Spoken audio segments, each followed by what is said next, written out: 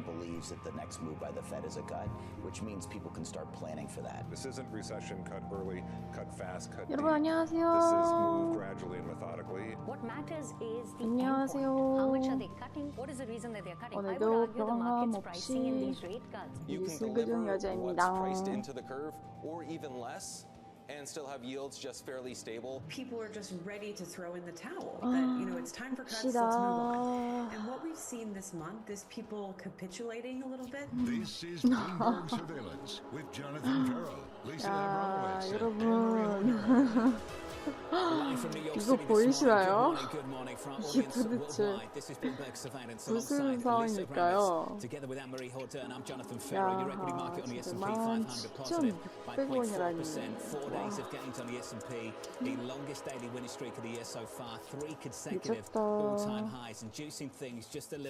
계속 올라가네. Honestly, the rally that we've seen so far in the record highs entirely driven by big tech. Magnificent seven 근데 just saw the biggest 당분간 매도하면 안 될 것 같은데요? going back to August. At a certain point, they're the ones 이게 delivering. 무슨 They're the ones supporting all of the 상황일까요? earnings. How long will it take before everything else catches up? The stock is up by 10%. Let's go through some of the headlines. Best quarter for stock growth since the pandemic. 뉴스 보니까 넷플릭스 주식이 계속 올라가고 있고. Yeah, the idea, the tally that Wall Street was expecting was 8.9 million. They got 13.1 다 올라가네. new customers for the last 3 months of 2023. Again, this is after everybody signed up during the pandemic because they were tortured with their children trying to figure out what to do with them. I'm just saying theoretically. So the 꽤 오랜만에 사무실 보실 때 되지 않으셨나요? Are they taking over for someone else? Or are they just simply capitalizing on people's need for entertainment? Upside surprise for Netflix. Positive surprise if you're a fan of Donald Trump. Another big win.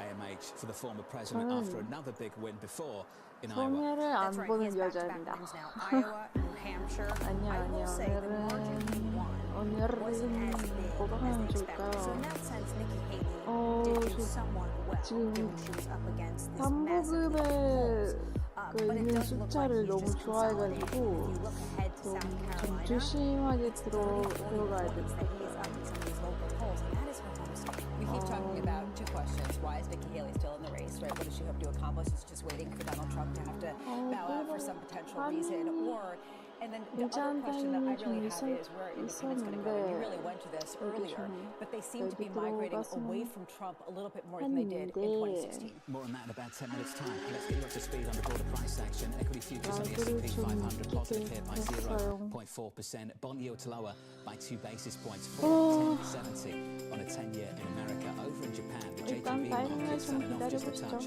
Yields higher. We're talking about rate cuts at the Fed, maybe rate hikes at the BOJ.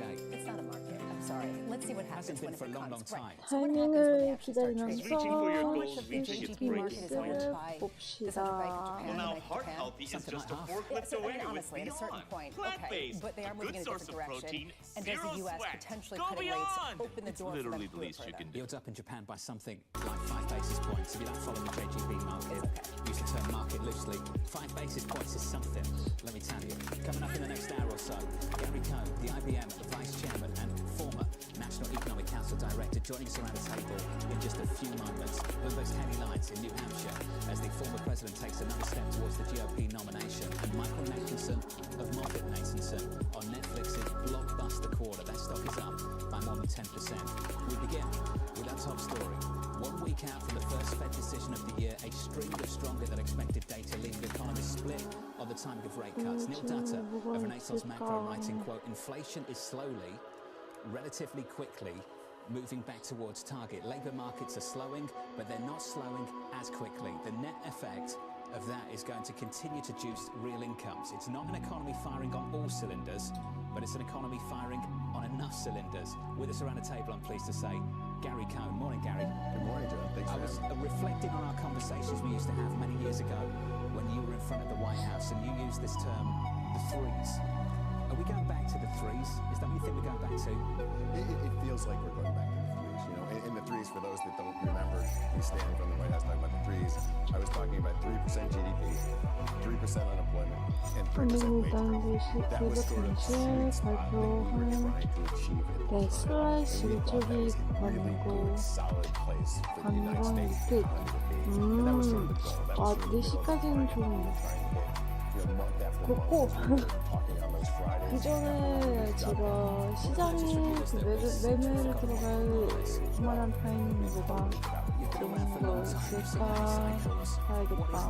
So this is a campaign I'm on in many respects that we have forgotten what normal is. So to go back to what normal is, we have to go back to the post-2008 financial crisis. Because since 2008, you know, the Fed has been the overwhelming dominant feature of financial markets. So prior to 2008, you know, Fed meetings were important, but we didn't live in Fed meetings. In fact, I'm old enough to remember when money supply was what drove markets. Now I'm really dating myself on money supply there. But then we get to 2008, and the Fed goes into the whole policy of zero interest rates and quantitative easing, followed by many other central banks around the world. And as the Fed goes into the zero interest rate policy and they continue to build a bigger and bigger balance sheet, they become the dominant factor in financial markets, not just in the fixed income markets, not just in the rate markets, but when you literally have zero rates of return, you're literally forcing people out into this sector. So you bring many other asset classes that have historically not been appealing to people, you bring them into play because the search for return, the search for yield, you go farther out on the risk spectrum. So we lived through the 2008 period all the way up to basically, I would say, COVID, with this zero interest rate policy, people looking for alternative assets, looking for yield, searching for it in unusual places. We come into the COVID period, and sort of the Fed stays in their zero interest rate policy because they have no idea really what's happening. I'm not sure that that's a mistake. You know, when you don't know what's happening, you don't make a change. And then all of a sudden we get into what we'll call it the Biden administration. And we've gone through 5 stimulus packages in the United States. And all of a sudden you've got U.S. consumers with the best balance sheet they have in enormous amount of disposable income. The ability to finally go out and spend it after not having the ability for almost 2 years to spend anything that, like I said, you can't buy it at the grocery store, FedEx or UPS or the United States Mail Service can't deliver because you can't buy it.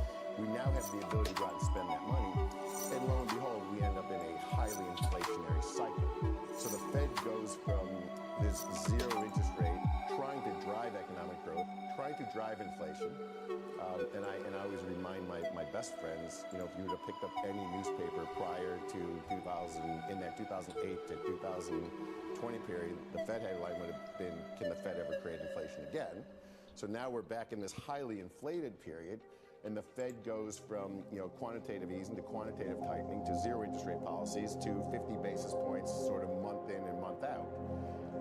So we have been through this 15-plus year cycle of what I would call abnormal.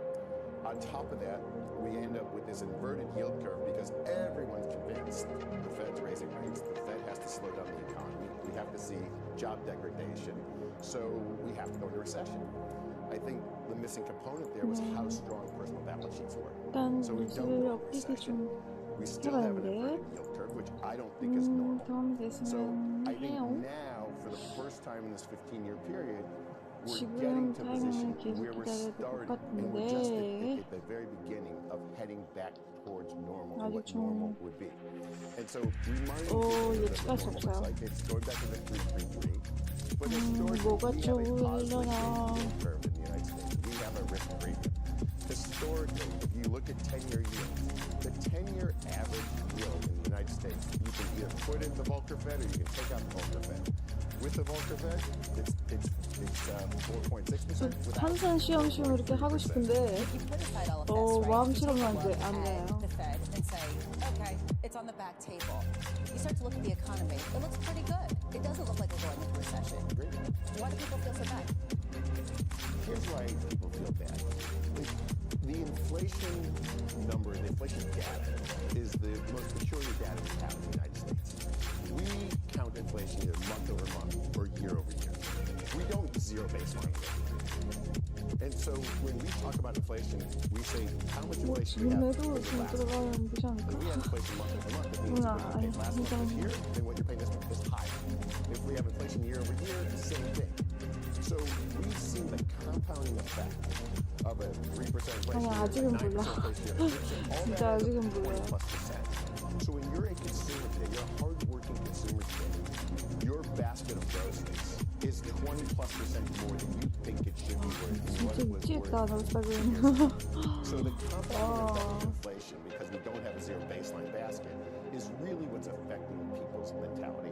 The second part of the equation is 이거 시작할 때 비해서는 진짜 엄청 많이 올랐어요. to be able to buy what they want to buy. The savings from the pandemic is gone. It's not all gone. There's still a lot of it sitting in treasury and money market. But if you look at the financial position of many Americans that went from high consumer debt going into the pandemic, then they went from consumer debt being wiped out, they went to high savings rate because they were sort of forced to. They've actually spent all that money back. They're back to where they started. They're back at consumer debt. So they do care a lot about the inflation and they care about their purchasing power. And we are talking about wages today exceeding inflation. But that's on a sort of spot market basis. We haven't talked about it over a 1 year or a 2 year basis. I gotta say, I wonder how messy the data is as well. And if you were still the head of the Economic Council advising the president, how would you communicate the idea that we're seeing churn, massive churn in response to technological advancements? 갑자기 급하게 오르면 잡기에서 추천한다. 이것도 방법이에요, 사실. 이것도 방법인데, 근데 사실 이런 경우에 스트레스 엄청 많이 받아요. 긴장도 되고. 밤이 막 엄청나요. It's a survey data, and then they go and revise the data from a month and 2 months ago, and sometimes the revisions are bigger than the actual data. But we of course fixate on the data on that Friday, and then a month later we say, oh, that data is completely wrong. So if you're in the world of looking for the clean, pure answer, our economic data doesn't give you really clean, pure answers on a real-time basis. If you look at the data over a cycle, 보니까 지금 시청자분들이 좀 많아서 소통합시다. 소통하고 그리고 좋아요 좀 눌러주세요. 궁금한 거 있으시면 판사님 편하게 물어보셔도 되고.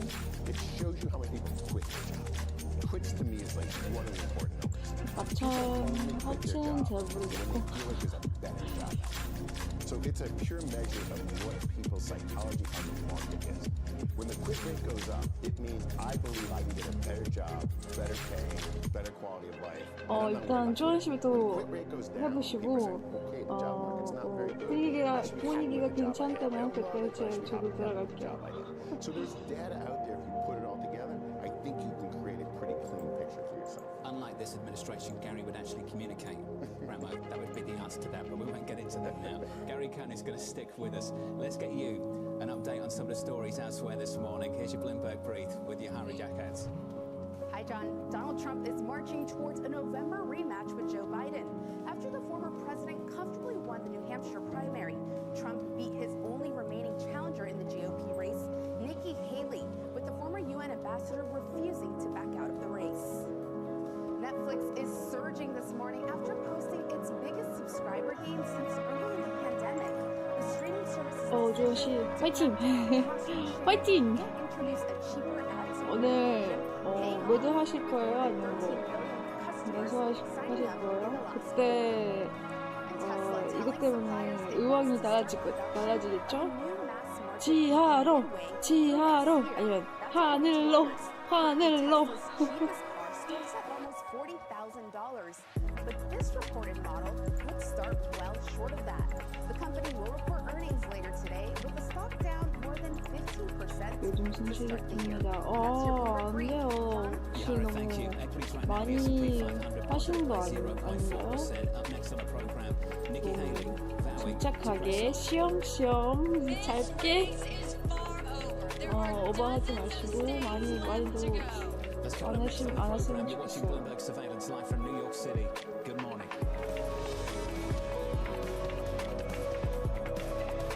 매도면 그럼 지하로 내려가 근데 뭐 지금 모두 하는 거면 좀 상황이 좀 좋지 않을까요? 지금 보니까 좀 올라갔네.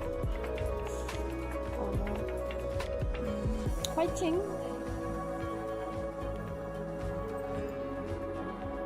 뭐요 뉴스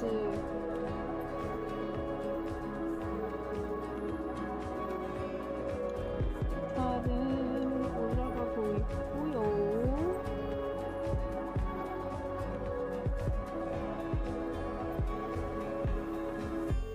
우린 지금 나스닥 제일 궁금합니다. 나스닥도 계속 올라가고 있어. 근데 선물들이 그렇게 많이 안 올라가네. 그러니까 아직 예측하기가 어려워요. 이거죠. 오케이.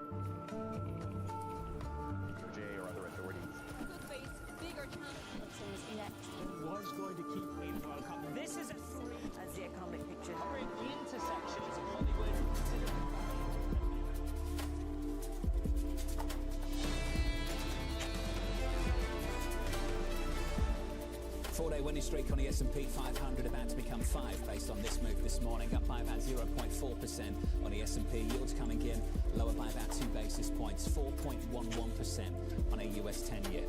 Other surveillance this morning, Nikki Haley vowing to press on despite her loss in New Hampshire. This race is far from over. There are dozens of states left to go. And the next one is my sweet state of South Carolina. Here's the latest this morning. Donald Trump defeating his only remaining rival in the GOP race. Trump's victory putting him squarely in the driver's seat. No Republican has failed to secure the nomination after winning the first 2 states. The former president now set to deliver the knockout blow, AMH, on Haley's home turf. Yeah, the polls look really complicated for her in her home turf of South Carolina. 이게 트럼프도 계속 이기고 있네. 진짜 이해가 안 돼요. 근데 미국의 선거가 정확히 언제일까요? 궁금하네.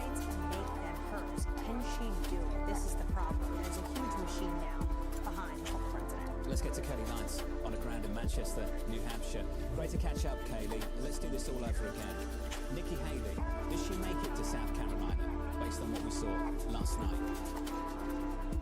Well, she says she will, Jonathan. Of course, she and her powerful surrogates like Governor Chris Sununu here in New Hampshire has said all she needed was a strong second place. They didn't, though, define exactly what strong is, and arguably an 11-point gap between her and Trump, who won last night, isn't necessarily a strong showing. That said, she still vowed to continue on 4 weeks from now on February 24th is that primary. The difficulty she's going to have is that if she couldn't perform that well in New Hampshire, even with the large base of moderate Republicans and independents here, it's very difficult to see how she can perform better in a future contest like South Carolina, where the base is significantly more conservative. The MAGA base is very strong there, and that could be potentially weaponized against her moving forward. The attacks could sharpen. So that is why many people this morning are saying essentially that the general election has now begun. That what we're heading for is a rematch between former President Trump and President Biden, a development that the Biden campaign is welcoming as they believe that he could beat Trump once again as he did in 2020, but frankly a development that many Americans don't want. Polls show 70% would not like either man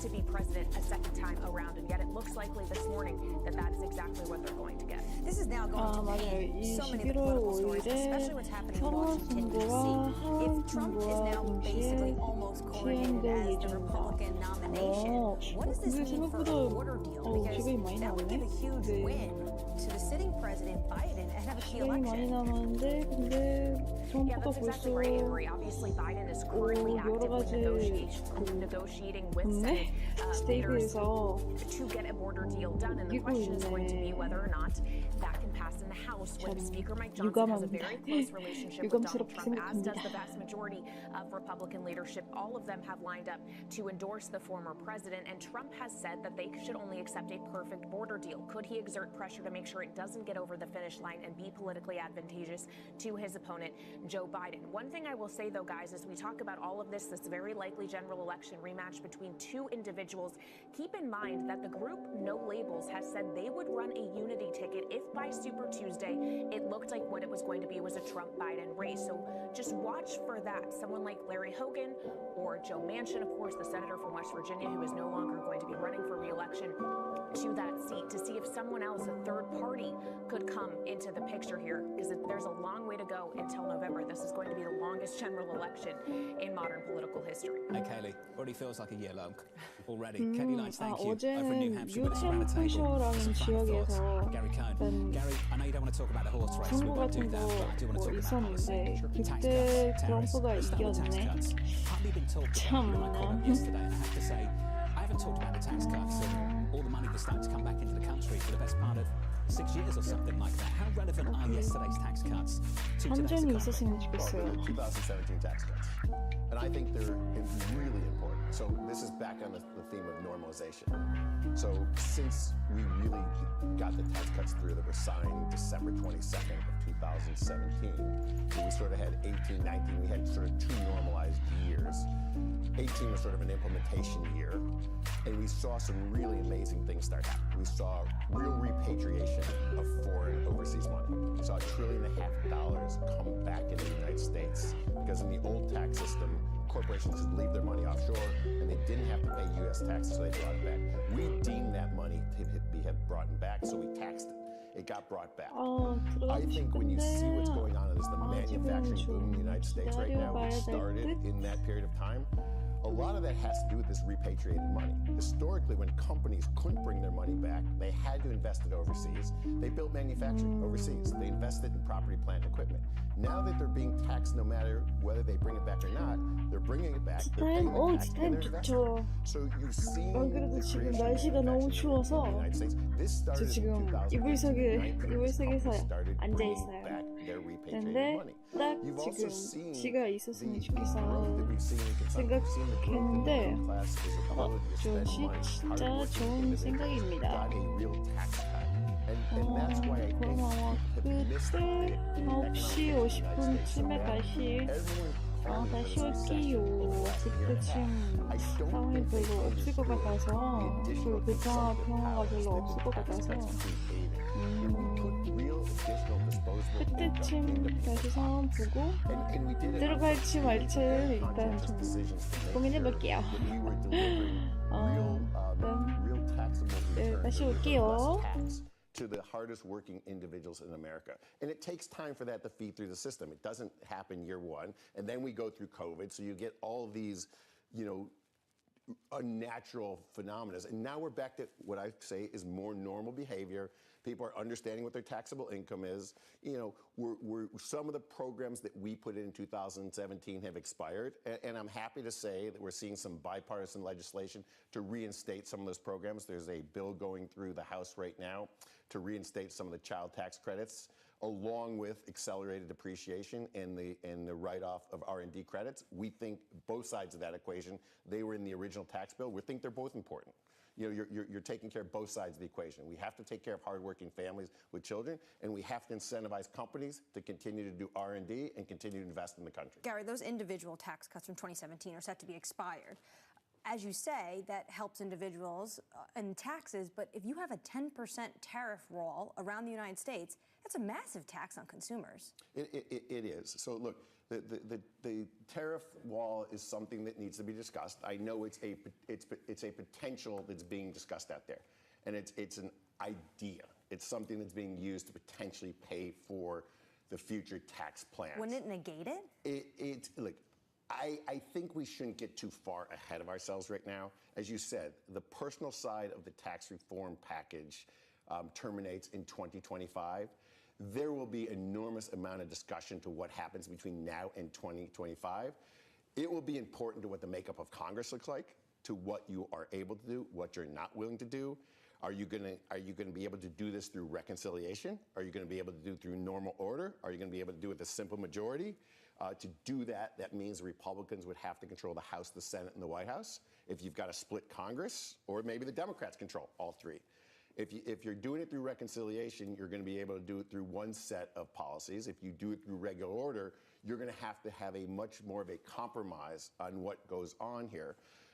So I think that the ideas that are being talked about right now are concepts. And this is what's interesting about the electoral process in the United States. And I think this is why it's important. This is a time where potential candidates and incumbents, and we actually have a couple of incumbents running, they get to tell us about their ideas of how they want to run the government. And these are ideas. If you look at the history, there are concepts and they're starting places. They're not necessarily ending places. Bremo's got thoughts. I know Anlita's got thoughts. Well, no, to me, the idea, so many people have come on and said, we're taking it seriously. If Trump says something, we're taking it seriously. And Gary Cohn is saying, maybe not. You know, you got to look at the whole process. Unfortunately, we're out of time, but we'll have to get you back to talk about that. Hey, Gary, it's good to see you. Thanks for this morning. Thank you, sir. Gary Cohn. Coming up next on the programme, Netflix shares surging in the pre-market after reporting some stellar numbers. Those numbers.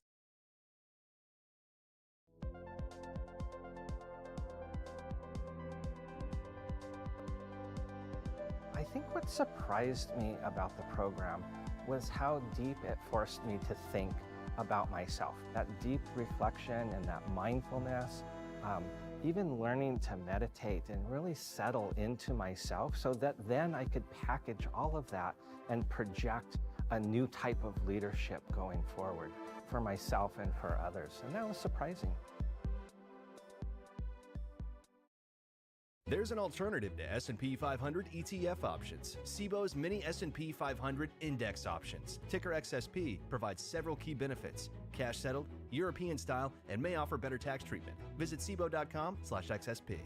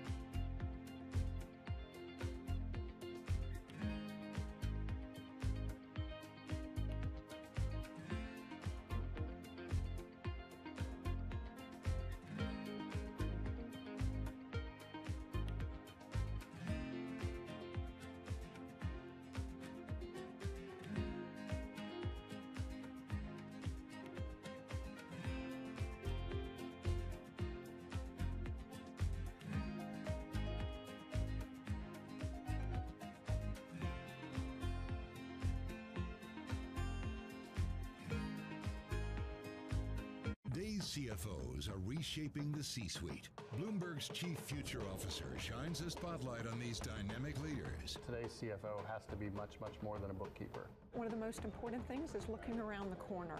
We have to let go of the traditional legacy department store. Their impact goes far beyond the balance sheet. And on Chief Future Officer, they focus on much more than just revenues and margins. You also have to be credible business leaders in order to really impact the business and steer the direction. We are like biologists. We need to deeply understand the financial DNA of a company. People just come with a playbook and say, okay, we're going to roll that. Don't do that. Think longer term. It's an amazing time to be in this role. It's a lot more than the profit today. It's building the future of tomorrow. Get passion, perspective, and more from the chief future officers of some of the world's most influential companies. A new episode every month, only on Bloomberg. Welcome to the world of decentralized finance. You can see the massive gains for the OG crypto coin. The breakout we have all perhaps long awaited finally realized. We'll see if it sticks. Bloomberg's covering all things crypto, the people, There's no question its industry is composed of some bad actors and some good actors. the transactions, Volumes have surpassed $24 billion per day. and the technology. Stop talking about the technology, start demonstrating the utility. Bloomberg Crypto, Tuesdays.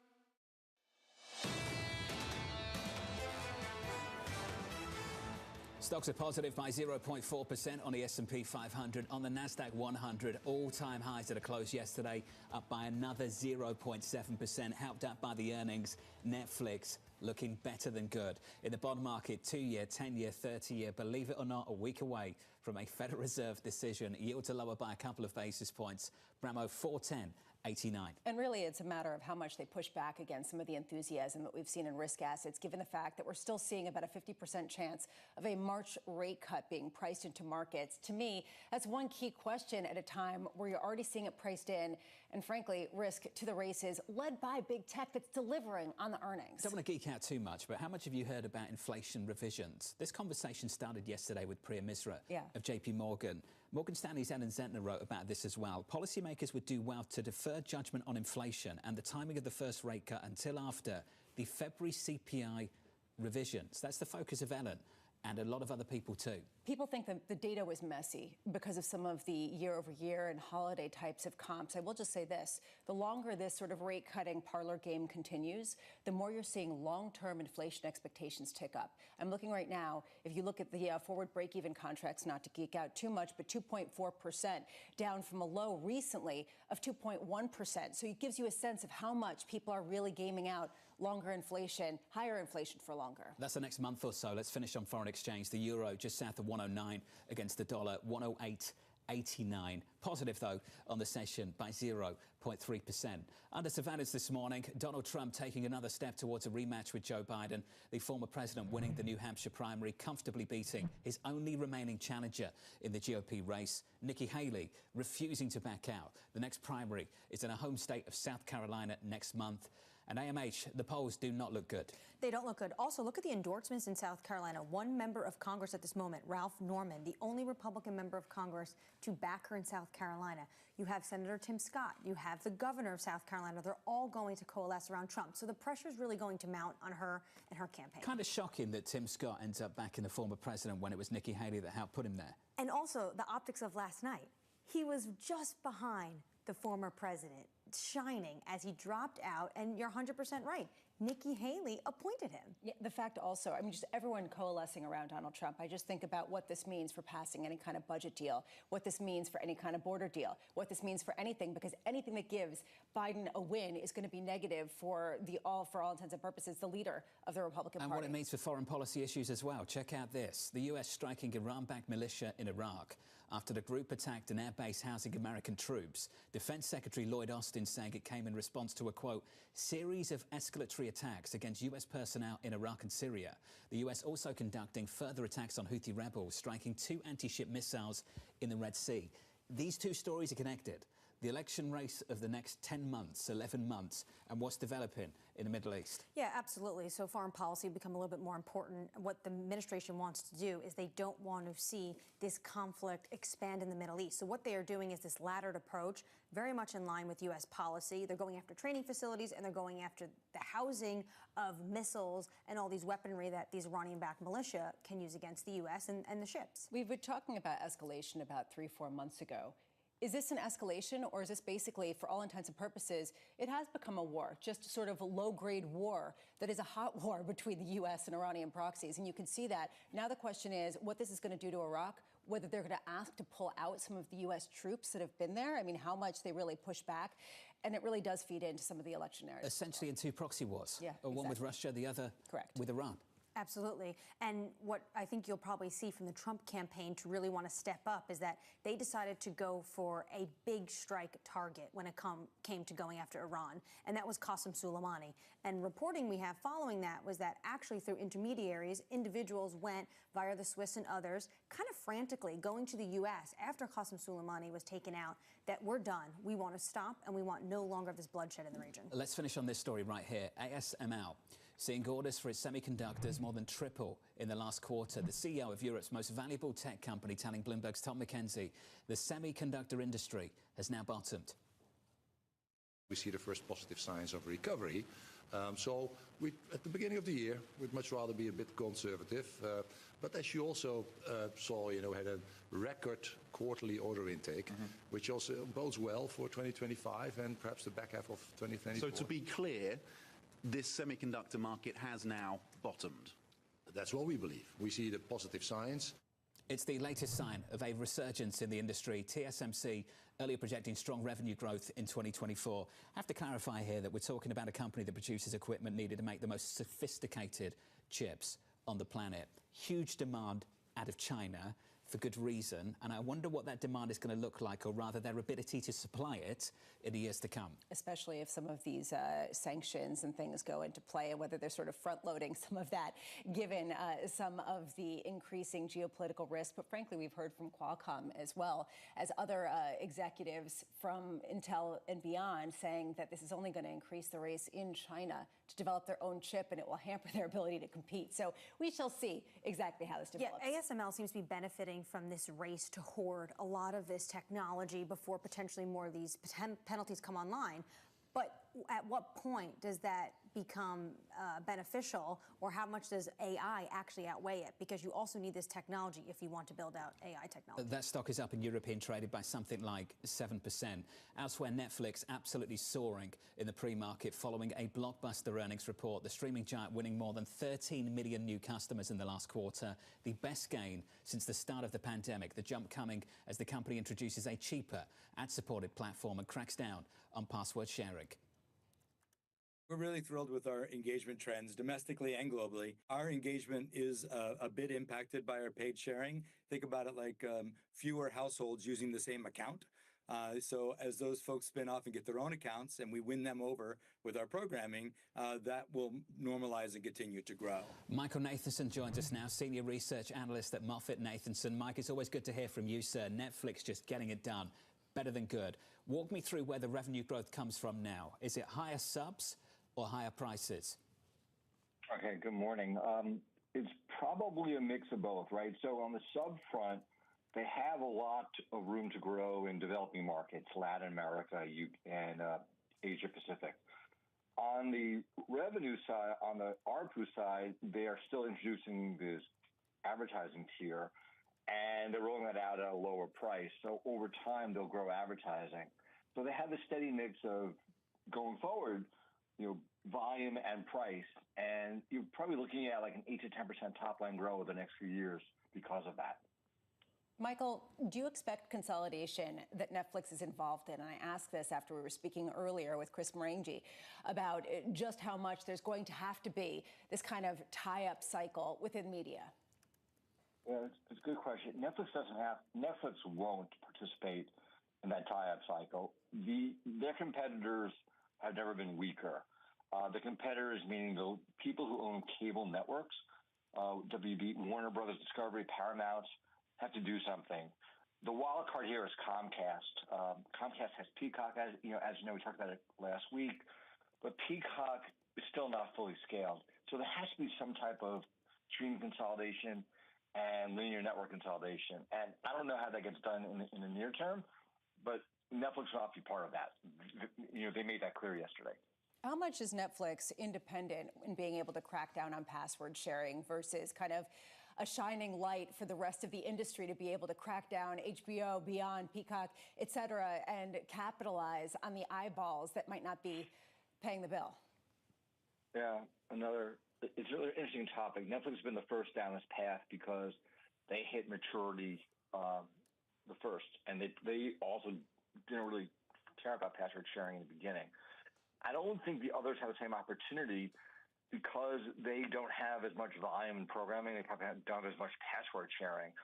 We don't know. Netflix has quantified about 100 million homes that are password sharers. They've not yet told us how many of the 100 million have been converted. At this point, they probably don't know because it's all been mixed together.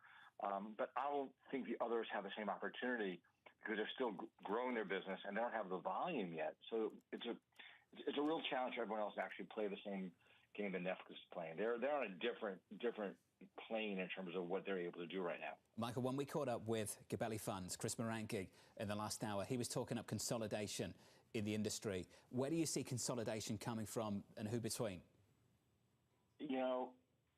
It has to be some combination of Warner's, Paramount, and NBC Universal. Disney's Disney's not going to do any more deals. Netflix is fine. I don't really think Amazon and Apple are going to move here and buy other assets. So to me, it's the legacy media companies have to find cost synergies, have to get streaming scale. So Jonathan, it has to be the people who are just wounded now by cord cutting and the rise of Netflix, right? And again, because of either personalities or regulatory pressures or just kind of the unwillingness to come together, I don't think it's necessarily going to happen this year. So to me, this is just going to be more of the same for 2024. Michael, I want to dig into that. Are you saying that the egos, as some of these companies are so large, they won't consolidate until they're forced to? So ultimately, you might have to see more pain first. Oh, with that, thank you for saying that more articulately than I did. Yes, exactly. That's what's going on here. Is that you have to recognize you have a problem now. Someone is going to have to go to one of their competitors on their knees and say, hey, let's find a way to work together. And I don't think the people who run these companies want to do that yet. So with that in mind, what is there to like about this sector? What is the top pick? Well, I said this a couple of weeks ago. Our favorite stock idea is shorting Roku, but that's not for a lot of our people listening. So our favorite call is we have a short call on Roku just because we think lessening competition in streaming is not good for Roku. But we also have a buy on Disney with the idea that Disney has to articulate a profit story in streaming in 2024. They've been vague about their long-term profitability. Netflix will be at 24% profit margins this year, and Disney will be maybe break even by the end of the fourth quarter. So we say Disney in media, and it's really about their articulation of profitability. And hopefully in the first half of this year, we'll get more information on where they see their business kind of heading towards some profitability. Michael, thanks for the insight. It's always good to hear from you. Michael Nathanson there of MoffettNathanson. I think the best idea tells you everything that MoffettNathanson thinks about that space right now. It's a short bet. That is all you can say. He laughed and then said, well, actually, it's shorting Roku because that's probably going to lose. And a really unenthusiastic explanation for Disney. But this really highlights the, lack of conviction if the ego is going to get in the way of trades that might make sense. I won't start saying who's got the biggest ego in that space. No, I won't. But ultimately, that's never good, is it? That things have to get worse before they get better for leadership to concede that something needs to be done. Because they have to agree to a price that they don't like. And that's the bottom line. And that's the reason why people have been surprised by how slow this process has been that everyone has expected for quite a while. A lot of people like Netflix this morning. That stock is up by something like 10%. Let's get you an update on stories elsewhere this morning. Here's your Bloomberg Brief with Yahara. Hey, Yahara. Hi, John. AT&T has delivered a strong fourth quarter with its wireless and broadband businesses growing at a faster pace for the second consecutive quarter. The telecom provider has been in a tough stretch of slow growth and job cuts. CEO John Stankey had embarked on a ruthless cost-cutting campaign that includes office closures and slowing investment into 5G and home internet. Apple is dialing back its auto ambitions after a decade-long effort to build a car. Bloomberg has learned the firm is now looking at an electric vehicle with more limited features, pivoting from its plans to make the vehicle driverless. The target release date for an Apple car has also been pushed back to 2028 at the earliest. And tech layoffs continue. German software company SAP plans for an 8,000 job restructuring to build out AI, while eBay will cut 1,000 jobs. That's 9% of its full-time workforce. It's the second round of reductions at eBay in a year. 60 other tech companies, including Amazon and Alphabet, have let almost 11,000 employees go so far this year, according to layoffs.fyi. And that's your Bloomberg Brief. John? Yahara, thank you. We'll catch up with you in the next hour. Up next on the program, it is the year of the landing. The market is pricing in very low chance of a hard landing. 35%, 40% chance of hard landing, I think is still there. That's next on the program. You're watching Bloomberg Surveillance.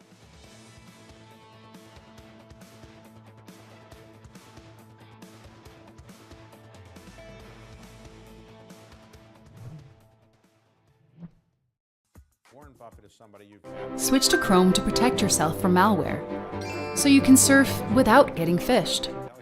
Pretty much.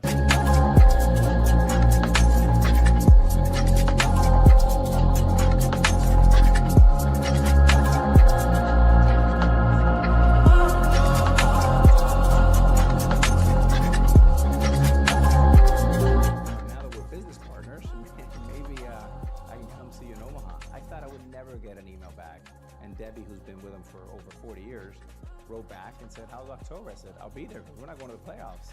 And that led a series of 5 or 6 years where I go back to Omaha, and he said, "Alex, you always want to be a gentleman.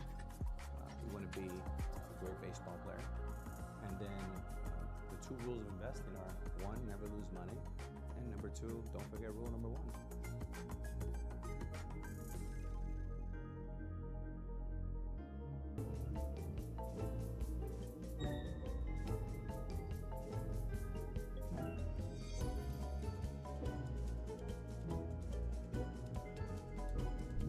Later got asked to be the head of USAID.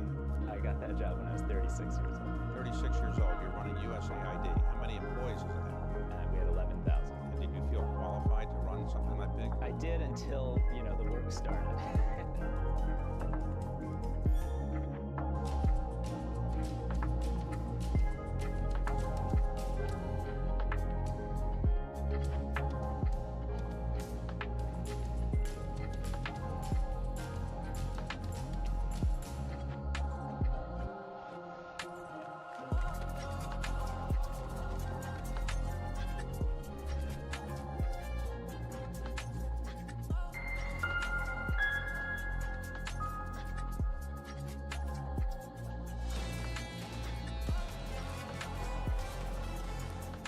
The grind higher continues on the S&P 500, positive here by 0.4%. Into the bond market, yields lower by 2 basis points, 410.31. And foreign exchange, the euro a touch stronger here, 108.96 against the dollar. That currency pair positive by 0.4%.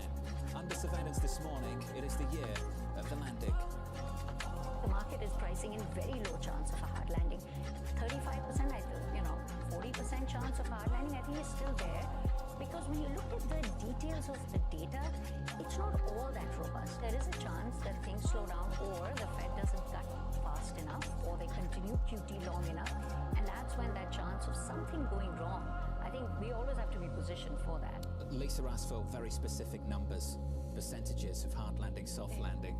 The Fed waiting another round of reading on the economy with the PCE deflator on Friday. Michael Gapin of Bank of America expecting a March rate cut, saying, quote, "What gets them to cut in March is the inflation data. Even if the activity side of the economy is doing well, it's the deceleration in inflation.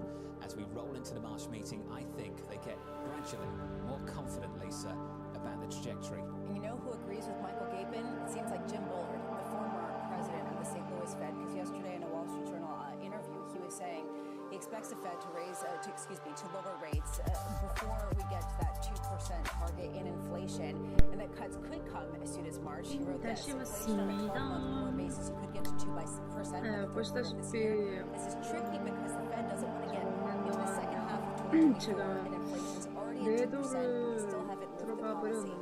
이 타이밍이 좀 괜찮다 싶었는데 지금은 잘 모르겠어요.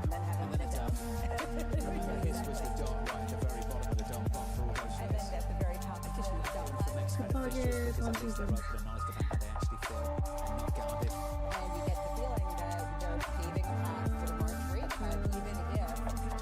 괜찮은 선택이었는지 모르겠는데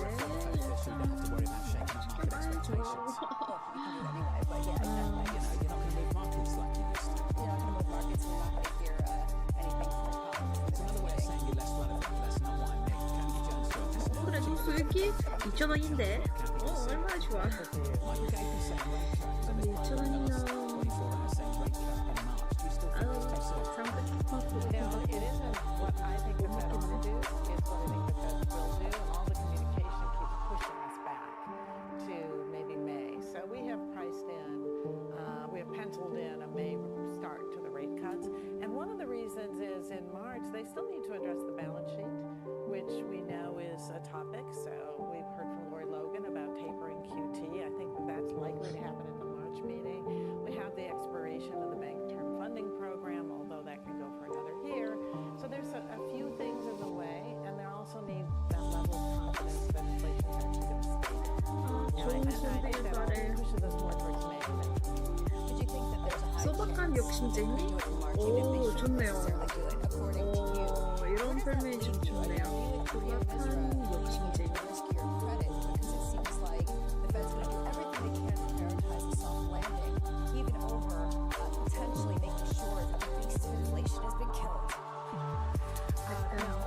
참치김밥을 사고 싶은데 아니다 그냥 볶음밥 먹자. 소박한 욕심쟁이 이런 거 아닌가요?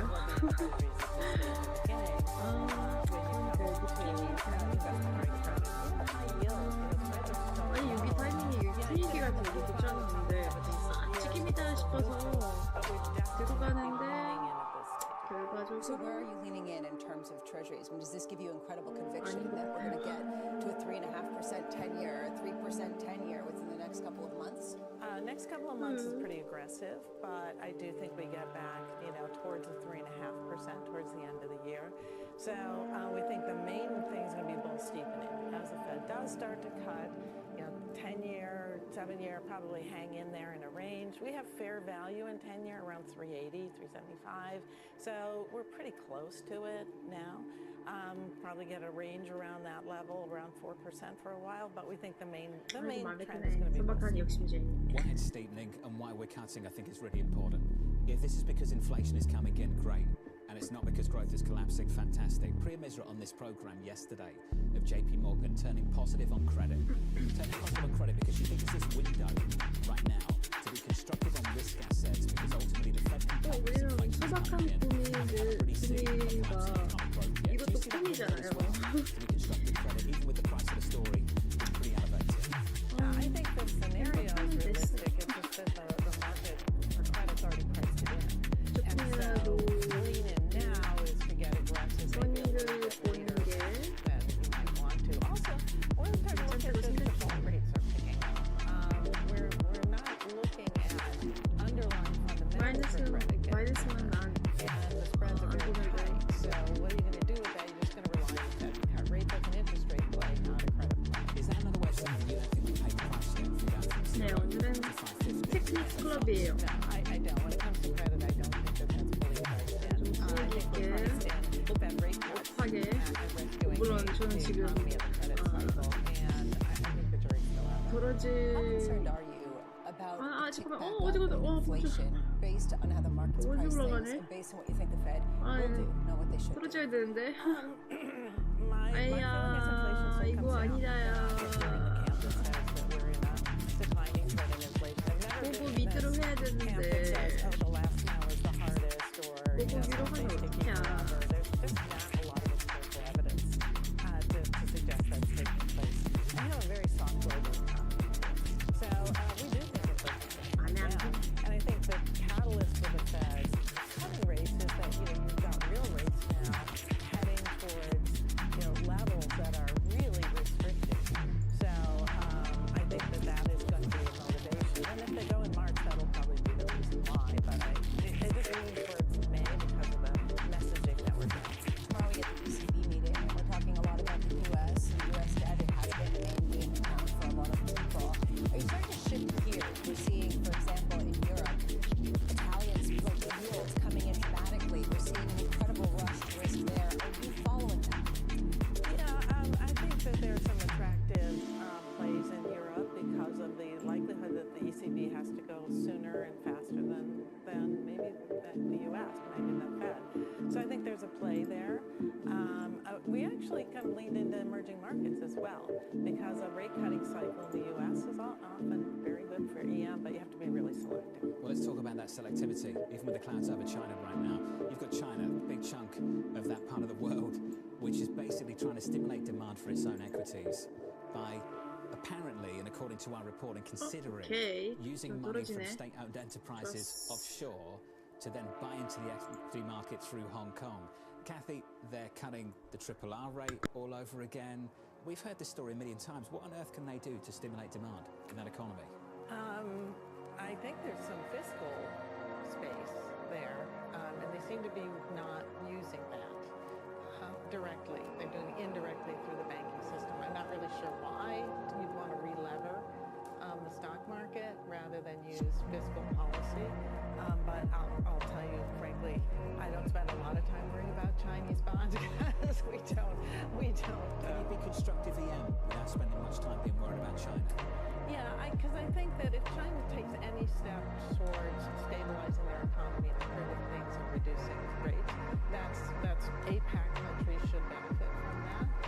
APAC EM, and they're seeing a lot of positive things happen. Oh yeah. So there's some EM. 이거 뭐세요? Lisa, we talked about this. 벌어지잖아요. US is okay, Europe's not great, China's really struggling. If you think about the global economy, it's a three-legged stool. Two of those Which is interesting from the fact that maybe the U.S. is truly diverging. It's because of the tech story, and also because maybe 취업으로 안 냅시다. whether it's Mexico or whether it's India or whether it's some of these other areas, the idea that China is kind of moving away from center stage as they isolate themselves has really been a narrative for the past, say, 18 months. Hey, Kathy, it's good to see you. Good to see you. Thanks for being with us. Kathy Jones at Charles Schwab pushing back against the idea of a rate cut in March. Mike Gapin in the last 24 hours.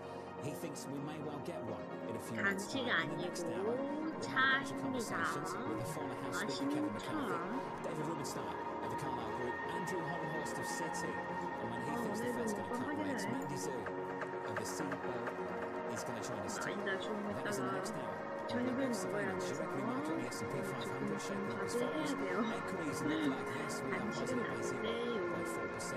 The yields are lower by 2 basis points, 4.11 on a 10-year. And in foreign exchange, the euro 108.94, positive by 0.4%. A week away from a Federal Reserve decision. The ECB is coming out tomorrow. And a lot of people still believe the ECB is going before the Federal Reserve. The third hour of Bloomberg Surveillance up next.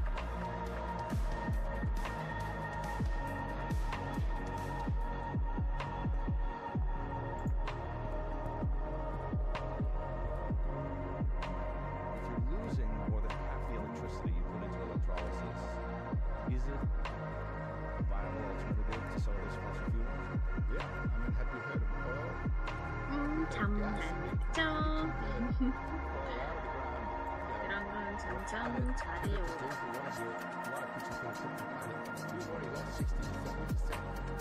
Yes, there is a conversion option for not losing an electron going from wind and solar straight into the grid. That's why it's the lowest cost energy in the world. But there is a conversion loss. Oh my God, a conversion loss. Oh, yes, when you put green hydrogen's got a conversion loss, it's like putting lipstick on a pig from the oil and gas sector. They have had a conversion loss since 1810. And remember, relative dollars, their dollar per barrel was $1,600. Let's not forget that. That's how they got going. Subsidies, $1,600. Wow, it's better than burning wood. Now the same companies stand in the road of green hydrogen and say, oh my God, it's not as efficient as us. We've only had a 200-year head start. Hundreds of trillions of subsidies, which we've swallowed from taxpayers. They should get none, and they want to do it in 8 or 9 years. 지옥으로 들어줘라. Back us. 너무 많이 먹었어. Access the financial world on demand. Hear from leading economists, policymakers, and industry experts via live and on-demand webinars, only from Bloomberg. Start exploring to see what's moving the markets.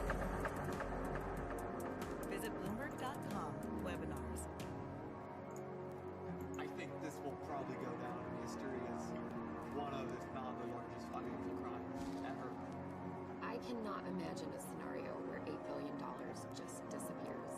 Bankman-Fried has pled not guilty to multiple fraud charges. Sam is just too important in the crypto community.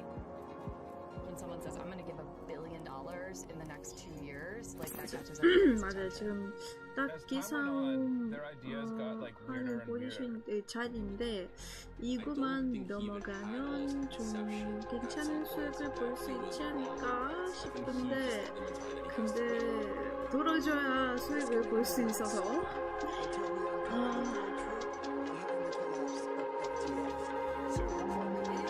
잘해야죠.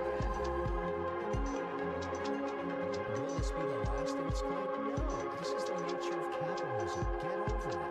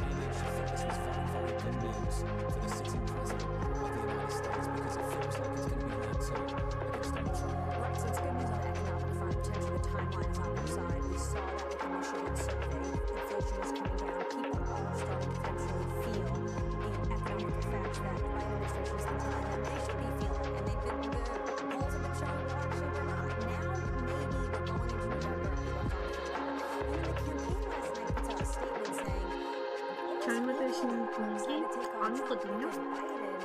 아직은 괜찮거든요.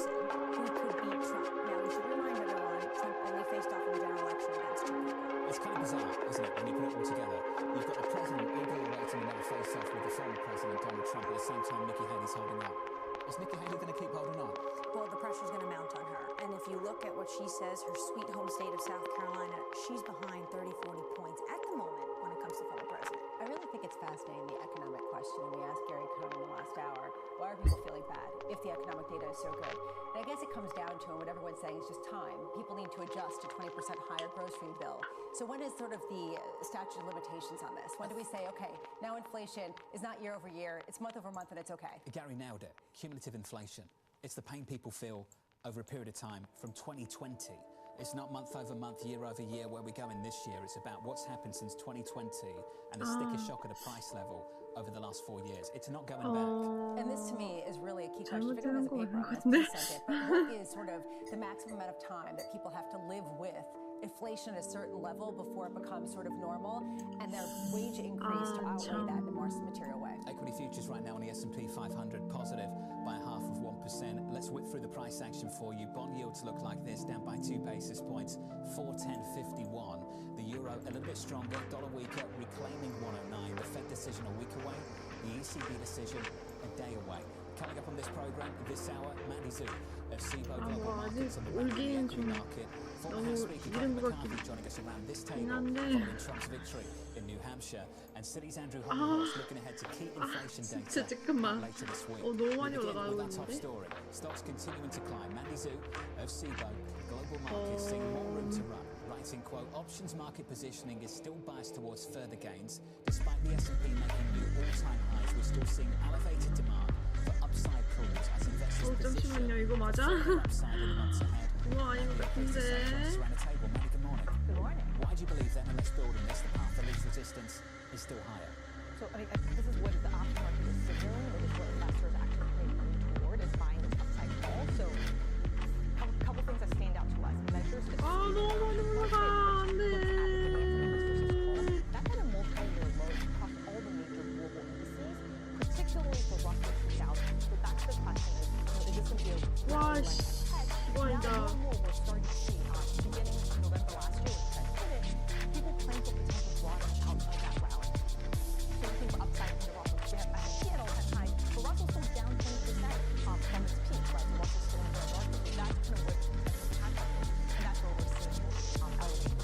How crowded is positioning, particularly not just in a sort of long positions, but also in this broadening out trade? Yeah, to give you a sense of how deep position's gotten, at least in the derivatives market, if you look at reading? right, 갑자기? Russell volatility versus S&P volatility, 어떻게? that's basically a 10-year high if you right? And that's very unusual. Typically when Russell volatility 아, 잠깐만.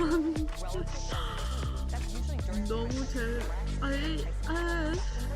this time the that fall is coming from the upside. Given that 아니야, 아니야, 어디. 와, 어디까지 올라가? 설마 오늘 17,700원까지 올라가진 않겠지? To just one data point that comes out that's highly negative.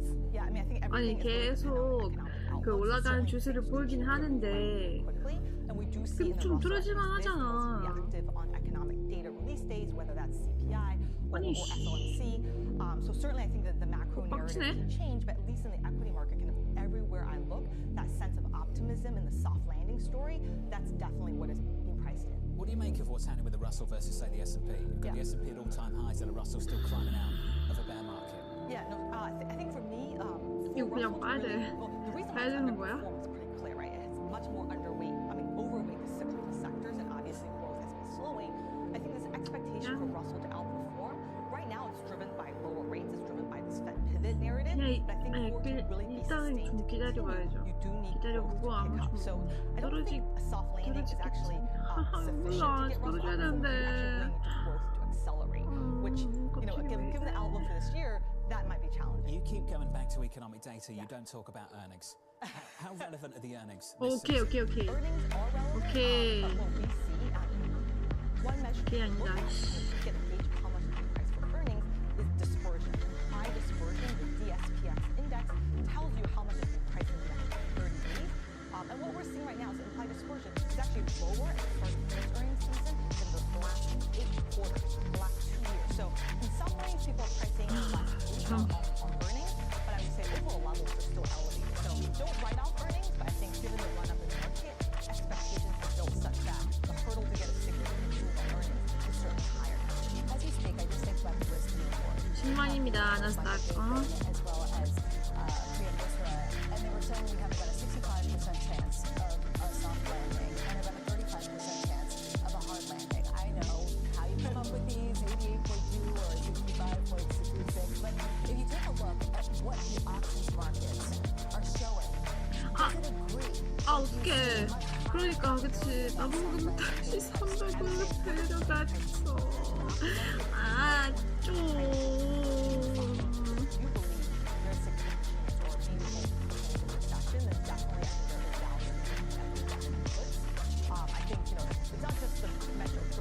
If you look at the measure of correlation, which is, the measure that I always look for where it really drives correlation levels high. In a recession, everything sells up together. Measures of implied correlation, forward expectations of correlation in the S&P, multi-year lows currently. So everywhere you look in the equity market, I would say it's really pricing for that soft landing.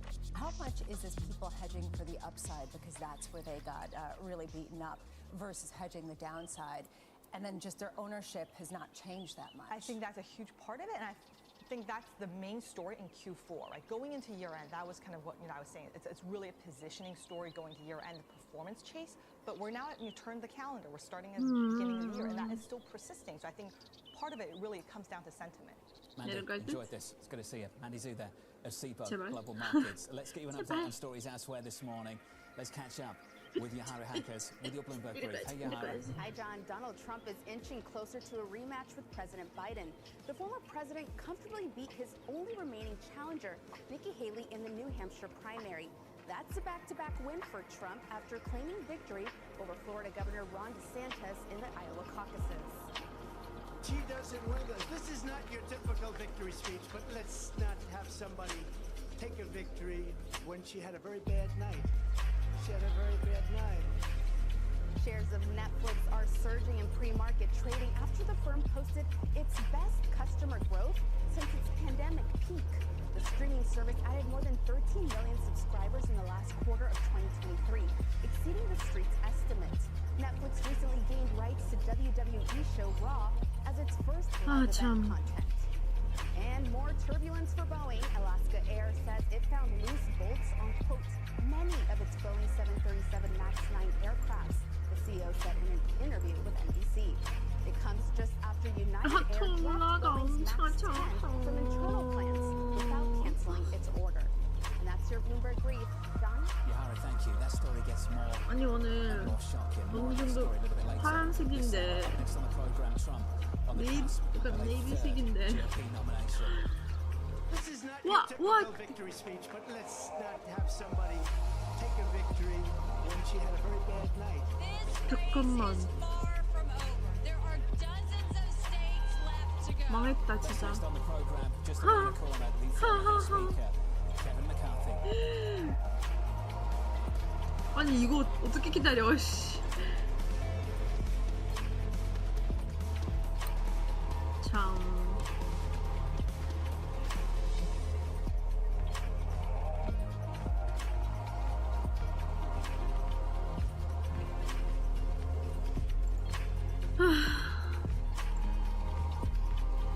그러니까 시작인데 시작부터 이렇게 하면 이거 똑바라고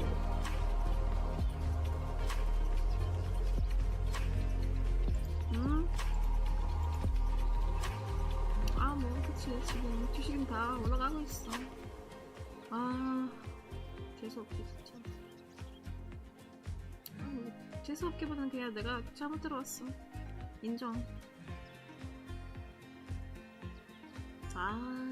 야스타 치기 진짜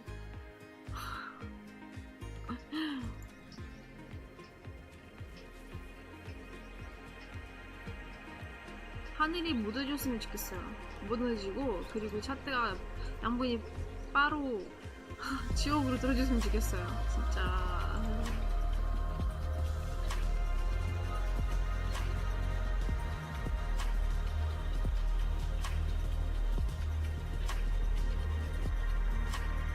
Bloomberg has enhanced search on the terminal to deliver what you need.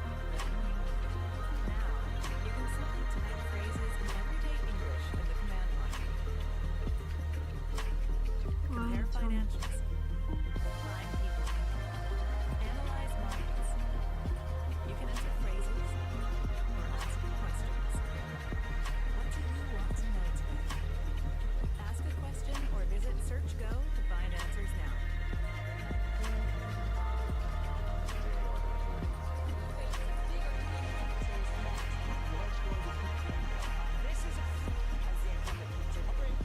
When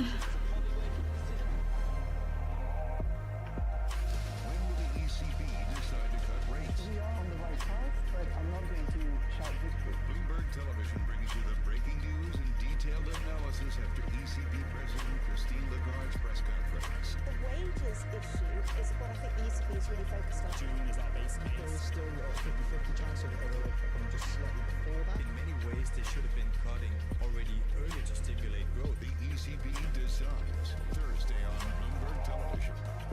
할 말이 없네. 그냥 어떤 반응을 보여줘야 되는데 갑자기 하다가 왔어. 1 hour 16 minutes away from the opening bout. 4-day winning streak on the S&P 500 could well become 5. Equity futures on the S&P positive by 0.6%. Yields a little bit lower. It earned 2 basis points on a 10-year, 14.51. Under surveillance this morning, Trump on the cusp of a third GOP nomination. 아 참. You know, we won New Hampshire 3 times now, 3. This is not your typical victory speech, but let's not have somebody take a victory when she had a very bad night. New Hampshire is first in the nation. It is not the last in the 아니 nation. 저 바다를 되게 좋은데 좋아요 진짜 물 엄청 좋아하는데 좋은데 파도 개뿔 진짜 파도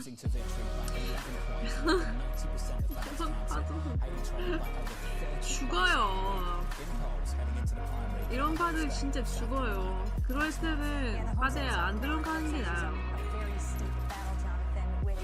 그 쇼핑을 하지 않은 이상 들어가지 마세요, 여러분.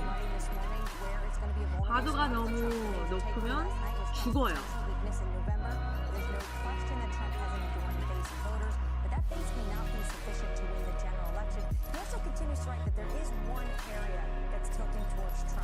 And this is immigration. But what does this mean now? What's happening in Congress? Are Democrats going to overthink this deal? Because that would give a win to Biden, even though Republicans are definitely the ones that want something in that position. Let's start the conversation right now with Kevin McCarthy, former House Speaker, joined us around the table in New York. Speaker, good morning to you. Good morning. Let's get into it. Do you just assume Nikki Haley's going to leave this out and it's going to be Trump versus Biden all over again? Yeah, I mean, think it's about 30 days before South Carolina. 쇼핑코드 없어요. At the end of the day, I do not think Nikki Haley wants to lose her home state that badly. I think she'll probably pull out. I think it's difficult for her to win the majority. But the one advice I'd give to President Trump, it's about addition, not subtraction.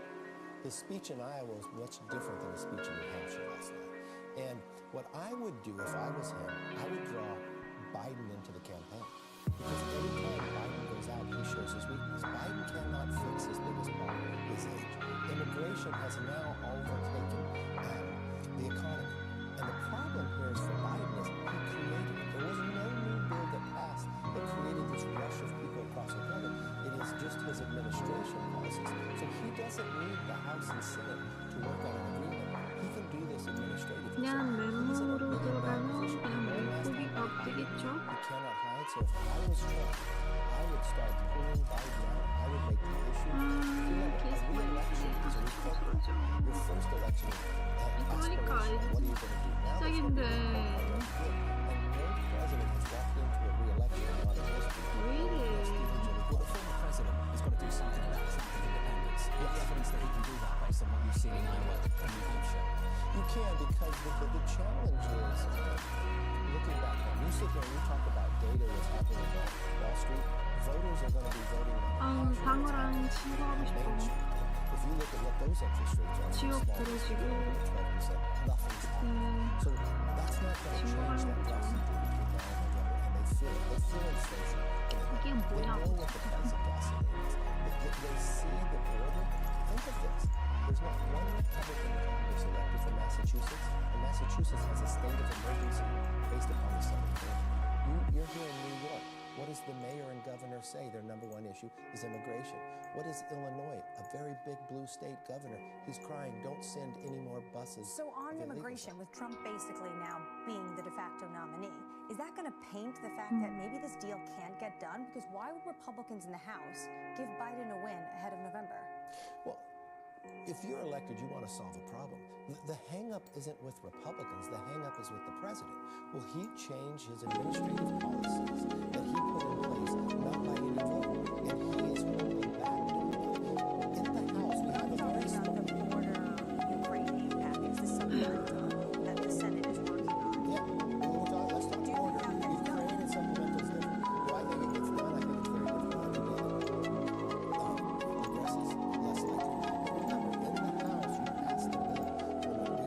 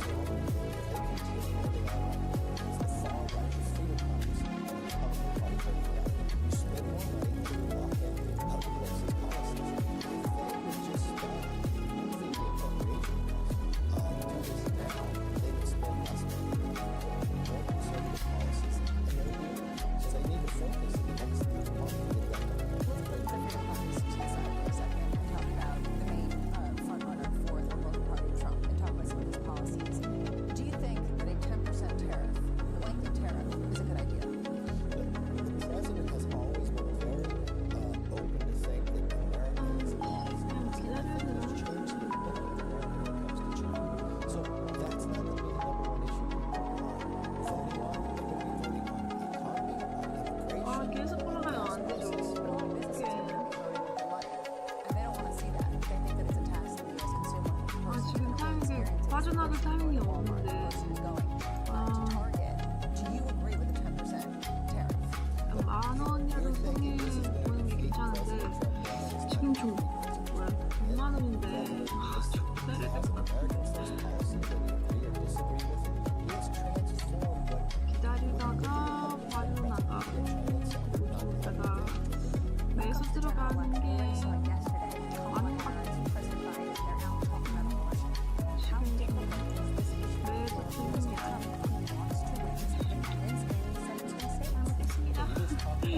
아니고 있습니다. 화장이 잘못 들어왔어.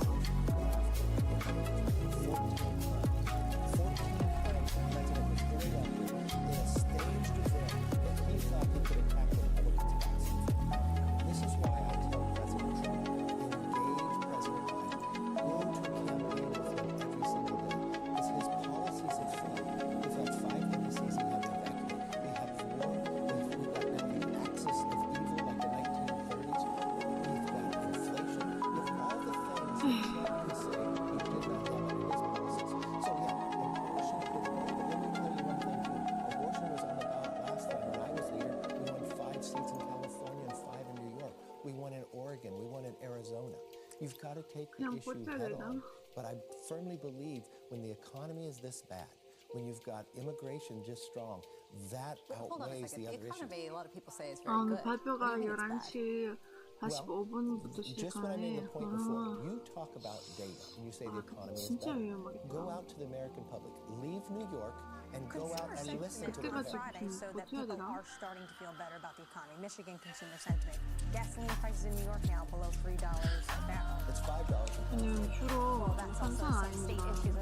주로 그 발표할 때 좀 That's a Democrat-run state. 차트가 좀 떨어지잖아요.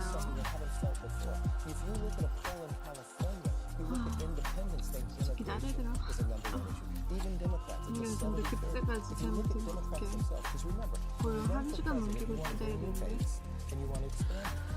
Well, the majority of Democrats think President Biden is too old. If you want to talk data, if he gets reelected, there's a higher probability that he doesn't finish out his term based upon his age and the vice president. 어떤 발표가 있는지 제조업 제니스 PMI 발표.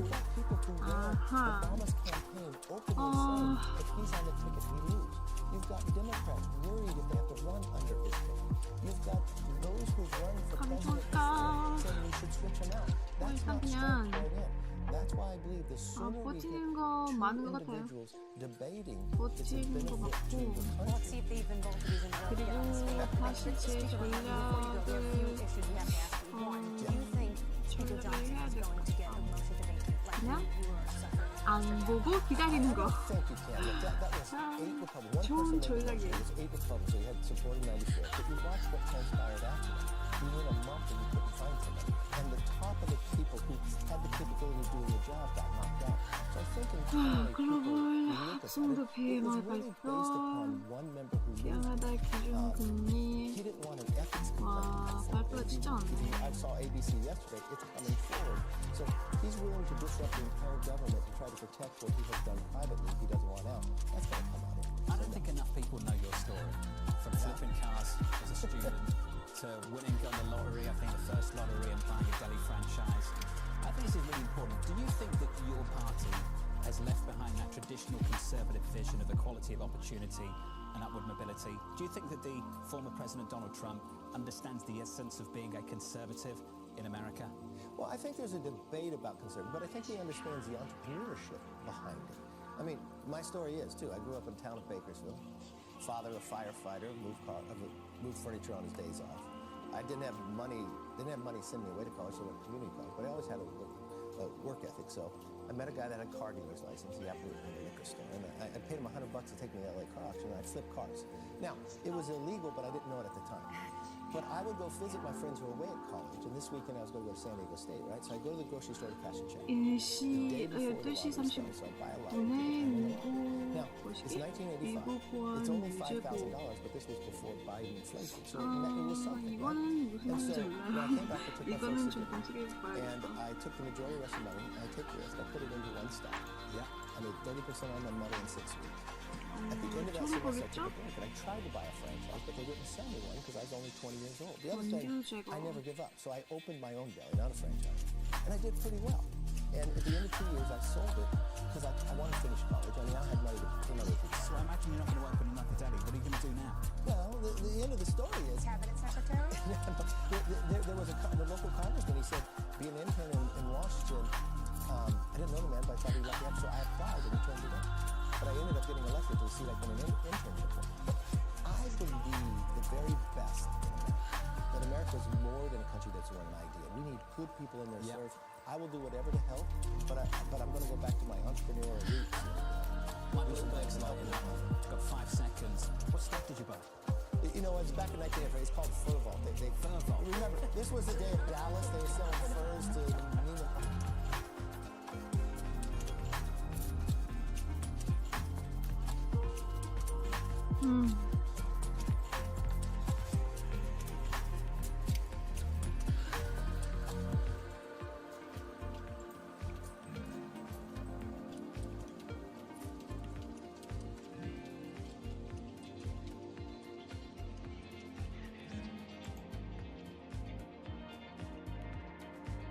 아이고.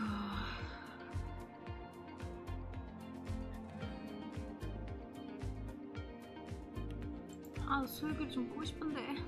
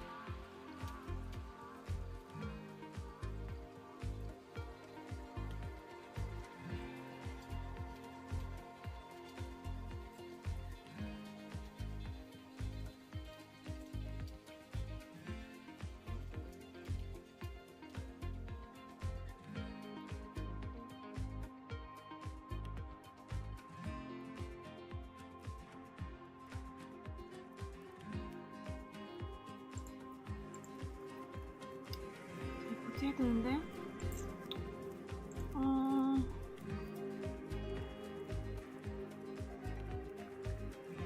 아니 올라가고 나서 이렇게 유지하면 어떡해? Tag on the product may read "Made in the USA," and the sign on the CEO's door often says 네, 300만 원.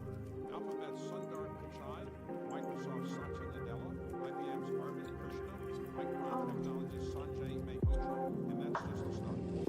And the executives of Adobe, Facebook, Gap, IBM, that doesn't count the Indians running companies all over the world. Microsoft is getting together for the top. No close voices in this incredibly pressure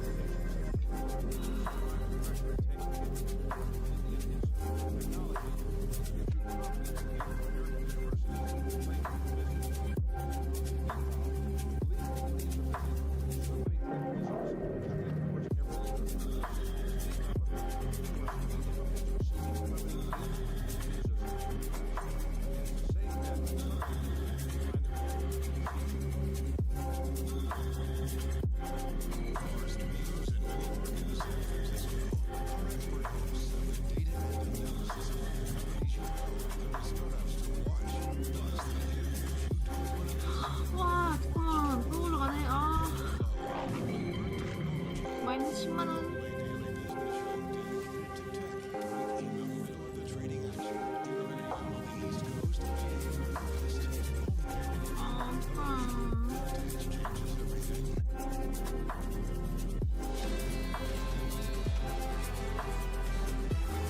Well, live from New York City this morning. Good morning. 4 days of gains on the S&P, 3 consecutive all-time at highs. On the S&P 500, the benchmark in America, better than good. On the Nasdaq 100, a record high at the close yesterday, up another 0.9%. The Russell doing okay as well, better than okay. Up by more than 1 percentage point this morning, up by 1.16% on a Russell 2000. In the bond market, yields look like this: 2-year, 10-year, 30-year. Yields lower by 3 or 4 basis points, 4.09% on a 10-year, down by 6 on a 2-year yield, 430.35. We're down by 3 on a 30-year, 433.29. And just to finish on foreign exchange, the ECB tomorrow, the Federal Reserve a week today. In the FX market, the euro 109.10. We're positive here by 0.5%. And the surveillance this morning, Donald Trump on the cusp of a third GOP nomination. New Hampshire voters handing him a decisive victory with 11% of ballots counted, making a Biden-Trump rematch all but likely. Former UN Ambassador Nikki Haley vowing to stay in the race, looking ahead to the next primary in her home state of South Carolina in February. With former House Speaker Kevin McCarthy on the programme just moments ago, suggesting that maybe Nikki didn't make it that far. No, and he thinks that the sooner everyone can get around Trump, the better it'll be, because he thinks Trump needs to be talking about not Nikki Haley, he needs to be talking about Biden. He really, the former speaker, really thinks Trump needs to be bringing Biden out now and going up and against him on policies. Interesting, though, John, that one thing the speaker certainly didn't want to talk about was abortion. And this is going to be the main driver for Democrats to want to get out there. This goes back to something we talked about the last couple of days. Traditionally, we've seen here on the programme, it's all about the economy. It's always about the economy. But if you think about more recent votes, particularly the midterms, it's been about other issues. Abortion being one issue, immigration being another. 울고 싶다야. About things, considering all the economic data is great. And it's not just the fact that inflation has been high. It's also the war, it's also the biggest amount of strife within the American population in a long time. This kind of harkens back to 1968 to a similar kind of thing. Yeah, absolutely. Foreign policy, well, it's not the real reason why Americans want to vote. It's certainly an overhang, especially when it comes to the youth demographic. Biden was interrupted yesterday. The former speaker was correct. It was about the war in Gaza. It wasn't about abortion. The scars of inflation, I just want to pick up on this. It's amazing that we can have people come on the programme and talk about how bad the economy is and still connect with voters. When unemployment's sat at 4%, jobless claims are sat at 200k, the equity market's at a record high on the S&P 500 and on the Nasdaq, and growth as recently as the third quarter was something like 5%. And you can do it because there are so many people in this country still scarred by the inflation of the last few years. Even if you can sit here and make the case that disinflationary trends have emerged and will continue, inflation will slow back towards 2%. Disinflation is a hard story to tell, and honestly, I think that that's the key. At this point, though, I don't understand a lot of the sentiment data. We are seeing it inflect higher because right now what you're seeing is otherwise incredible strength. I mean, as these earnings come out, people signing up for people have money to spend. A lot of people said, we were in the depths of the pandemic. We actually climbed out. And the base case right now is a soft landing, even with the inflation. 비행기표 안녕. You mentioned Netflix. Let's look at the stock in the pre-market. Absolutely flying, surging. The pre-market trading up, reporting its best quarter of growth since the pandemic.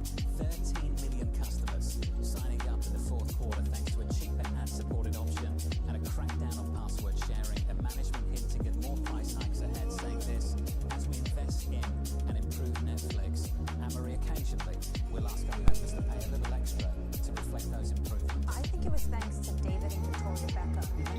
Yeah, I think that was this blowout documentary they had. People, it was one of their top rated. People loved watching it. My parents watched it and then signed up for Netflix.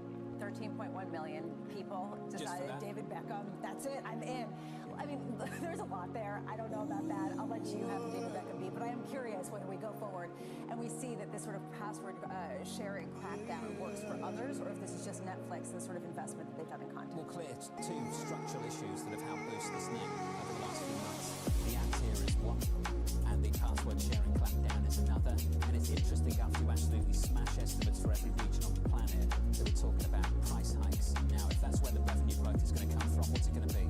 Actual subscriptions or price hikes on existing subscribers? And if they can have a bigger base to hike prices, then they're in good shape. All I can say is the advertising thing. Would you actually pay more to not see an advertisement at the very beginning for a couple of 30 seconds?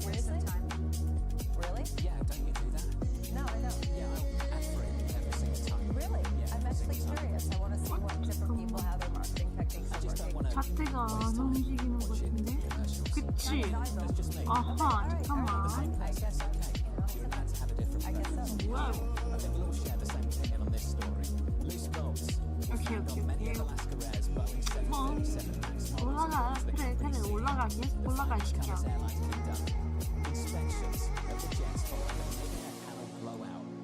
Alaska's flights earlier this month. The Alaska Air CEO telling NBC he's angry and frustrated and wants to know what Boeing is doing to improve their quality programs. I have to say, I know it's a word that's overused in the story, but just another absolutely shocking element to this, that they've gone away, they've checked the planes, and this is what they've found. Okay. This is so unusual that you have executives, top executives of airline companies coming out publicly or even semi-publicly questioning the safety of a supplier of aircraft that they use. To me, this is a game changer, and I have to wonder if this amping up, I mean, honestly, it's so graphic. The bolts are loose. I mean, this is like, not exactly what you want to hear. No, I know you've been checking whether or not flying Boeing cameras. I took an Alaska Airlines flight in November from San Francisco to JFK, and I looked back last night, and it was one of these Boeing jets, and I was quite concerned. But retrospectively, I was concerned about the aircraft I took, and I said my prayers. But in all seriousness, Pelosi is in the hot seat today. He's actually on Capitol Hill. Bloomberg News reporting he's going to be meeting with some senators, and they're going to have questions for him. That's the latest on Boeing and Alaska Air. Let's turn to the data. Key economic data this week, including 털어줘라. PCE and your home host city looking ahead to the data saying this. What 2% growth and 2% inflation will look like. Data for the 떨어지는 동안 자리 좀 비울게요. Let's get into that. What do you anticipate here? Re-acceleration of inflation supported by the easing of financial conditions in the last few months. What is it? Yeah, it's interesting because we actually have risks on both sides now, I think. What we have on the activity side is the lagged effect of higher interest rates that we were starting to see towards the end of last year showing up in the data, particularly on labor markets. You have some signs that labor markets, which have softened, are just going to continue to soften. Now you have this really complicating factor of easier financial conditions, to your point, and that is re-accelerating some sectors of the economy, and we're seeing that in housing in particular, and that gets into the inflation issue, where we have shelter prices that are still rising rapidly. Even the official measures of shelter price inflation have not slowed as much as economists were forecasting. Then you look at house prices. House prices are rising 8 to 10% annualized, so there really are risks on both sides of the Fed mandate, and I think the risk is that we see this data and say, okay, 2% growth, 2% inflation, that's what we're looking for. We're getting it for a quarter. It doesn't mean it's necessarily going to continue to get it. Andrew, you've been warning about inflation being maybe a bit hotter than people expected for quite a while. Have you adjusted your view, though? Do you kind of come to the same kind of conclusion that even if on the margins you might have a bit hotter inflation, it is coming down enough for the Fed to cut rates more than you thought maybe 6 months ago? Well, we've been surprised at how 이 돈 가지고 맛있는 거 먹으려고 했는데 도시락에 먹게 먹으니까 진짜 안 그래도 좀 많이 떨어지네? 많이 떨어지네. 오케이. 과연 좋은 결과가 볼 수 있을까? 털어줘라! 화이팅! 화이팅! But that's where you get into, are you looking at a narrow measure of inflation, or are you kind of 주한 씨는 지금 누구 응원하고 계세요? 매도 아니면 매수예요? 저는 완전 매도.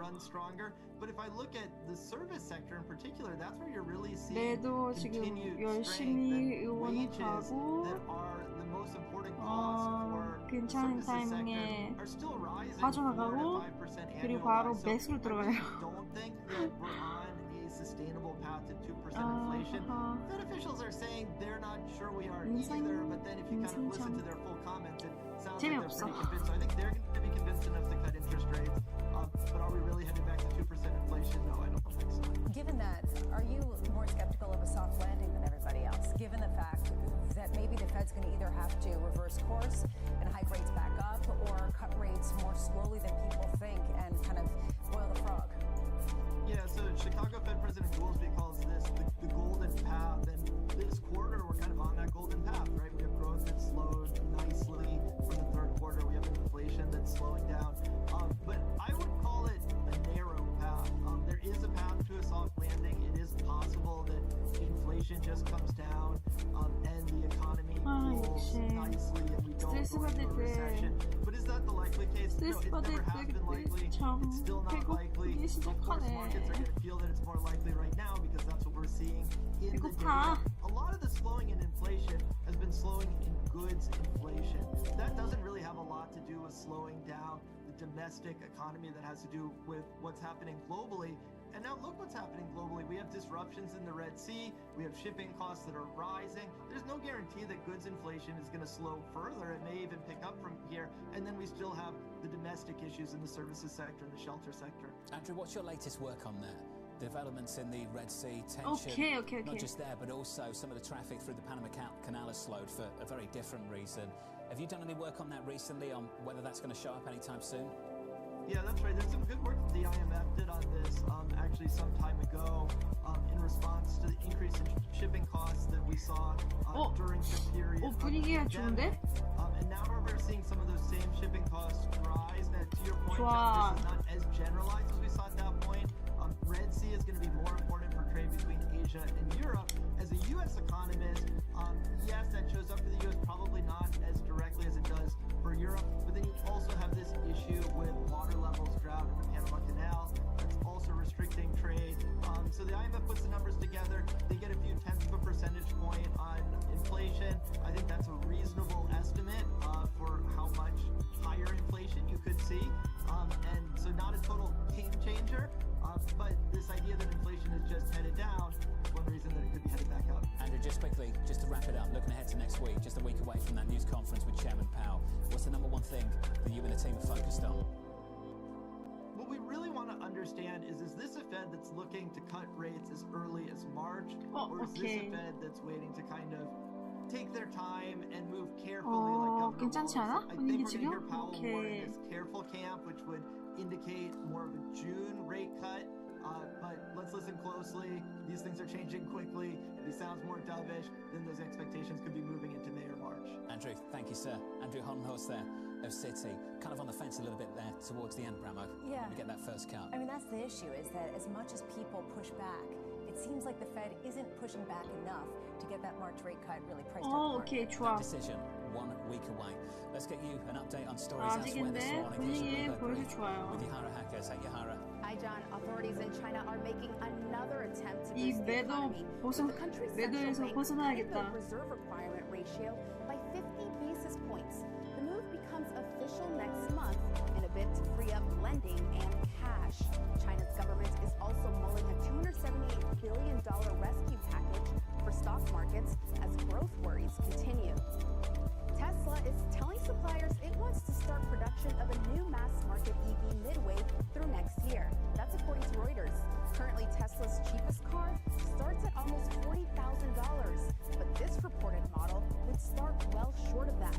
The company will report earnings later today, with the stock down more than 15% to start the year. And more woes for Boeing. The FAA says a wheel fell off the 757 jet on Saturday at Atlanta's Hartsfield-Jackson Airport. According to a preliminary report, a Delta flight was preparing for takeoff to Colombia when, quote, a nose wheel came off and rolled down the hill. More than 170 passengers were aboard and had to deplane. No one was hurt. The FAA is still investigating. That's your Bloomberg Brief. John? They've got a lot to investigate, haven't they? Yahara, thank you. Up next on this program, the future of energy. We actually are very concerned at the larger 오케이, 털어져라. 지옥으로 갑시다. major focus on developing and emerging economies. A conversation coming up next. You're watching Bloomberg Surveillance live from New York 그리고 City this 지금 morning. 매수를 하는 사람들은 같이 지옥으로 떨어져라.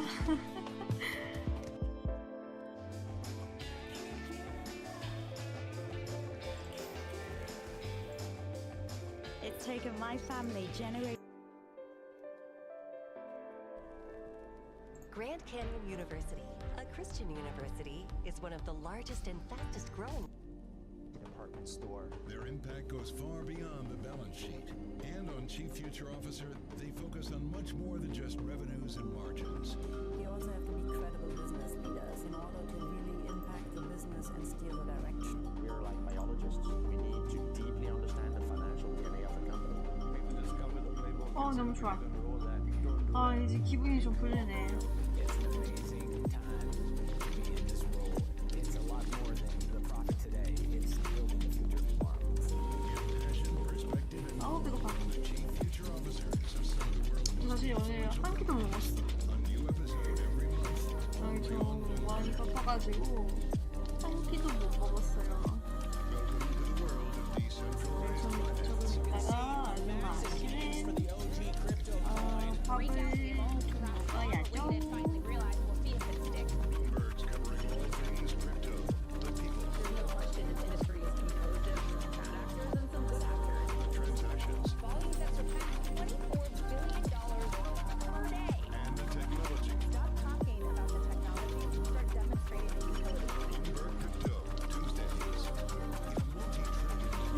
네, 식사는 조금 있다가 좀 분위기가 좀 괜찮아지면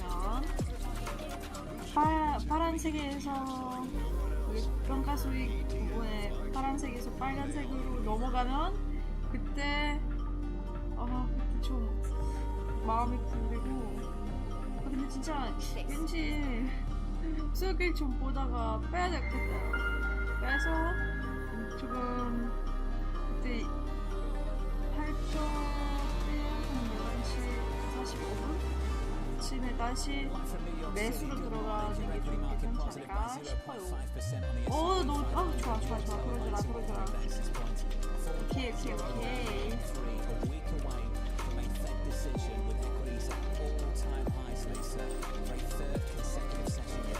And really, while this has been driven by big trends, we were hearing earlier this idea that the Russell 2000 as sort of rotation story just a little bit more as we think about it. It's a third week away. The ECB about a day away. The euro at the moment about 109 against the dollar. And the surveillance this morning, the future of energy. We actually are very concerned that the larger global effort to fight climate change is missing a major focus on developing and emerging economies. 70% of all future emissions will come from 81 countries that today are classified as housing more than 3 billion people that live in energy poverty. We're trying to change that pathway for those billions of people to focus much more on renewables. You can watch more of David Rubenstein's interview with Dr. Rajesh Shah, the president of the Rockefeller Foundation tonight. He's on Peer-to-Peer Conversations, 9 p.m. on Bloomberg TV. The conversation has shifted around renewables, and I think that it's important to reflect that now people are talking about the practicality of it, and this really is important to discuss ahead of Tesla earnings later today. The head of a UK insurance company, Charles Schuper of Howden, was telling Bloomberg News, and this really speaks to the practicality of this. You've got length of repair times going up for electric vehicles, you've got the cost of the component parts going up, and you probably see more EVs written off because residual values are particularly low at the moment, and this is the reason why they're charging drivers twice as much to insure electric vehicles in the UK. So here's the question. It's not a matter of if people are going to shift their habits. It's a matter of when, and it's a matter of how they can make the financials work, and that's really been the massive discussion in a lot of the This is not necessarily about changing objectives and the ultimate destination. Correct. It's about the speed we get there. I think you've noticed that with Hertz in the last week, and Ford has had reality check after reality check about demand for some of these vehicles. And we've seen a much more practical tone, which is a reason why when we hear people talk about these highfalutin goals, there is an underpinning of practicality to it, which is a reason why someone who's really a pioneer in this is really compelling to talk to about investment as well as some of the hang-ups. Let's catch up with David Rubenstein, the host of Peer-to-Peer Conversations and co-chairman and co-founder of the Carlyle Group. David, sir, it's wonderful to hear from you, as always. I just want to get into that conversation that you've had, and it's going to play out a little bit later. We've all heard of the Rockefeller name. Talk to me about the work of the Rockefeller Foundation. What were you focused on? The Rockefeller Foundation is more than 100 years old. It has an incredibly illustrious name, of course. It's not as big as the Gates Foundation. The Gates Foundation is by far the biggest of these type of foundations. The Rockefeller Foundation has a terrific name, terrific staff. I interviewed Raj Shah, who for the last 6 years has been the CEO of the Rockefeller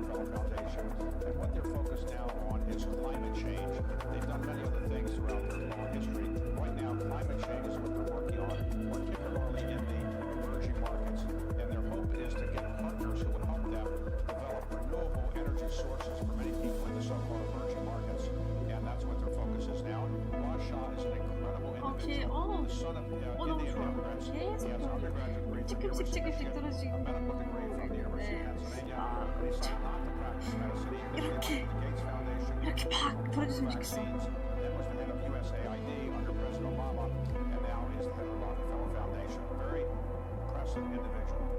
David, as an investor and also as somebody who has conversations with a host of luminaries, how has the conversation around climate change shifted away from sort of these big pronouncements and massive steps and the nuts and bolts of making it economically feasible? Of course, almost everybody's against climate change or wants to do something about it. But getting it done is proving to be harder than we like. Obviously, the recent COP28 meetings had some progress, but we have to recognize that in your lifetime and my progress, it's going to take many decades, if not a century more, before we really get to the point where we want to be. We have goals, of course, to get to net zero by 2030 or 2050, depending on the circumstance you're talking about. But it's going to take a long time because so much of the carbon is already in the atmosphere and isn't going to dissipate for decades. So we need to change people's habits. But it's very difficult to change people's habits when they don't see the benefit right away. Very few people change their habits because their great-grandchildren are going to benefit from it. And that's the dilemma we all have now. David, what Raj is doing now with climate really was what he did with global hunger at USAID. How much does global hunger still impact what he's doing at the Rockefeller Foundation? Well, the Rockefeller Foundation has had a long history in that area. They backed Dr. Norman Borlaug, who developed the miracle seed that helped revolutionize the way agriculture is done around the world, and they've had a long history in trying to make sure that people have enough to eat around the emerging market countries. But that's not their main focus right now. Their main focus right now is climate change and trying to make certain that in so-called emerging markets, people have access to energy. Many people don't have access to real energy now, but particularly renewable energy, which they think will be much safer and much better for the world. David, before we let you go, I got to say, as one of the founders of one of the biggest private equity companies in the world, do you believe in this idea that we're heading into a soft landing and that this year is going to be the start of a new cycle? 진짜 얼른 떨어져라. Likely hard landing. Everything can always change. The world's never certain of where we're going to go. But right now, I think the Fed has done a pretty good job of getting us to a soft landing. The question really is, when will the Fed begin to cut interest rates? Nobody really knows. My own view is that they probably want to do some cuts before the presidential election is in high season, so they won't be accused of helping the incumbent party. But also, they want to make certain that they don't have to reverse themselves. They don't want to start cutting rates and all of a sudden inflation comes back and they have to change their position. That would be very bad for the Fed. So they're watching it very closely. I suspect we'll see something out of the March meeting. You expect the potential Fed rate cut in March, in other words? I suspect it's something on the table, but it won't be a massive one. But I think they recognize that if they wait until the fourth quarter or third quarter, I should say, it might be a little bit in the political season. So they probably want to get any rate cuts out of the way in the first and second quarter. How many rate cuts 오케이, are 오케이. necessary to really 조금 더 보시면 돼. market activity? Are you basically saying, all right, that kind of March rate cut and sort of front-loading it is going to explode the scene on deal-making? Well, the market has already anticipated this, so if the Fed were to disappoint us, it would be not a good thing. 좋아. 떨어져. 오케이. And we don't know whether they'll have 25 basis point rate cuts or 50 basis point rate cuts as they did in increasing rates. But I suspect they'll put their toe in the water with a 25 basis point cut in the not too distant future. That would be my guess. But again, I'm not really at the Fed meeting, so I can't really say for certain. Well, we appreciate your guests, sir. Thank you very much. David Rubenstein there of the Carlyle Group. Looking forward to the programme a little bit later on. They want to avoid being political, so they've got to make political considerations. 오케이. 이제야 마음 편해. Honestly, a lot of people, and we heard this yesterday from previous sort of conflict, they're not political. They don't want to do this. They shouldn't let it affect things. Will it affect? It's so unclear. I mean, this is the tough thing because they're either political or they're accused of being political. There's sort of no winning. Also, remember what happened in December. President Biden came out and said we're in a sweet spot right now in the economy. 와우! 깜짝아. 이상해요. 죄송해요. 엄청. 놀랬어. 와. 엄청 놀랬어. 와. 보칠만 하네. 오. 이게 뭐야? 갑자기 왜 이래?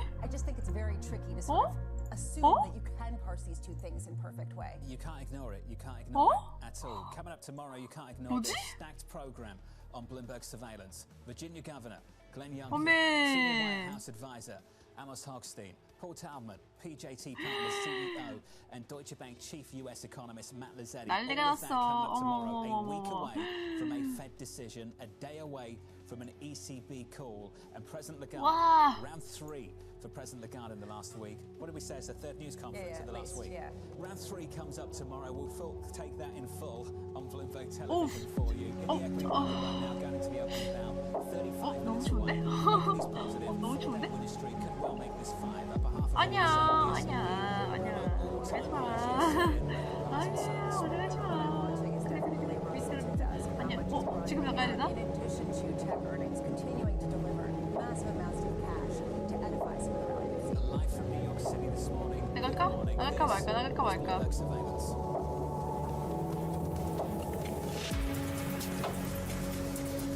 아, 승부욕이 장난 아니다, 진짜.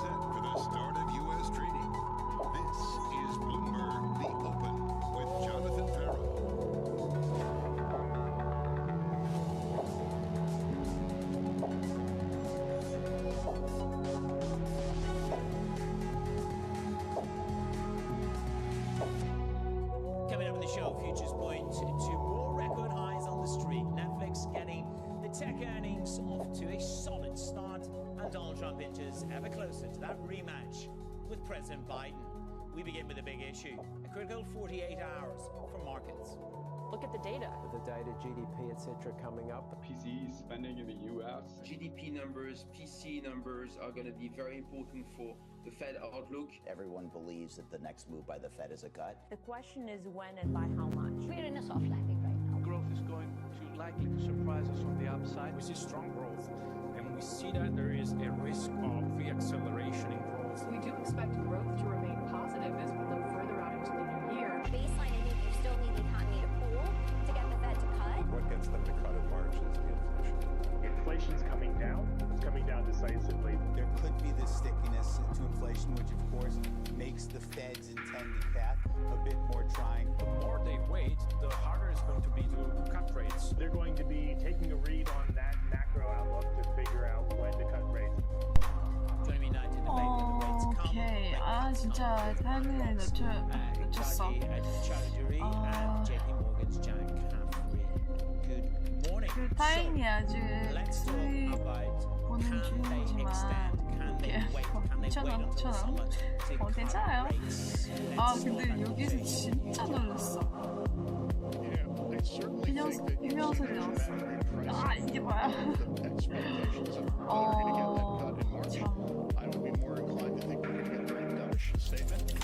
또 계속 올라가고 있어 진짜.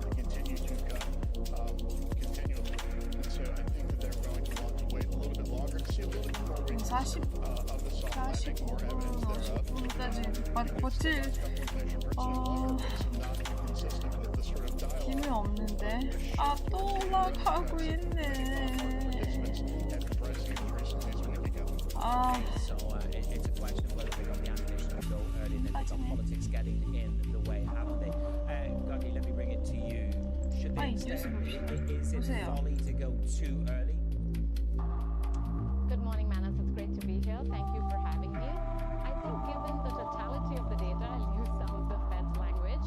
I think for March, there does feel more too early. While inflation is making meaningful progress, and the markets are very happy about that. And again, at the end of next week, or sorry, at the end of this week, we expect to see more progress on the PCE front. I still think that the Fed will give a nod to the fact that inflation, services inflation, is still sticky. March, in my opinion, a little too soon, but I do think they start soon thereafter, probably by the May meeting, and then get out to about 4 rate cuts for 2024. Magic PCE, 3% will break that level. How much will we do that by? We'll come back to that in just a moment. And investors are bracing for the key US GDP and PCE prints. The data will add to the debate over the Fed's next move. That debate already playing out for central banks around the world. Mike McKee is with us now. Mike, a very good day to you. We've had policy on the move in Asia. Lay the table for me. 아니 지금 사실 내가 매도를 가지고 있잖아. 별 의미가 없는 것 같은데. 계속 그 상태에 왔다 갔다 하는데.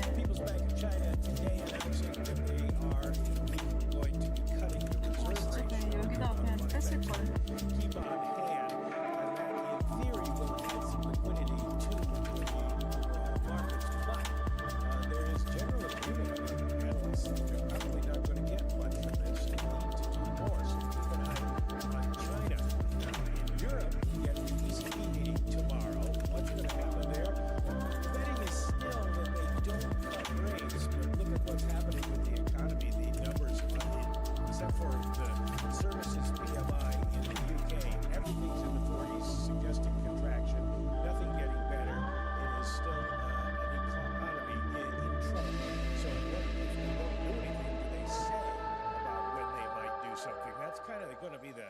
Question of the day overall. Bank of Canada meets today, but they're not expecting to do anything until April or June. The interest rate futures for the European Central Bank say the same thing. The Fed right now, we priced out over the last couple of days the idea of a March cut. 계속 와리가리 하는데 제가 선익을 in 지금 May, and the Bank 6천 of 원밖에 England 없어요. in June, although after the PMIs in the UK today showed prices rising again, inflation going up, There are questions about whether even the 의미가 있는지 잘 모르겠어요. Thank you very much. Let's see what the GDP is. And of course, we get a little bit of PMI here in the US in just under 40 minutes. We'll return to that. Gagi Chaudhry and Jack Caffrey are my guests this morning. Here's the thing. We've got this Goldilocks kind of scenario for equity investors. I read a wonderful note which said, don't get vertigo here. Stay fully locked, stay fully loaded, stay fully invested. Gagi, you're smiling, but you know what? That smile could be on the back of all of our faces by the end of the week. Do you get vertigo here across assets? Honestly, I think this is creating some immense opportunities in the marketplace. I'll start with fixed income because I think that's where the opportunities are absolutely fabulous. You have these yields, especially on the intermediate part of the curve. When you look at the all-in yields you're getting in the IG markets, in the EM markets, and the high-yield markets, I think that gives you some real opportunity to own quality assets. So I think that is one area where investors have already gravitated to for all of 2023, and I think that's certainly going to be the case in 2024 as well. We will look back at these yield levels at above 4% on 5 and 10-year treasuries, and we will have wished that we bought them. So if you're sitting on the sidelines with cash, I think you're supposed to step in. With equities, I mean, it's a little bit tougher to have as much conviction, but I think here again, high quality is the name of the game. Stay invested, absolutely, but stay up in quality and stay large cap despite the moves. Involves a little bit more deep dive into the balance sheets, maybe of some of those corporates before you pick up the bonds. Jack, let me take it to you. Absolutely fabulous, to coin the phrase from Gagi. Absolutely fabulous opportunity in fixed income, high yield, and IG. Concur? Well, as an equity portfolio manager, I'm going to have to take the other side of that view. And I would certainly say, look, S&P's up more than 2% month to date. It seems unlikely that we could compound at a 2% monthly rate for the rest of the year and put up another 25% year after the gains last year. Valuations are on the richer side, and that's with an expectation of 11% earnings growth. But at the same time, 11% earnings growth is pretty compelling. I do think that we can hold and see earnings drive gains for the year. I agree with Gargi that moving into higher quality equities makes a lot more sense rather than being a little bit too cute and trying to time whether the market's starting to get short-term vertigo or not. But I do think over time you are well rewarded from not only being in growing earnings but growing dividends and growing cash flows being to return to investors and otherwise. And potentially seeing companies taking advantage of some of those deals. You certainly saw with mortgages, where mortgage rates have come down 1% and purchase mortgage applications actually started to improve again. I'm building on FICO score as we speak. Don't worry, I've only touched on. I've only got 4 months data, so I can't get the mortgage just yet. Before we shift back to Gagi on the fixed income side, Jack, you would say that the earnings recession is over. You must be quite heartened. You've seen Netflix up 10% overnight. We're waiting for some of the bigger tech companies to come this evening in terms of Intel, etc. Your first takeaway in terms 더 올라가고 있어. 아니, 진짜 여기까지 올라갔을 때 진짜 빠져나가고 싶었는데 소심한 욕심을 부리고 멈췄어요. Netflix certainly posted much higher subscriber growth, which has investors excited. The idea that they're expanding their business has investors excited. But then you look at a company like Texas Instruments, which still can't get us to the idea that we've actually managed to clear all the inventory situation, and which they pointed to areas like industrials and autos, and that comes back to this ongoing disconnect, if you will, between a still pretty robust ISM in the United States for services, comfortably above 50, and a manufacturing ISM slightly below 50, and where you have, again, an economy led by services. So that, I think, speaks to, the consumer has money, the consumer's willing to spend money, and that keeps things going, but you're not necessarily getting quite as much of the bang you would like on the more profitable corporate capital spending issues that Texas Instruments is highlighting in terms of some of those bigger ticket consumer items that might need some financing, like cars. Yeah, but then you look at the ASML narrative in Europe, they're talking about, a monster growth at the back end of the year. 2025 here will be another year of growth, and that's the Chinese story. Gagi, let's just close it off with you. Think about adding a form of downside protection here. How? Yeah, so a couple of things. I think, Jack mentioned this earlier, that we've had such a strong start to the year. We cannot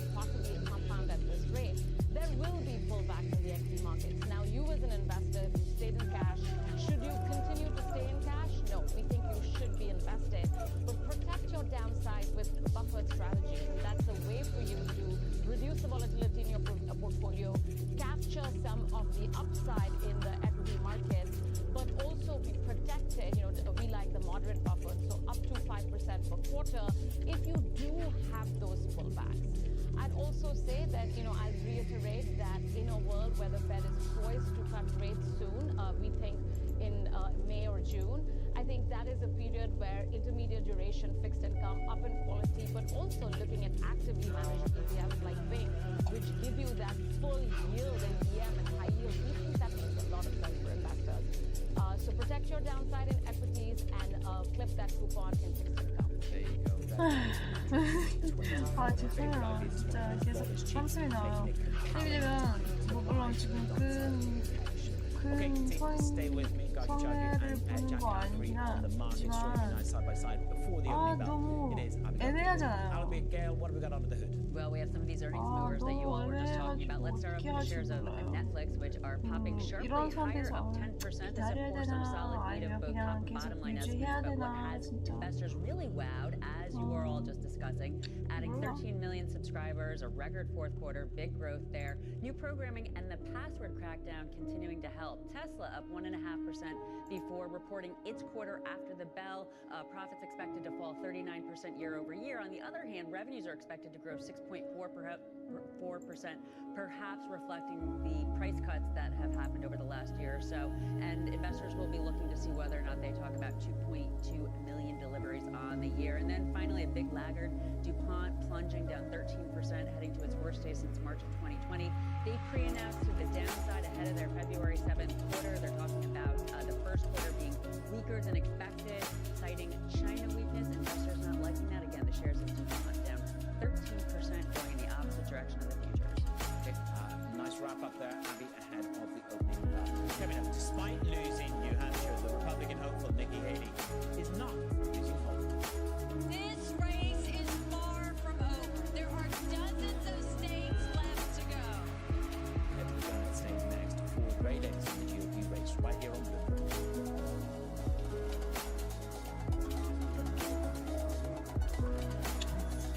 그냥 기다려야 되나?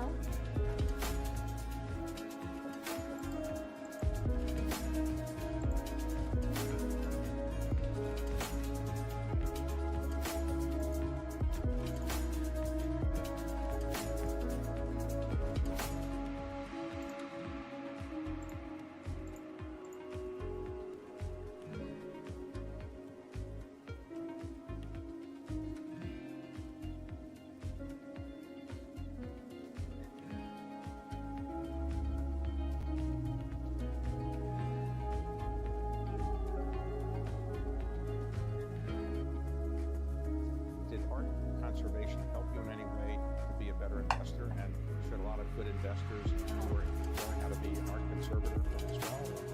I think in conservation and art history and liberal arts, I think differently than a lot of people that have just done finance.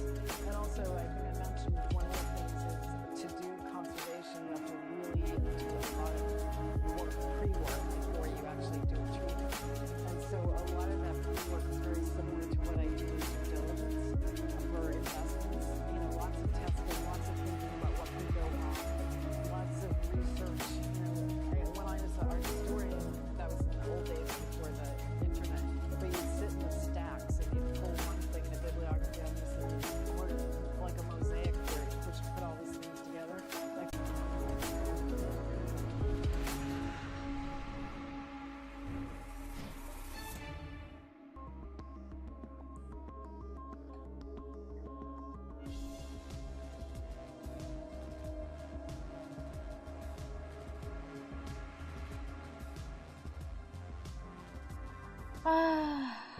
또 올라가네.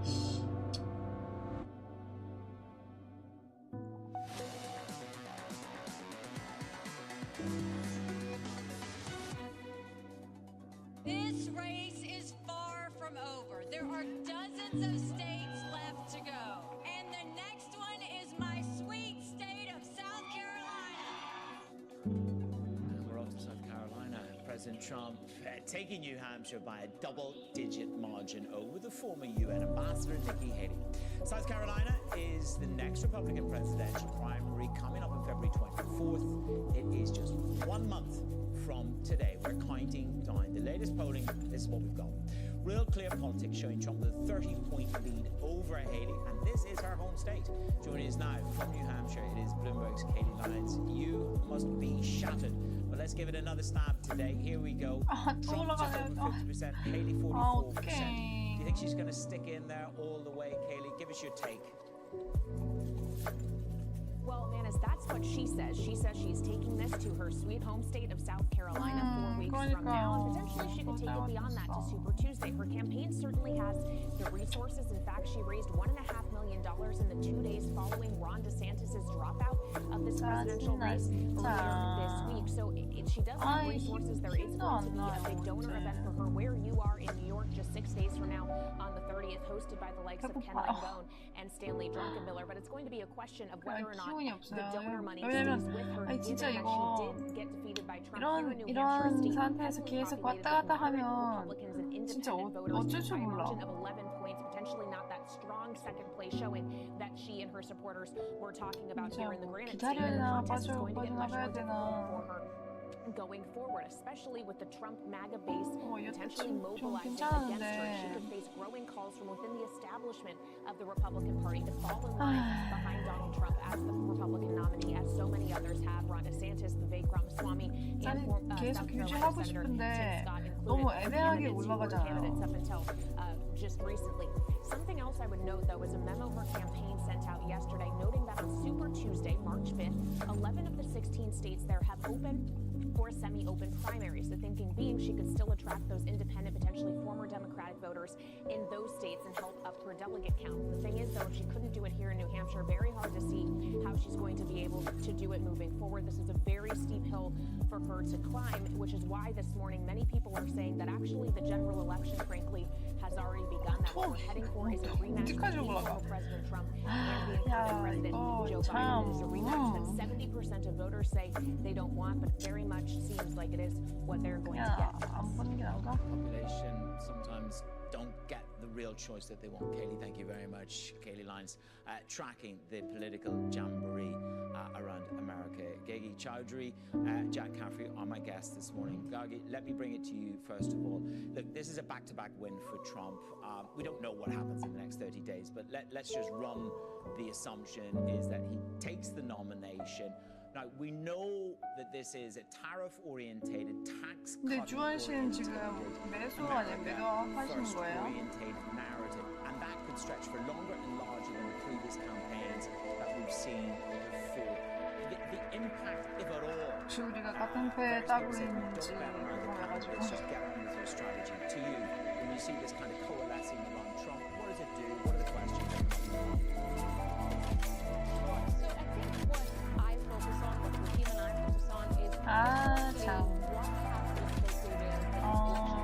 저는 매도 하고 싶고 주한 씨는 지금 완전 엿을 가고 있나 보다. 부럽네요.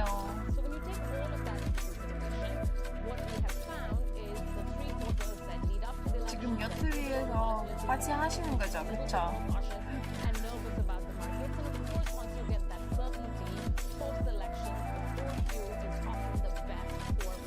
같이 하고 싶은데. 커버. 뭐야, 갑자기 왜 이래. 어디까지 올라가.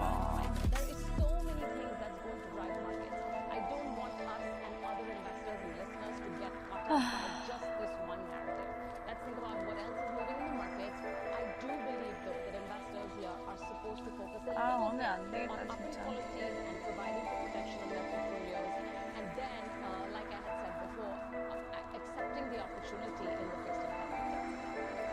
And Jack, you know, I think that's a very interesting point that God makes. Go with me, know that this morning we said. 오늘은 감히 제 칼을 들렸어요. China, that correlation coefficient between China and Europe and here in the United States of America. For you, this is just going to be 식사는 조금 있다가 지금 거기를 내동시키고 있어요. 얘기를 해야겠어. 일단 지금 준비 중이에요. 우리가 지금 청취한 10분 전이라서 괜찮은 상황이 되면 그때 마음 편하게 먹을 수 있을 것 같아서 지금 이게 무슨 상황이야 진짜.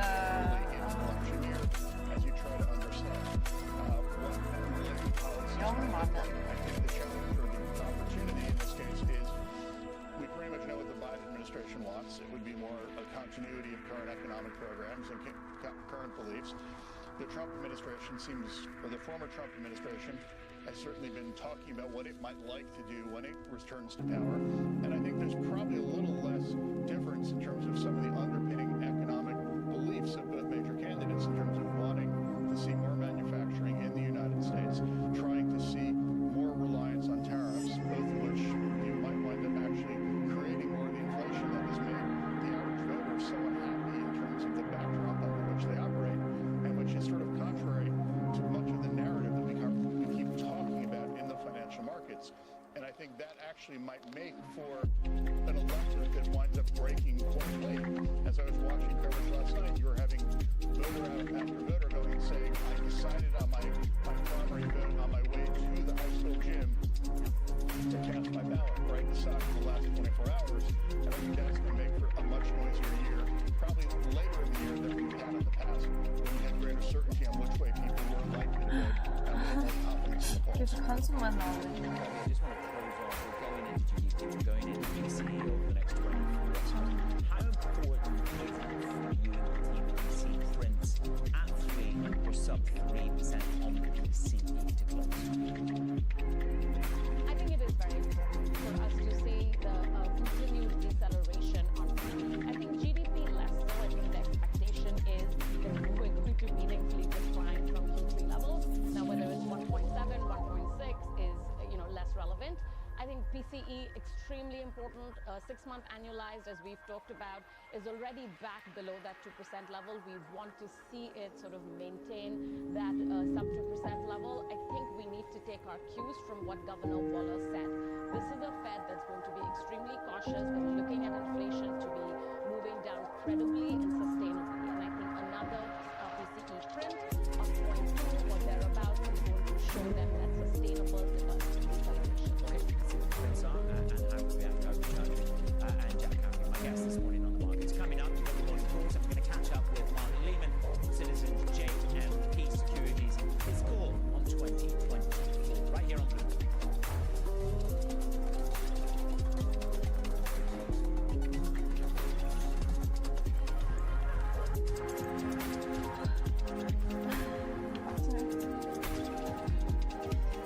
완전 개빡치네 진짜.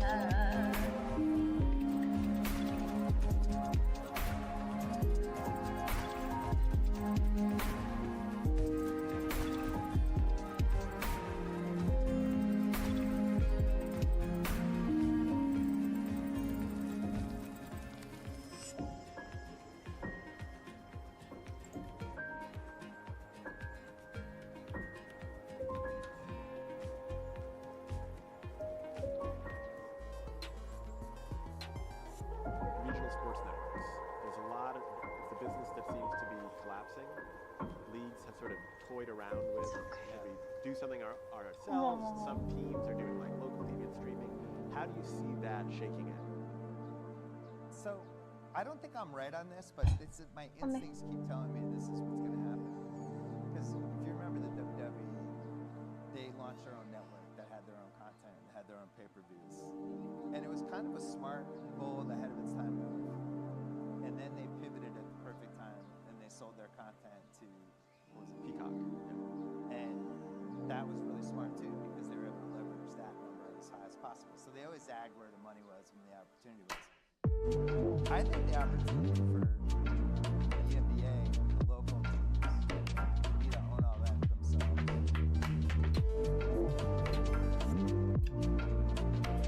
A multi-trillion-dollar industry has a lot of ground to cover. We indeed have a rally. We're talking a lot of dividends. We're talking income. What's happening in ETFs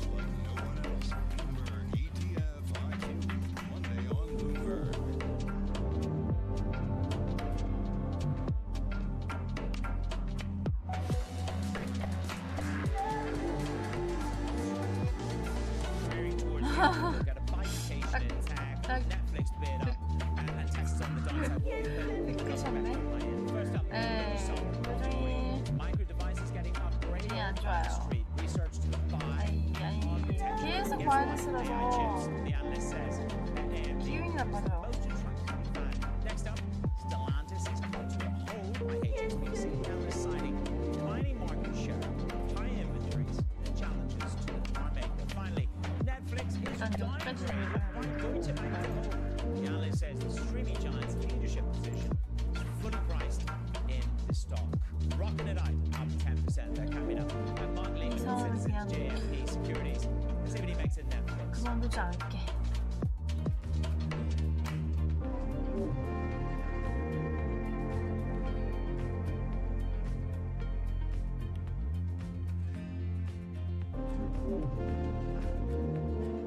아니 이제 좀 롤러코스터 탑시다 여러분. 어?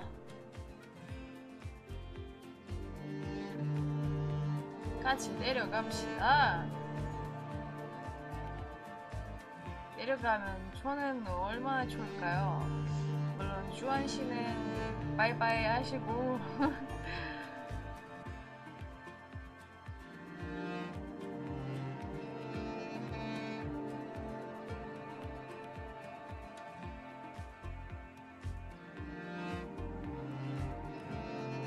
그때 확 떨어지면 저도 여트 탈게요. 여트 타고 바지도 하고 지금 그냥 물속에 그냥 이렇게 그냥 수영하고 있어요.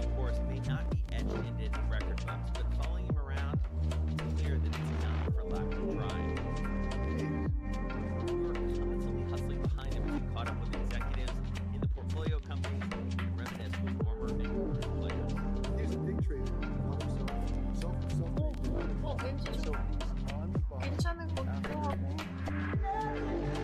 분위기가 좋아요. 계속 찾아야 되는데. 오케이.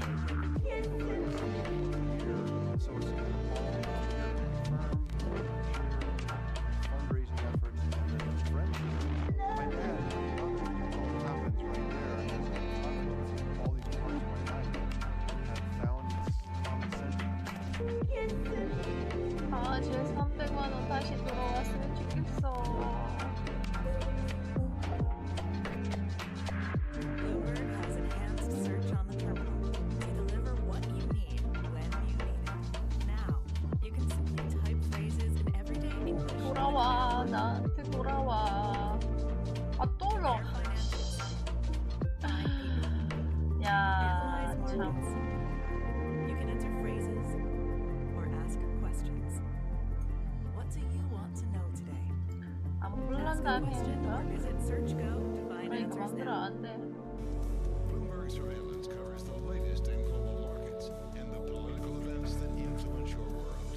Join Jonathan Farrell, Lisa Abramowitz, and Anne-Marie Ordern every weekday morning at 6 a.m. Eastern, only on Bloomberg. Why do the biggest names in business choose Bloomberg? Great question. Ask a question I get all night. Bloomberg, top experts. 와. Questions. 와, 이게 뭐야. 그러니까 시작했는데 Direct lending's on fire at the NYSE. We're going for a lit-up conversion on the S&P 500. Running it over. This market will be day 4 of a rally. Tech is infused. It has Netflix bid up this morning. The Texas Instrument takes a little bit of a hit. So across the equity markets, we are bid up. Will it endure? Do you want to stay locked and loaded, or will we get into vertigo?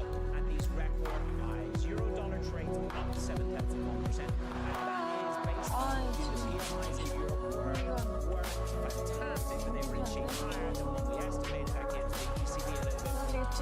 Although they need to cut the dollars, had its biggest drop in 2020. And that infused the euro. 너무 좋아. Short curves are by 8 basis points and treasuries are dying by 4. As you can see, that also puts a little bit of pressure on the dollar with the euro a bit. Crude is up by 엄마한테 봐봐. 1%. 엄마한테. 아니야. 와, 미치겠네. 와, 넷플릭스 주식하라. 와. 뭐 때문에 될까? Yeah, well, this is a big one for Meta for sure, and it's one reason that we have a big rally for stocks on the day. Netflix itself up 93%, its best day since October of last year. And I gave you the incorrect information from years ago because of the strength for Netflix. We're actually looking at a fifth update for the S&P 500. It's only as good as your information. I'm taking responsibility for that. Now, let's take a look at Netflix quarter. They put up strong numbers right across the board. They beat sales, earnings, and the big deal is the subscriber number that came in at above 13 million subscribers. Very similar to the pandemic type of numbers that they had seen when everybody was under lockdown and watching Netflix. It's a fourth quarter record. Operating income almost tripled. I should say. 너무 마음에 들어. 너무 마음에 들어. 아니야. 그거 나가네. 와, 미치겠다, 진짜.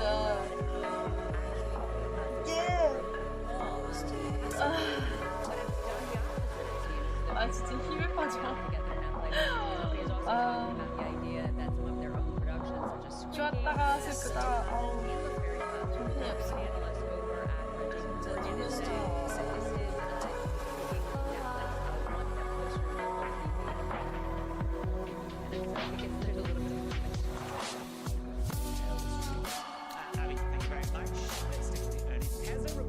빠져나가다가 해도 지금 계속 손해보는 아직 이렇게 많이나 떨어졌는데 아직까지 그래도 지금 좀 괜찮았어.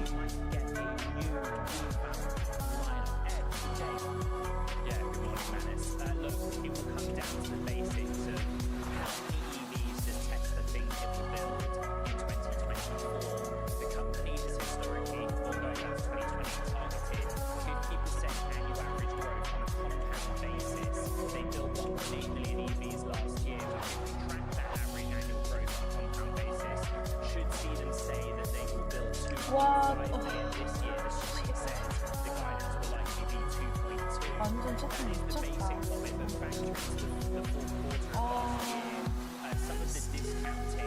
어쩔 줄 몰라 진짜.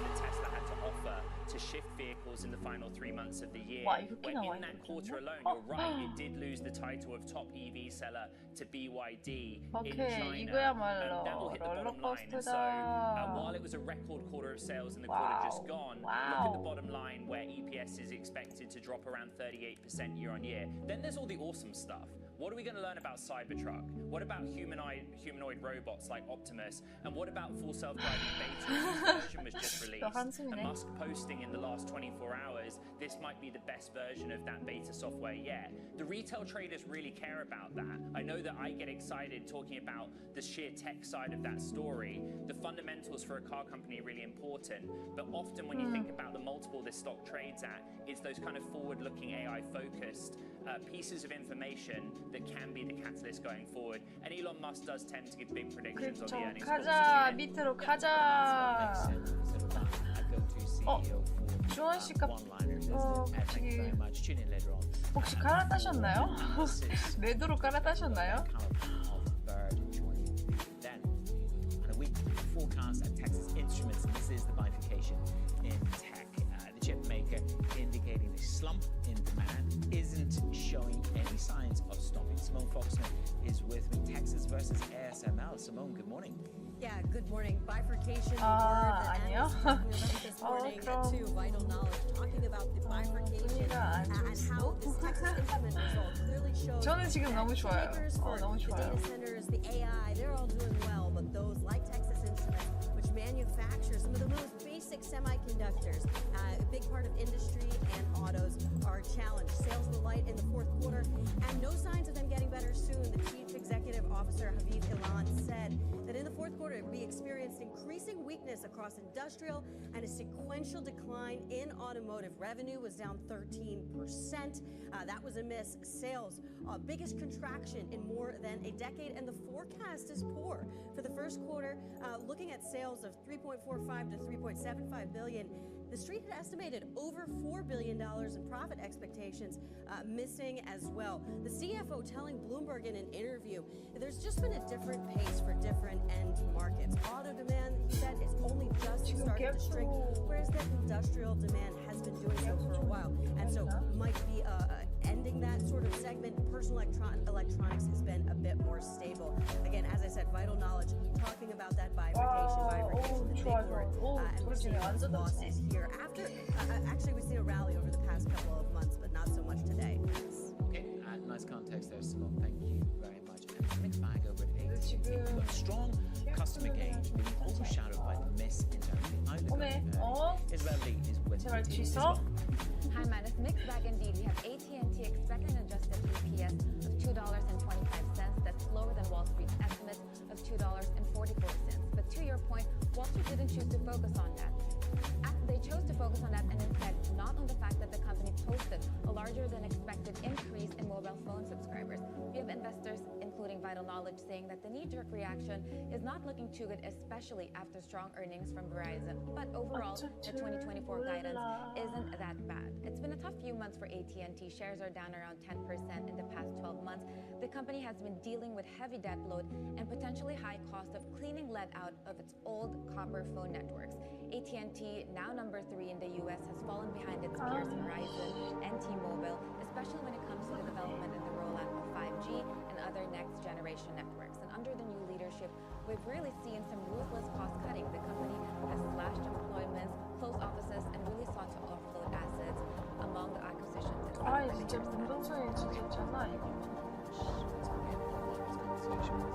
Lehman Citizens JMP Securities weighed in on his outlook for 2024. This is where we jump on.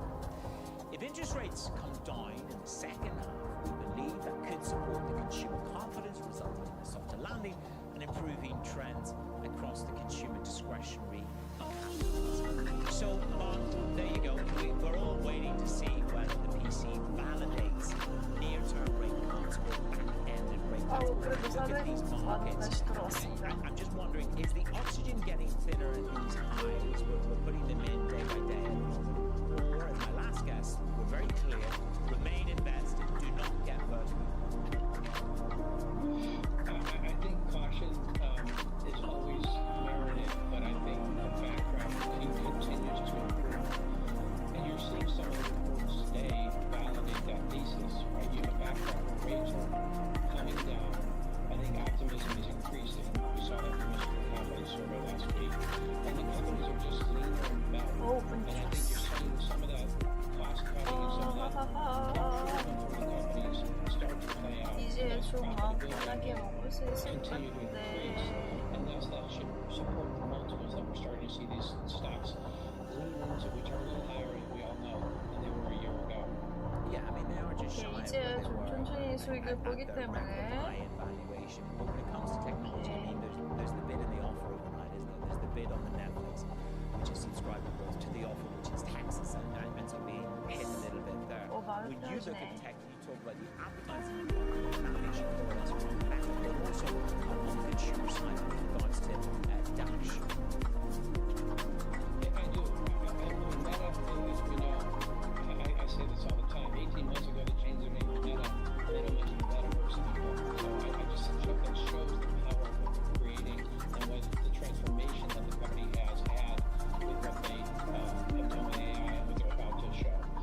Back in the day when I started, these were years we started talking about advertising. We started talking about the election. We started talking about the Olympics that comes up this summer. And we pointed to winners when they did that.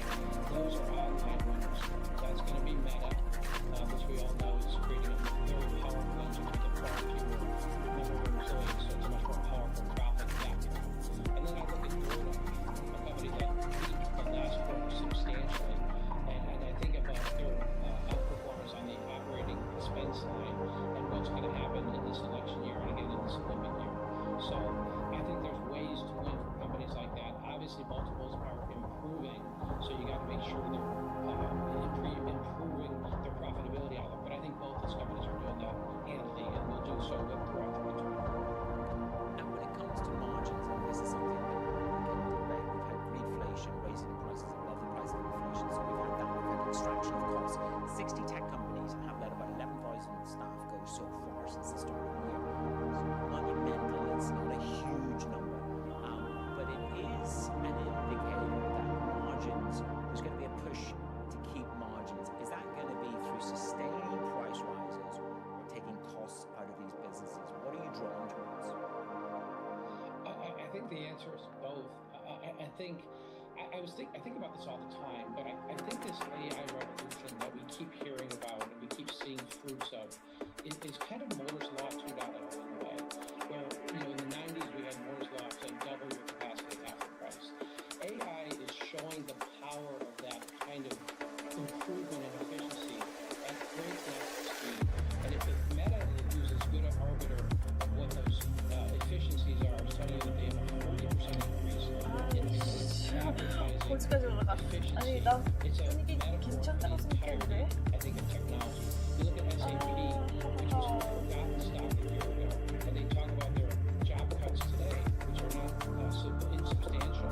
But you look at all the money back into AI, cloud, those are rapidly efficient ways for them to gain profitability.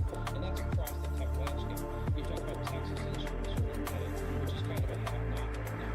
You look at the haves, whether it's NVIDIA or Amazon ASM, there's definitely winners. This is not the markets are crashing, so watch Texas and worry about it like we do today. It's more about who's the winner, because there's market share to gain, and it's rapid, and that's what we're seeing in the market today.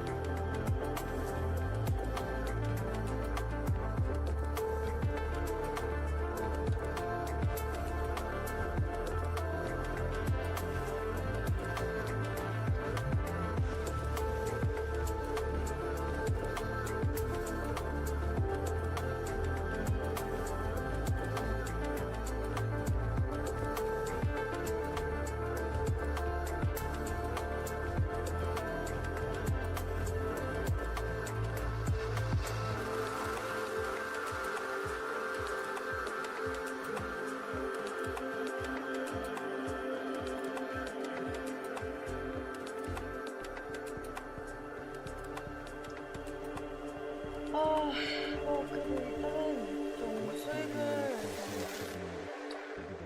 좀 Infrastructure that supports 보고 있기 trade 때문에 is the biggest 괜찮고 challenge. 이제 좀 Our senior brother, 어느 정도 마음 President 편하게 Edition of 먹을 the 수 있을 것 AFDB, 같아요. estimates 일단은 the annual deficit, infrastructure 계속하면서 deficit in 뭐 Africa to be 이볼루션을 over 계속 $100 billion. 규제하면서 But that over $100 billion is actually also an opportunity for 규제하면서 investment. 좀 So it is a massive, 쉴게요. significant challenge that we are confronting. And 이따가 다시 올게요. my fear 어, is that 지금 딱 좋아요. 너무 좋아요. 주원 씨, 파이팅 하시고, 제 생각엔 매수를 지금 포기하셔도 괜찮을 수도 있어요. 지금 같이 매도를 들어갑시다. 나중에 오지 마시고, 그래서 그냥 제 조언입니다. 밥 먹고 올게요. Corridor connectivity, ports, trade corridors that connect countries that are landlocked and the ports. The world of politics to the world of business. Every weekday at 5 p.m. Eastern Time, hosts Joe Matthew and Keely Lines deliver news, insight, and analysis live from Bloomberg's Washington headquarters. Get the latest from and about politics' biggest power players at the end of every trading day. Balance of Power live around the world every weekday at 5 p.m. Eastern. Eastern, only on Bloomberg Television. Context changes everything.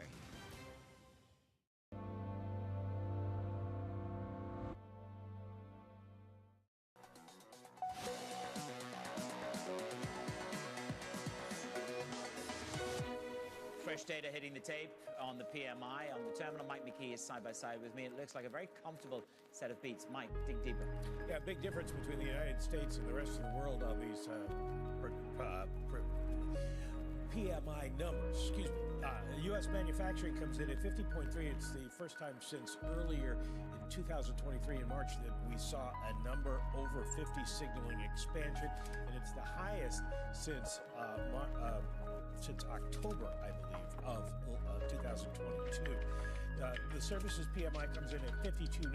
That is up from 51.4, and the global composite at 52.3 is up from 50.9. So strong beats on the U.S. Purchasing Managers Indexes, which completely are 180 degrees from what we saw out of Europe this morning.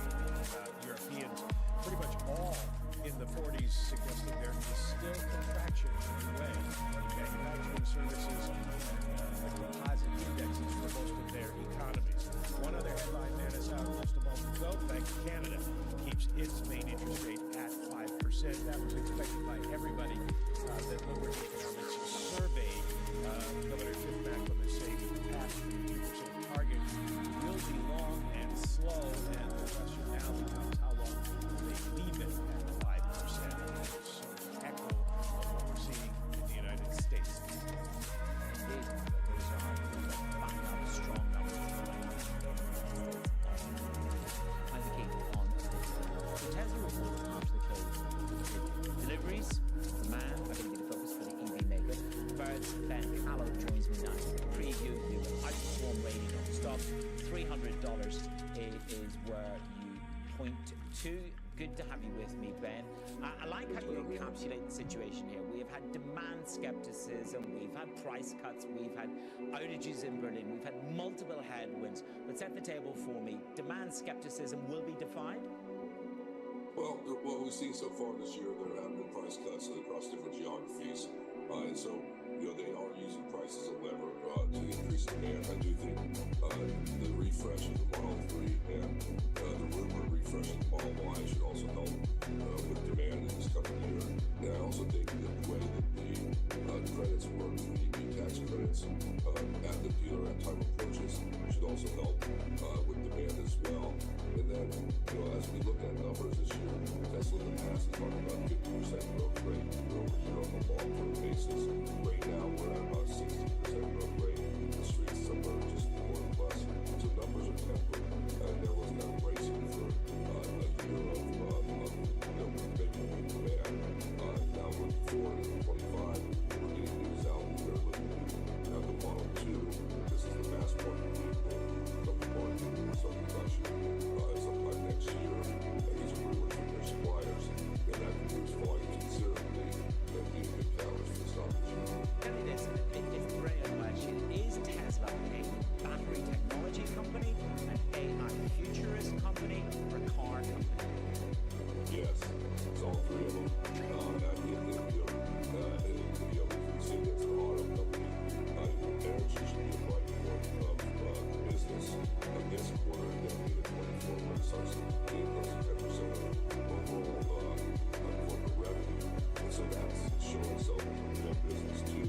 AI is still out there with lots of skeptics, but I think this is the year where Tesla starts proving out that they do have the capabilities there. And there's been the discussion around must-pay package, which is important there, as well as they start moving more into AI. Well, pay matters. We've seen that in banking, Jamie Dimon, along with the outgoing Morgan Stanley CEO. Ben, tell me this. I look at China. BYD takes the top spot in electric vehicles in China. We know the national story there. That's fine. But then you look at the data about the growth in EV in China, and this is what we got for you. EV growth is set to slow for the second year this year. It will grow 25%, 11 million units this year, but that's down from 36%, down from 96% in 2022. Is the trajectory for China and Tesla's position in China materially on a downward trajectory, or is it a temporary interruption, and how important is that? Well, I think overall, the deals that the competition has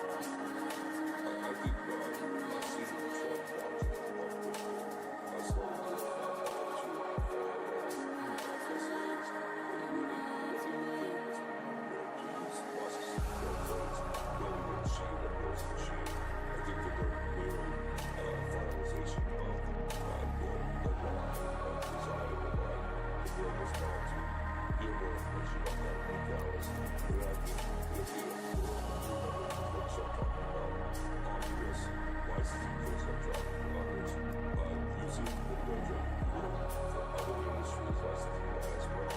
But that's stuff that people are very skeptical about. But I don't think we're going to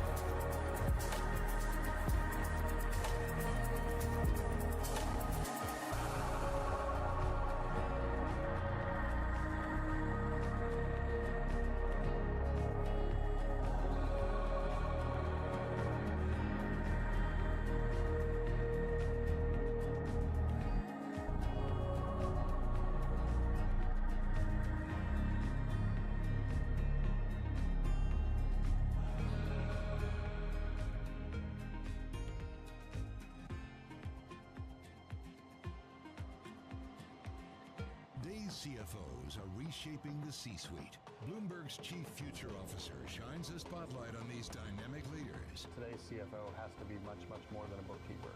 One of the most important things is looking around the corner. We have to let go of the traditional legacy department store. Their impact goes far beyond the balance sheet. And on Chief Future Officer, they focus on much more than just revenues and margins. You also have to be credible business leaders in order to really impact the business and steer the direction. We are like biologists. We need to deeply understand the financial DNA of a company. People just come with a playbook and say, okay, we're going to roll that. Don't do that. Think longer term. It's an amazing time to be in this role. It's a lot more than the profit today. It's building the future of tomorrow. Get passion, perspective, and more from the Chief Future Officers of some of the world's most influential companies. A new episode every month, only on Bloomberg. Your fixed income fix. Watch Bloomberg Real Yield at its new time, Friday at 12 p.m. Eastern, right here on Bloomberg. Context changes everything.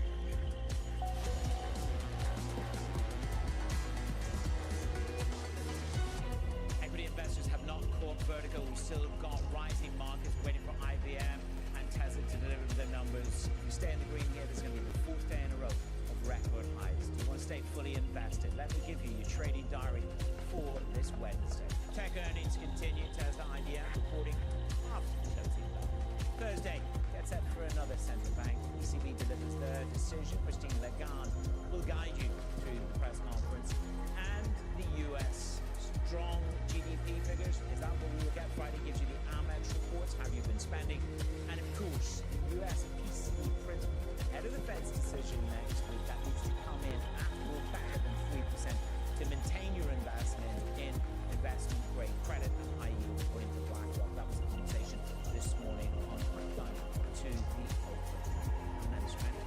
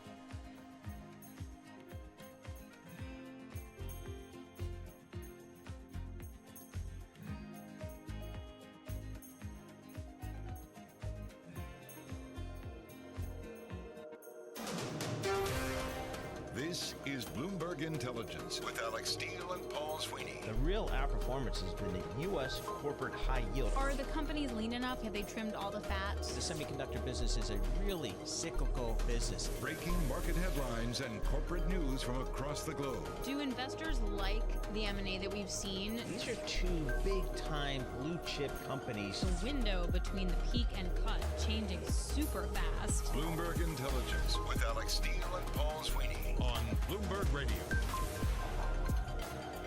Good Wednesday morning from the Bloomberg Interactive Brokers Studio in New York City to our worldwide audience. Alex Steele, Paul Sweeney here, live on our Bloomberg Interactive Brokers Studio. We had some earnings last night. Alex, Netflix came out with some good numbers. Stock ripping, so we'll break that down coming up. And then we've got some earnings after the close of Tesla. Some EV thing? EV thing. We'll get a little preview there. We've got some smart people on that. We've got IBM after the close as well. So we're going to break down the stocks. We're going to talk to our Bloomberg Intelligence analysts and get the lowdown on what's happening on the company level with the stocks, with earnings, and with these markets. That's all coming up over the next couple of hours here on Bloomberg Intelligence. But right now, let's kick this whole thing off. Yeah, green on the screen. S&P 500 adding to its record close. You have 8 of the 11 major industry groups in the index higher right now, and it is tech in the lead. Netflix up 13%. After that earnings after the close yesterday, on the other side of the register, you have DuPont that right now is down 14% right now for DuPont. eBay rallying after pledging to cut about 9% of its workforce. And with New Hampshire in the rearview mirror, the election does matter to investors, but you won't see it right away, at least according to Amy Silverman at RBC Capital Markets. It's something that we are watching very closely, and I do think that the election this year is going to be an overhang as we head into November. It might as well be an infinity away for now. I do think we'll start to see pricing in the market, but it'll come a lot closer to November than it will now. Let's do this eco data that you touched on, Paul. The S&P Global Manufacturing PMI coming in 50.3. The expectation was for 47.6. Remember, anything above 50, that's an expansion. Manufacturing, that's the smaller part of the U.S. economy. The biggest part, that belongs to services. The services PMI coming in at 52.9. The expansion there, that was well above expectations. S&P 500 up 19 points. Rise of 0.4%, 48.83 on the index. The Dow Jones Industrial Average, 52 points higher. The Nasdaq 100 up 125 points. That's up 0.7%. This Bloomberg Business Flash brought to you by Interactive Brokers. Interactive Brokers charges U.S. dollar margin loan rates from 5.83% to 6.83%. Rates subject to change. Learn more at ibkr.com/compare. We check the markets all the time. John Tucker. Back to Alex and Paul. All right, John Tucker, thank you so much. We appreciate that. Alex Steele, Paul Sweeney live here in our Bloomberg Interactive Brokers studio. Streaming live on YouTube, so you can head over to youtube.com, search Bloomberg Radio, Bloomberg Podcast. Anywhere you go, you'll find it there. That's all good stuff. Hey, Alex, I see your fingerprints all over this, and I'm fired up. Lorenzo Simonelli, CEO of Baker Hughes, 11:30 Wall Street. Talk about chat. Paul's complete dream Love is it. doing oil CEOs for a little bit. So Baker Hughes, an oil services company, they do the rigs, they do servicing for actual oil companies on and offshore, but they also do a lot of LNG build out. So that's like their new business that they're getting into. So if you're building a terminal to export, Lorenzo's one of your men. So. Keep track of the Baker Hughes rig count.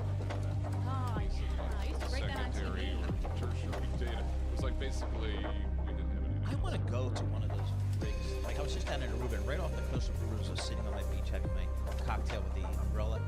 There's an oil rig right off the coast. It's really hard to go to an oil rig offshore because there's like tons of liability issues. Going to a rig like inland is easier and still also very cool. I'll have to get the helicopter ride out to the Atlantic, landing on it. We can take the radio show. We can take the radio show out there. All right, very good. So that's coming up at 11:30. We'll talk a little energy, as I think we're going to be doing a little bit more around here, which is very, very cool. Had a big primary up in New Hampshire yesterday. We're going to check in with Kaylee Lines. She's the Balance of Power co-host. And Kaylee, is there anything for Nikki Haley to hang her hat on after yesterday? Well, if there's anything, it's that the margin of victory for Donald Trump here in New Hampshire was actually smaller than we thought it might have been coming into the votes yesterday. The latest polling that came out on primary day showed him ahead here by 22 points, and ultimately he only won by 11 points. Still a double-digit margin, still probably not the strong second place showing that Nikki Haley and her supporters wanted to put up, but you could argue that it could have been worse. Of course, Nikki Haley came out of this loss saying, I'm not done with this. I am still fighting. I'm going to my sweet home state, she said, of South Carolina. That primary is coming up on February 24th. The question really is going to be, do donors stick with her, and can she withstand the attack she is likely to get more amplified now from Trump and his base and supporters heading to South Carolina, where she is polling, mind you, despite the fact that she served as governor there, some 30 points behind him right now. I know, a month in politics is like a year in normal lifespan. And, you know, the Journal had an amazing breakdown of who voted for Trump and then who voted for Nikki Haley in terms of everything you could possibly think of. Issues, education, ethnicity, how much you make, I mean, everything. Are the people who voted for Nikki Haley really going to vote for President Trump? So some of them, no, Alex, have suggested that they would not, that even some registered Republicans have said they would not vote for Trump in the general election. The distinction that needs to be made here, though, is general election politics versus primary politics. Nikki Haley was able to do as well as she did in New Hampshire with about 43% of the vote because there are a ton of independent voters here and moderate Republicans here. It's not necessarily like that in the contest moving forward, certainly not in South Carolina. And sure, 11 of the 16 primary states on Super Tuesday have open or semi-open primaries, so she could still pull some of those independent voters in, but it might not be enough to carry her over the finish line in the primary, even if that is the kind of support that would help her potentially win a general election matchup versus the incumbent President Joe Biden. And that independents that are trending more toward Haley's side rather than Trump's could be problematic for Trump, assuming he does become the Republican nominee. That suggests that that could be a weak point for him in a general election matchup. So, Kaylee, we all know, learning over the last, I guess 8 years, that the base support for former President Trump is so strong, and maybe that's a third of the Republican Party. I'm not sure how that math shakes out these days. Is the expectation that the Republican National Committee, the party apparatus, is going to fall in line behind the candidacy of President Trump here? Well, you actually had Ronna McDaniel, the chair of the RNC, on Fox News last night after this result came out, essentially saying that Nikki Haley should end the race, that, it's very clear that the party is behind Trump at this point, and I'm imagining that those calls are only going to grow, even from more establishment Republicans who haven't fallen in line with Trump at this point. What I would just note here, yes, Trump does have that firm base of support, and yes, right now it does signal that even beyond that, most voters in swing states, the key ones that will ultimately decide the Electoral College and therefore the outcome of the election overall, are leaning more in Trump's direction right now. What could change that, according to polling we have seen, is if he is convicted of a felony. Keep in mind, the day before Super Tuesday is when a trial is scheduled to start in Washington, D.C. on those 2020 election interference charges, the case that Jack Smith has brought. And if he's convicted of a felony, there are voters that will turn away from him. Maybe you would start to see a fracturing of that support a bit more. Of course, the hypothetical situation at this point, he is indicted, he is innocent until proven guilty, but that's something we have to keep in mind as this moves forward, as there's still almost 6 months until the actual Republican National Convention. There's another problem that's percolating, and that's the fact that the U.S. economy is doing really well. I mean, if you take a look at the PMI data, I realize it's just one data point, but manufacturing PMI is at its highest level since October of 2022. Stock market at all-time record highs. Services holding up really well. Orders growth and demand for both of those sectors doing really well. How do we expect those in the Republican ticket to talk about that at this point? Well, what you hear a lot from the Republican side, and I actually posed this question to the Republican governor here in New Hampshire, Chris Sununu. I said, look, stocks are at a record. You have unemployment below 4%. The economy is hanging in there. Is this not something that any president would want to try to replicate? And he pointed out that prices still, a lot of them are higher than they were before Biden took office, that you have families that are struggling in terms of housing and being able to provide, and that is still a very real feeling. We are starting to see, it seems, a turn in sentiment in the more positive direction. There may be a lagged effect of that actually showing up in polling, but right now, yes, despite all of the economic indicators we look at here at Bloomberg, it's not reflected in voter sentiment, and certainly not reflected in the approval numbers on the economy we're seeing for President Biden. So that is a big issue at play here in this election. I would just point out that in addition to the economy, border security is equal to, if not even more important, on the minds of voters right now than the economy is. And border security is going to be very spotlighted in the coming weeks and months as Congress is trying to address that issue as we speak. All right, Kaylee Lines, thank you so much for that. So much for your reporting over the last several days from New Hampshire, Kaylee, and the entire team up there. We have a bunch of Oh my God, folks I up think there. Kaylee's up 4 hours. Yeah, I know, exactly. So Kaylee Lines, we appreciate that. She's Bloomberg television co-host, of course. Let's pivot to the market here. It's green on the screen, as Mr. John Tucker's been reporting this morning. The S&P 500 up 0.4%, 48.85. So we're on that 5,000 watch. Dow Jones Industrials 37,900 on the 38,000 watch. I like the round numbers. Let's check in with somebody who does this stuff for a living. Anna Rathbun, CIO at CBIZ, maybe CBIZ, Investment Advisory Services, Independence, Ohio. That sounds like really right smack in the middle of Ohio, if I had to guess. I don't know. Anna, thanks so much for joining us here. Again, I thought we might take a meaningful pause here in the first quarter with these markets, given the real rip we had in November and December. What do you make of this market here as we kind of get into back half of January in 2024? Sure. Thanks for having me. And actually, Independence, Ohio is 10 minutes south of Cleveland. There we go. So basically said Cleveland, Ohio. But anyway, S&P, it's kind of surprising after all the bearish talk last year that we would be reaching record highs multiple days in a row. It looks like today might be another one of those days.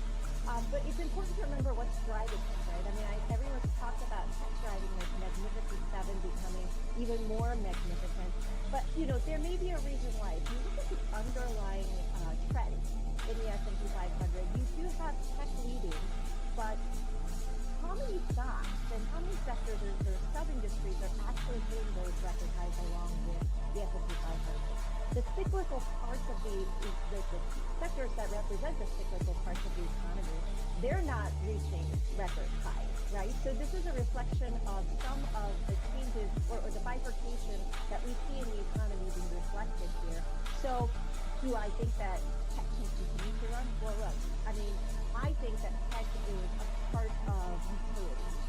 The pandemic has taught us that it is a part of infrastructure. We can't live without it. It is part of our daily lives. Some people might say Netflix is a part of their, social infrastructure, as we saw today. I don't think tech is going away, and there's a reason why they're doing so well during the earnings season. So I don't know if it can continue to run at such high valuations. We might be expecting more than perfection from them for the rest of the year. But certainly this isn't some kind of a bubble that's formed. Well, so I love your idea that tech is safety, like it's utility from that end, because I've wondered that over the last 6 to 8 months. And I do wonder if earnings then matter. I know that's like sacrilege in earnings season, but then if that's the case, you just buy the dip, and that's why basically the market just doesn't want to go down. Right, and also, if you think about how far we've come with tech, they're taking up so much of that index, so there is buying that this is actually also magnified. Now, one risk is if we do hit a soft landing patch, where, we're maybe pricing in a soft landing, but maybe there is actually growth happening with the Fed lower rates, maybe March, probably not, maybe in May, then we may have recurrence of M&A activity, some more exciting opportunities that can be financed at a cheaper cost. If that happens, then there is a risk that some of the money that went into the buy the dip may be going back into some of the cyclical sectors because they are so cheap. Speaking of technology, Meta Platforms, formerly known as Facebook, it is up about 1.8% today, all-time high. Now has a market cap once again of $1.01 trillion. So tech play is still in play. Netflix up 14%. Not even that, but ASML, yep, the tech play over in Europe, is also set for a record close. Like it's sort of encompassing many different types of tech. It is. It's kind of across the board. Hey, Anna, what do you think? What do you think, or what are you guys discounting in terms of Fed cuts in 2024? The market is anywhere from 5 to 6, and a lot of folks are saying, whoa, that's a little too much. How do you guys think about that? Yeah, I do think that 5 to 6 is probably too much. When it was really pricing in 6, I thought, wait, maybe something might go wrong if we need 6 rate cuts. But here's the thing. The Fed officials have been slowly walking things back, right? So I feel like they're trying to set us up or set the expectations so that it wouldn't be such a surprise if they don't cut rates, if they don't wait until the second half of the year to start cutting rates. So maybe in March, maybe we don't get a rate cut, but maybe we get a repositioning of where the Fed might be. I think the biggest surprise is going to be if the Fed actually says, we're revisiting the 2% target. Maybe it's 2.5. Maybe Really? it's 3. Well, but that would be huge. Okay, if they came out and said we're going to revisit and go to 3, that would be huge. That would be huge, right? But the thing is, Fed's super core, which is services minus food, energy, and shelter, month over month has been at 0.3%. That is not at 2%. So if the Fed wants to start, and that's been there for a while, so if the Fed wants to start earlier than the second half of the year, they're going to have to come up with some reason, because they've been telling us services, super core. We're not seeing any easing there. And actually, the PMI today, right, that came out, services is still very strong. That's the largest part of the economy. And inflation in services tends to be stickier. So we're going to have to see some concessions somewhere to justify an early cut. But certainly the expectations have been heading in that direction. All right, Anna, thanks so much for joining us. Anna Rathbun, CIO at CBiz Investment Advisory Services, Independence, Ohio. Just right outside. The S&P Global U.S. Manufacturing PMI came out at 50.3. Consensus was 47.6. Last month was 47.9. So a nice expansion vis-a-vis last month in expectation. And I guess most notably to me, it's above 50, which signaling some expansion in manufacturing after we've had so many months of below 50 or contraction. And it also is interesting when you compare it with Europe, for example. Some parts of Europe was okay, but France and Germany stink. I mean, they're bad numbers, and the order books don't look very good. The UK was better than expected, but it does make you think, okay, have we finally troughed? That seems like a yes. Then do you re-accelerate? And then at what point is it re-acceleration not good? Or what point is it still Goldilocks? Yep, absolutely. And on the services side, which is obviously much bigger here for the U.S. economy, roughly 70% of our economy, global services PMI 52.9. The consensus was 51.5, so much better than consensus, and better than last month, 51.4. So you put it all together, the composite was also positive, 52.3. So again, some good economic data that may give the Fed a sense that, hey, we don't have to rush into this rate cut thing. Maybe we could be a little bit more cautious here. But again, it seems some pretty solid economic data out there. So we'll keep on top of this. This is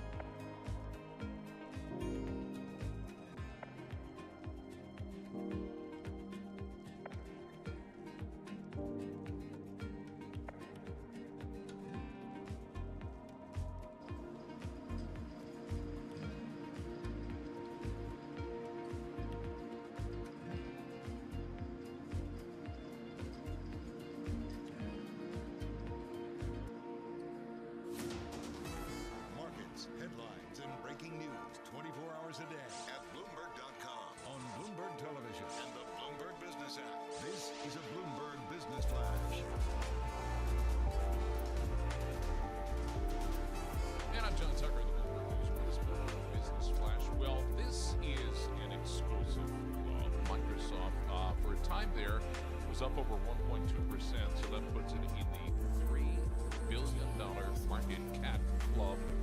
Apple's first break of that threshold was back in June. Investors, right now, they're excited about the growth potential of artificial intelligence from Microsoft. I'll pull back some of those gains right now, up just 1%.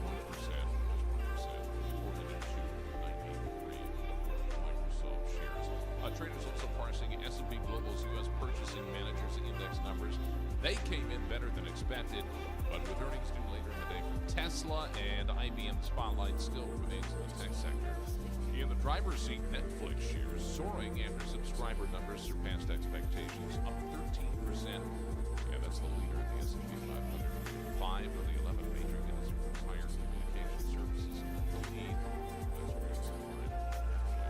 S&P 500, 23 points higher, that's up 0.5%. 4888 of the index. The Dow Jones Industrial Average up 33 points. The NASDAQ 100 up 172 points. That is a 1% gain. We check markets for you all day long. Right here on Bloomberg Radio, John Tucker. Thanks for business. John Tucker, thank you so much. We appreciate that. Alex Steele, Paul Sweeney, we're live here in our Bloomberg Interactive Broker Studio. We're streaming live on YouTube. So you can head over to youtube.com, search Bloomberg Radio, and that's where you will find us. We're looking at Netflix, Alex. Really good quarter in terms of subscribers last night. They're also talking about a big advertising gain over the next couple of years. Stock's up 13% at a 52-week high here. It's not at its all-time high, but it's very close. Over the last, 12 months, it's up 53%. So nice move for the folks at Netflix. Let's check in with somebody who knows this digital advertising, digital media business really, really well. Friend of the show, Mark Douglas. He's the founder and CEO of Mountain. He's zooming in from Miami. I mean, nobody zooms in from like Cleveland. They zoom in from Miami. So we literally just had something. But these media types. Mark, thanks so much for joining us here. Boy, let's just start with Netflix. A couple things. One, love to get your thoughts about kind of what the results from last night. And then two, love to get your thoughts on, I think it's wrestling. Well, let's start with the wrestling. I think that's the most interesting part of it. You know, the thing about Netflix is with every other streaming network, you have to have a show you want to watch to go there. With Netflix, you just go because it's Netflix, and then they make the shows popular just because they have this massive audience. And they essentially did that for Formula One. And obviously, Formula One was already a big popular sport, but they made it, really expand the audience and increase the value of Formula One. I think they're going to do the exact same thing for WWE. Like, what was the likelihood I was going to watch a WWE event, yesterday? Very small. Likelihood now, very large. I have to say, Mark, I agree with you. Like, I don't necessarily want to watch WWE, but like if they did a documentary of it, 100%, I'd be in on that. Are you worried about content spend? Like, is all of that just going to cost too much for what Netflix is promising the street? Well, I mean, that used to be a huge problem with Netflix, meaning, on Wall Street, people are like, this company will never make money. And then they focused on profitability and they proved them wrong. And so I think they have that pretty much under control. And then obviously the ad business is just pure profit. Like every dollar of revenue they bring in there, net of paying their sales rep commission is just more profit to Netflix. So I think they have that formula very tight, and it's reflected in how the stock market has responded, the value of the company right now. So, Mark, let's just step back a little bit, because one of the growth drivers for Netflix, in addition to wrestling, I guess, is advertising. Now, this is a business that Netflix has said repeatedly and pointedly that they're not going to get into the advertising business. Well, now they're into the advertising business. And this is your bailiwick. This is where you guys operate at Mountain. How do you think they're going to do here? And then what's that mean for the industry? I think they'll do well in the long term, but I think in the short term, they're still struggling a bit there. And the reason why is they're coming into the television advertising market with a very traditional kind of revenue model, like upfronts and let's sell only to the 1,000 largest advertisers. Meanwhile, you have companies that are treating advertising like a digital advertising market. And that's my own company, Mountain. That's Amazon in particular. and you see Amazon's ad business for TV, they have the confidence that next week they're just flipping their entire customer base over to an ad-supported model. That's because they have tremendous confidence on their ability to monetize it. And the reason for that is they have all of these digital ad buyers on their search business on the Amazon.com website. So I think Netflix, to really grow their ad business, they have to stop operating in the past on the business, using an old kind of traditional media business model. They have to enter the future. That's what Amazon's doing. That's what Mountain has led the way on. And if they do that, they're going to be very successful. As a matter of fact, I think if they do that, the company can double in size. I think Netflix is almost a when you look at, in terms of like they just IPO'd, when you look at the potential on the ad business if they do it right. So walk me through the amount of, okay, so if I'm going to advertise on CBS and I'm going to advertise on Netflix, how much am I paying for each? Like, how is that calculus going to change? And also, would I put ads on both? Yeah, so as a traditional, we'll call it brand media buyer, you'll just go where the audience that you're trying to reach is, and in traditional media, it's age, and it's very traditionally targeted, and you're happy to do both. The problem that you're kind of alluding to is the brand advertising market is not growing. It grows 0.5% a year. So if you enter that segment of the market, you are in a market share war from day one, and you're seeing that in Netflix growth rate on advertising. It's growing relatively slow. But if you go over the digital market where Google and Meta and Amazon Mountain operate, it's like millions of e-commerce companies who are eager to be on Netflix, who are eager to be on every TV network, and there's a lot more growth there. So Amazon's doing it right. I think my general thing is Netflix will have a good year in advertising. Amazon will have a great year, and I think eventually Netflix will see where the real growth is and pivot over to there. So that's how it works. Mark, I mean, if anybody who's looked at broadcast or cable television over the last several years in terms of the advertising, it's pretty much all healthcare.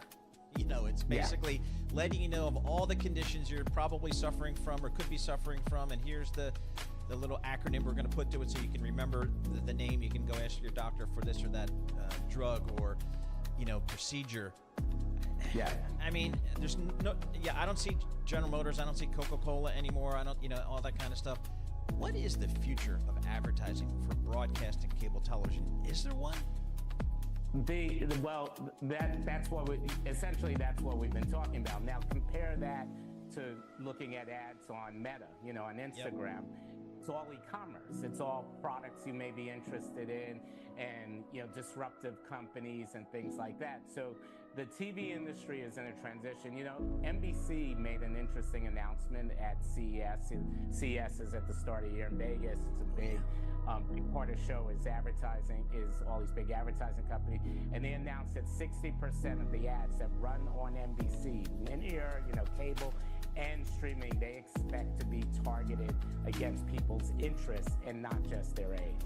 And that's a big, big difference, because now that starts to enable e-commerce companies and other companies to treat television like they're treating Instagram. And so that's a transition from traditional media to digital media for television, and that is happening.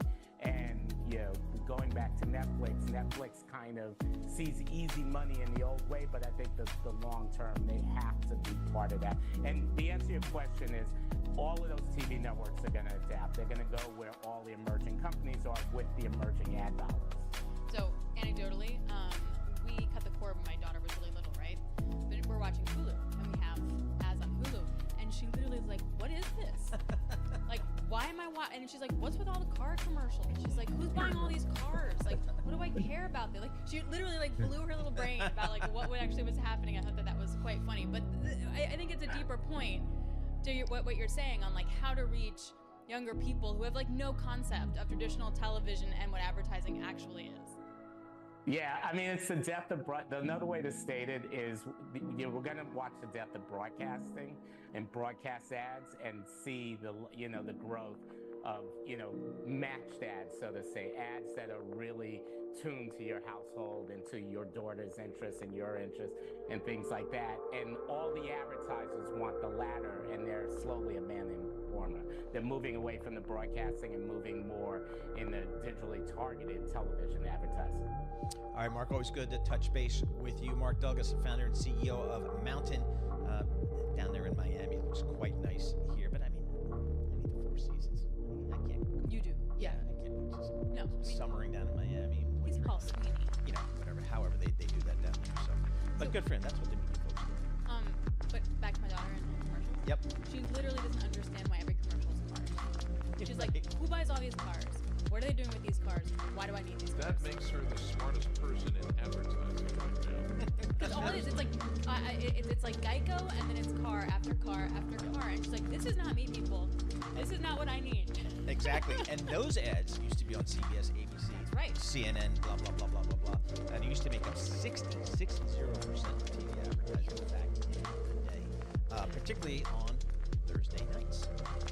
That's the prime audience time because people can go shopping starting Friday over the weekend. That's why it was must-see TV for NBC for all those years. Right now, let's head down to Washington, D.C. World and national news with Amy Morris. All right, thank you, Paul. Former President Trump is taking a victory lap after winning in the New Hampshire presidential primary, but he didn't think his opponent, Nikki Haley, gave much of a concession speech. And she was up and I said, wow, she's doing like a speech like she won. She didn't win, she lost. Haley says she plans to stay in the race for the White House. New Hampshire is first in the nation. It is not the last in the nation.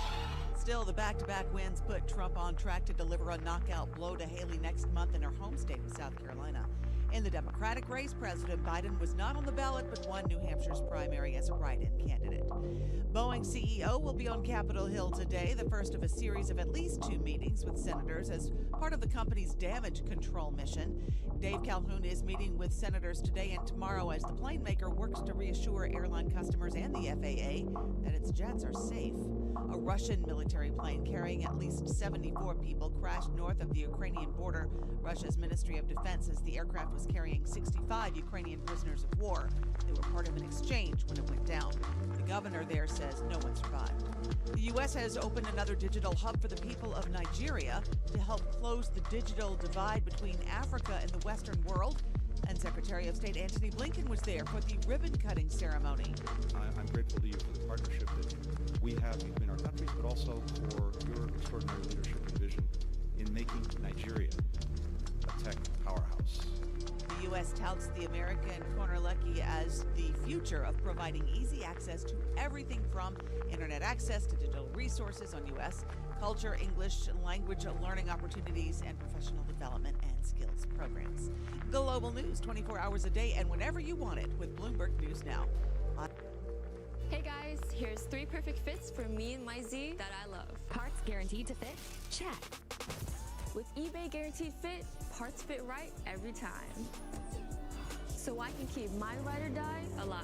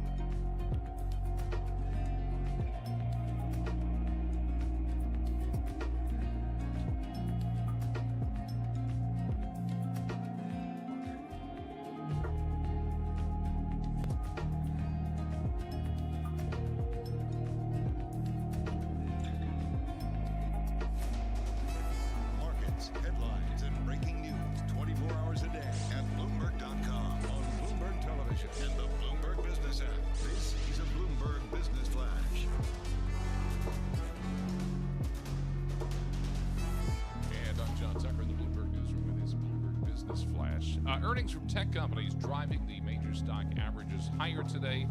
We did also get some economic data. Business activity in January expanding at the fastest pace in about 7 months. Netflix shares soaring. Subscriber numbers surpassed expectations. We got those results after the close of regular trading yesterday. And with bang-up results from Netflix, Chris Morenci at Gamco says, you know what? Their competitors need to act fast. We're going to need consolidation. Netflix, the quarter they put up shows that scale matters. We used to talk about the insurgents versus the incumbents. Netflix is now an incumbent. They're clearly the global leader in streaming, and they are able to flex that muscle and adding subscribers and doing the deal that they did yesterday with Raw. And the rest of the industry, the former incumbents, are going to need to follow. And Netflix shares 13% higher. Earnings due later in the day from Tesla and IBM, so the spotlight firmly remaining on technology. And it's worth saying Microsoft has surpassed $3 trillion in market capitalization. Those shares right now, they are up 1.24%. A lot of this has to do with the strength and the confidence in artificial intelligence from Microsoft. And we check the markets for you all day long right here on Bloomberg Radio. I'm John Tucker. That's your Bloomberg Business Flash. Alex and Paul. John Tucker, thank you so much for that. We appreciate it. Alex Steele, Paul Sweeney, we're with you here in the Bloomberg Interactive Broker Studio. We're streaming live on YouTube as well. Looking at Tesla, they report after the close tonight. Trailing 12 months, stocks up 46%. Market cap $670 billion. The real issue for me is not just the Tesla issue, EV issue, and thankfully Matt Miller's not here because he would take us completely off the rails, is what's the difference for vehicles really at the end of the day? I don't have a good idea, and I don't think a lot of investors do as well, but somebody who's got an opinion on this because he does this for a living is Steve Mann. He covers automobiles, industrials for Bloomberg Intelligence. He's located on our Princeton, New Jersey campus, which, by the way, is pretty cool. It's got EV charging stations. Does it really? Yeah, we were like the first. Before there was even a Tesla on the road, we had EV charging. Did they charge you for that? No. It's free. It's free. Well, why don't they give me free gasoline? Well, they give you. That's what I keep telling you. You can expense this, man. Expense this. And they also have this huge solar farm out there that fires up the whole building. So we're all doing that in Princeton. Steve, thanks for joining us, my friend. After the close today, what's important for Elon to get across to the marketplace? Hey, Paul. Thanks for having me on. I think the investors primarily focus on their outlook. They've just cut prices again in China. What does that mean for the marketplace? Like at BI, we think growth is definitely going to slow down, particularly in the U.S. Up 9% versus 25-30% last year. So I think that's where it's going to head. How is the market doing? Do they need any more price cuts? And how that's going to impact the markets? What do you think is going to happen? Well, I think it's going to be a challenging year for Tesla because they've cut a lot of prices, 25% to 2023. Are they going to cut more? And then on top of that, they're ramping up the Cybertruck. The Cybertruck is not easy to build, especially using stainless steel, and that could pose as a headwind for margins as well. So we actually think margins will stay flat. Okay, it's probably not as bad as some people think in the marketplace. I do think Tesla has proven on execution. They're the only auto company that's gone almost 2 million units in the last 50 years. So they faced a lot of challenges before. I think they will get over the Cybertruck. It's just how soon can they get over that? Hey, Steve, a lot of folks are skeptical, and you can count me as one of them on the whole EV revolution. Some people say people don't want to buy electric cars. They want to buy Teslas. What do you think about that?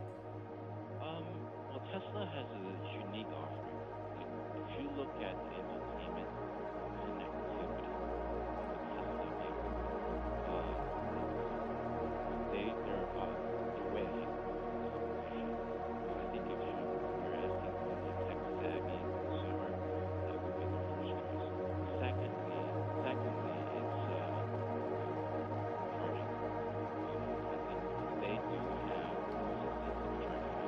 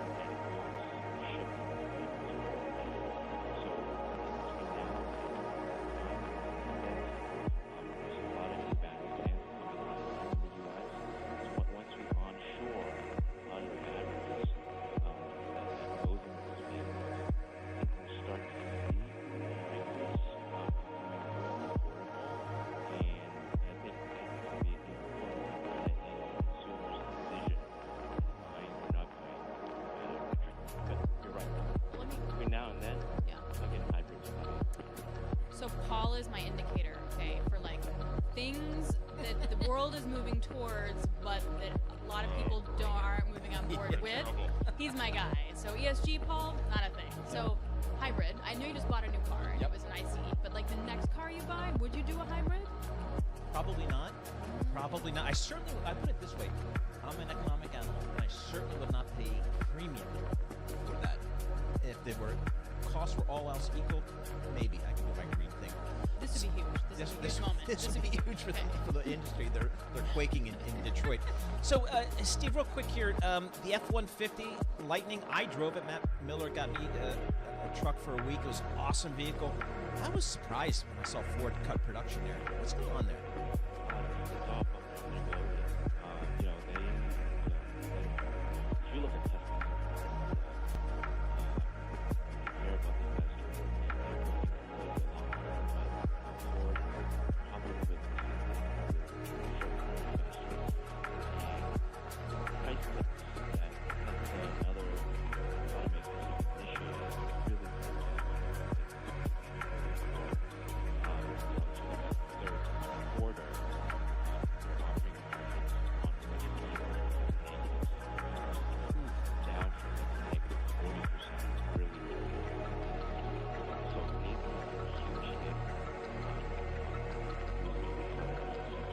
So I think there's a balance in that.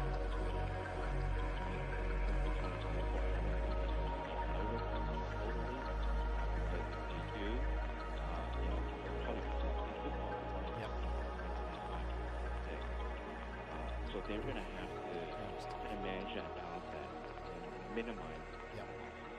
I mean, I kind of feel like the auto industry is like the media industry undergoing a fundamental transition, and as such, I don't know how you invest in it. I just, if I were an investor, I'd be staying away because it's a fundamental change in their business. Steve Mann, automobiles and industrials analyst for Bloomberg Intelligence, joining us here. We got Tesla after the close. This is Bloomberg.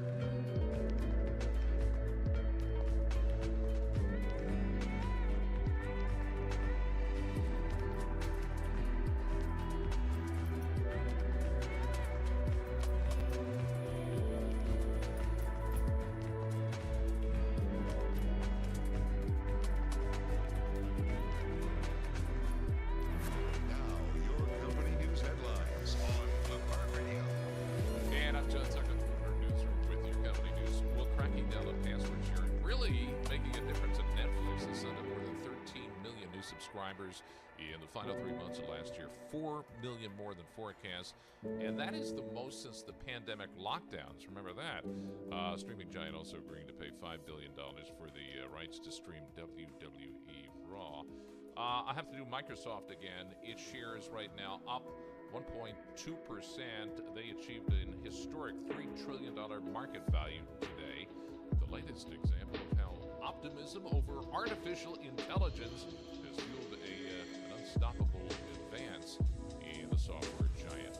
eBay is going to cut about 1,000 jobs. That adds up to 9% of its full-time employees, reducing work outside the contractors, saying staffing and expenses all outpace growth at eBay. And Boeing CEO David Calhoun meeting with senators in D.C. be applying the law for that. The company facing questions about its quality control and aircraft safety. In the meantime, the 737 factory teams, they're going to pause production for a day to hold meetings on quality. And Chipotle, Mexican Grill, they intend to hire 19,000 workers for the peak March to May sales period. They've called this period burrito season. Thumbs down for it. Chipotle is also adding benefits for staff, such as access to mental health resources. I guess you're going to need that if you're making burritos all day. In addition to matching retirement fund contributions for workers with student loans, it's also offering a debit card. And that is your latest company news.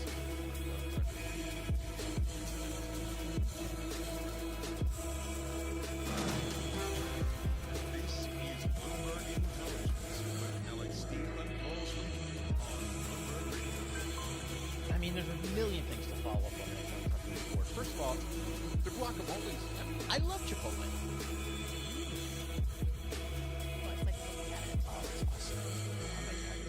Actually, Third Avenue, 62nd one right Street. over here. Yes. It all tastes the same.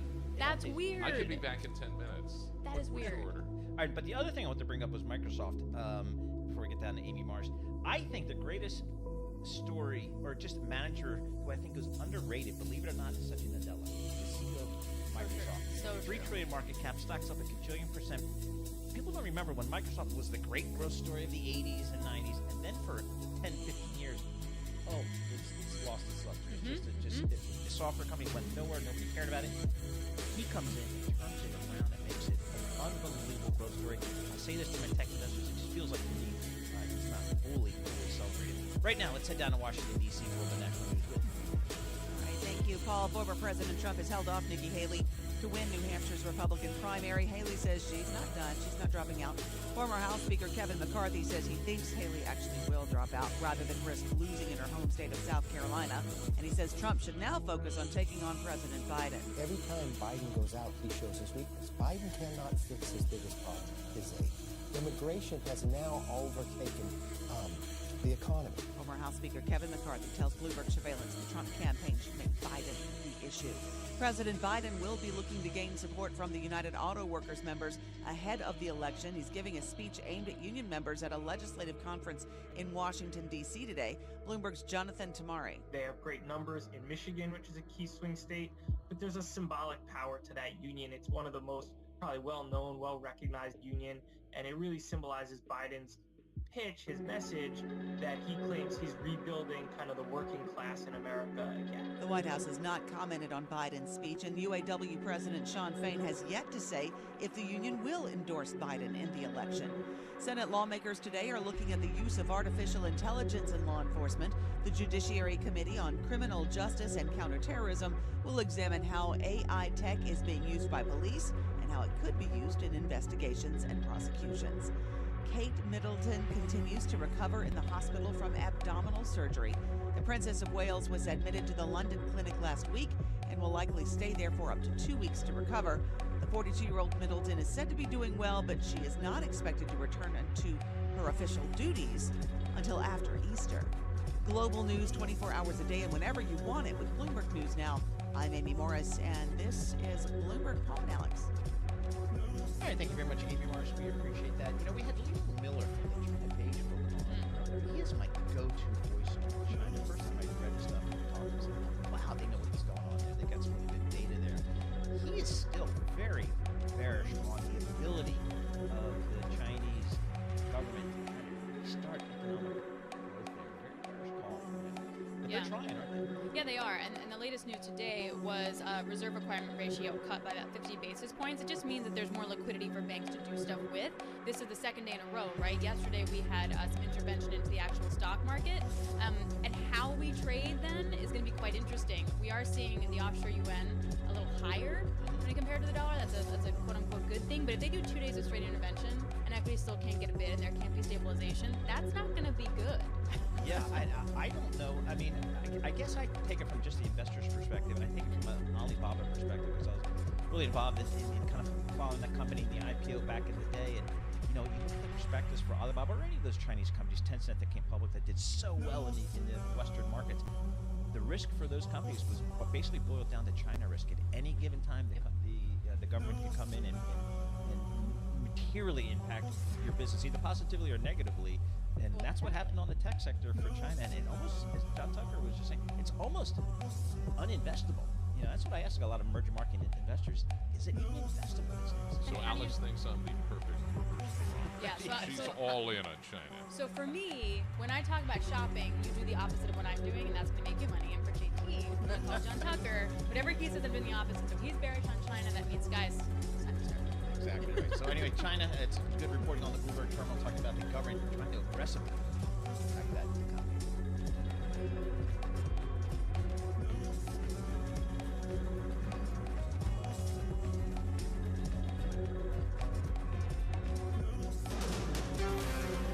This is Bloomberg Intelligence with Alex Steele and Paul Sweeney. The real outperformance has been the U.S. corporate high yield. Are the companies lean enough? Have they trimmed all the fat? The semiconductor business is a really cyclical business. Breaking market headlines and corporate news from across the globe. Do investors like the M&A that we've seen? These are two big-time blue-chip companies. The window between the peak and cut changing super fast. Bloomberg Intelligence with Alex Steele and Paul Sweeney on Bloomberg Radio.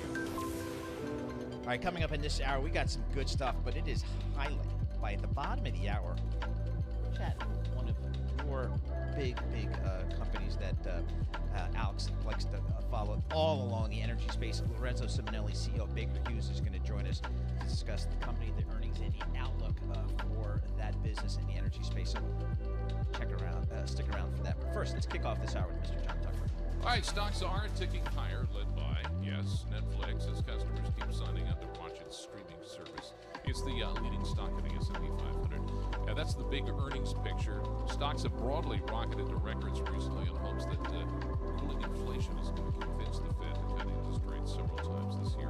John Riding at Breeden Capital, he was on the program earlier today. He says, don't expect the Fed to signal rate cuts at the next policy meeting coming up. Is not going to be in a position at the press conference to greenlight a rate cut in March.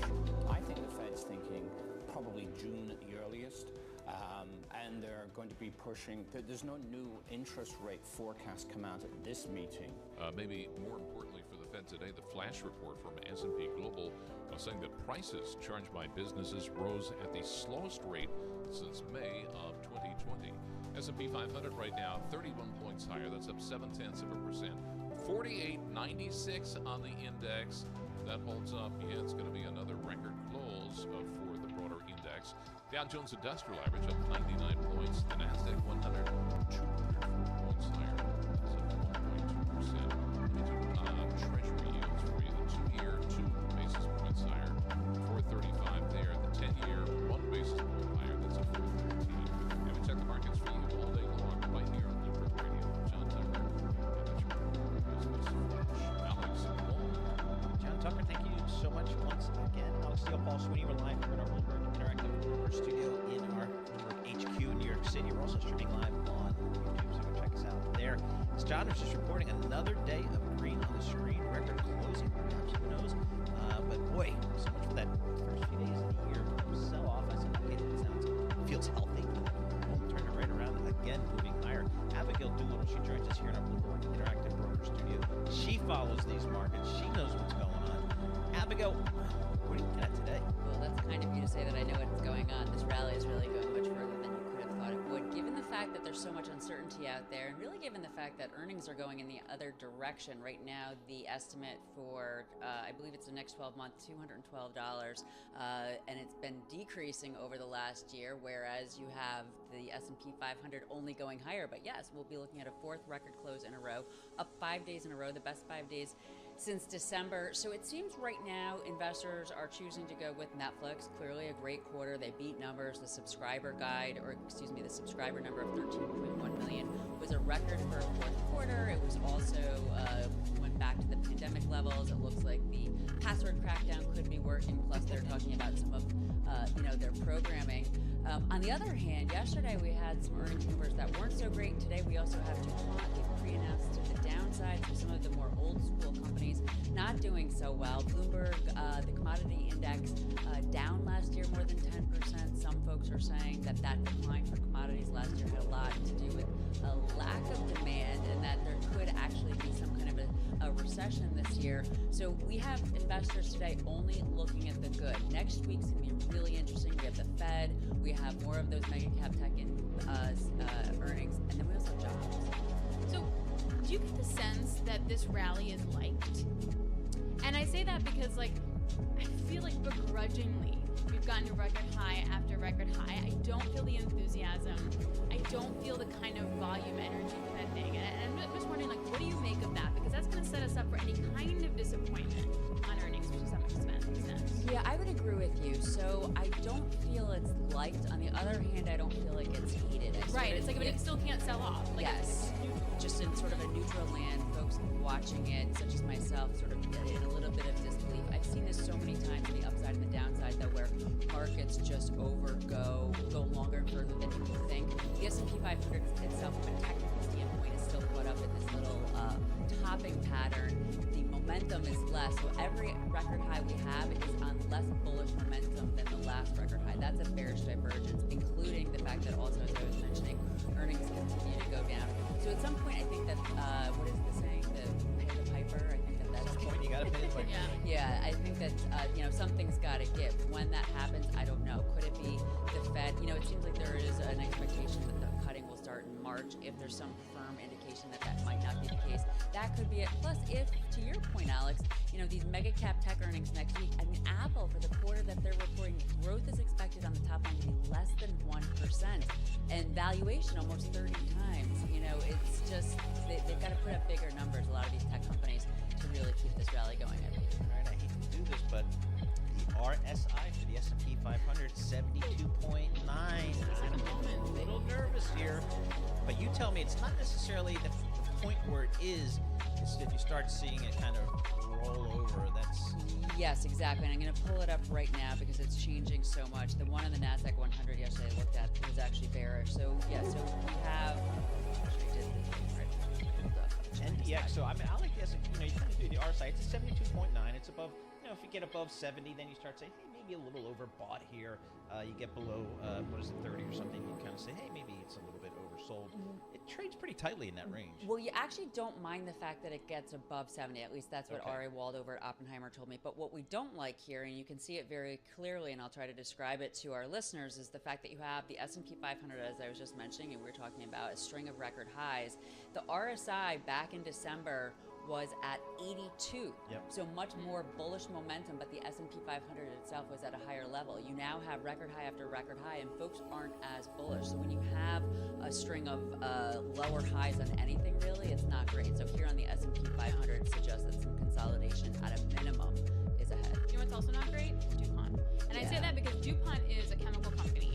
That's a read on end user demand. Yes. BASF, also over in Europe, didn't put up great numbers. This is where the stuff is. You buy the things, you need the chemicals. So if the demand's not great there, that doesn't feel really good on a global growth story. And that stock is down almost 13%. I agree with you. And at the lows, it was the worst since 2008. That's the degree of the selling power. And when I first first was reading about this and then reporting on it earlier, I thought of you because of yesterday with 3M. Not exactly the same company at all, but like real end markets. You Like know, an early cyclical. Yeah, it just seems as though maybe in terms of the real world, some of these companies are struggling a little bit. They're talking about it in terms of tepid demand from China. There was something else that I read, the inventory destocking within industrial businesses. I'm not exactly sure what that means, but it sounds like they had too much in stock, and now they're trying to wear that down. Well, I think actually I think what that means is that their customers were stocked up, and that they're destocking, so there's no demand pull from those customers. Yeah. So in terms of their chemicals and paints and that kind of thing, it seems as though there was a little bit overbuying in terms of those folks, or maybe there's less demand now than had been anticipated. But either way, yeah, I think that you have to take these mainline companies and the fact that this is a pre-announcement, 2 weeks ahead of reporting. That's pretty ugly. I would It's say. interesting. I'm looking at for DuPont, again, it's DD, and you use the PGEO function, financial analysis.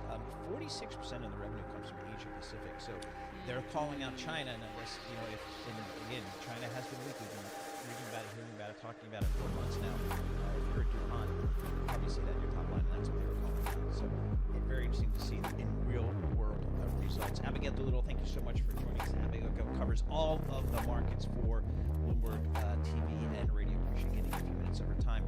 Let's check in with Anurag Rana, because we're getting some, as Abigail just mentioned, we're going to get a bunch of tech companies reporting results over the next week or so. We kick it off with what used to be a bellwether tech name. I'm not sure it still is, IBM, but let's check in with Anurag Rana, senior tech analyst for Bloomberg Intelligence, joining us from the tech capital of Chicago, Illinois. Go figure. Anurag, thanks so much for joining us here. Talk to us about IBM. What are you looking for in terms of their results when we hear from them after the close?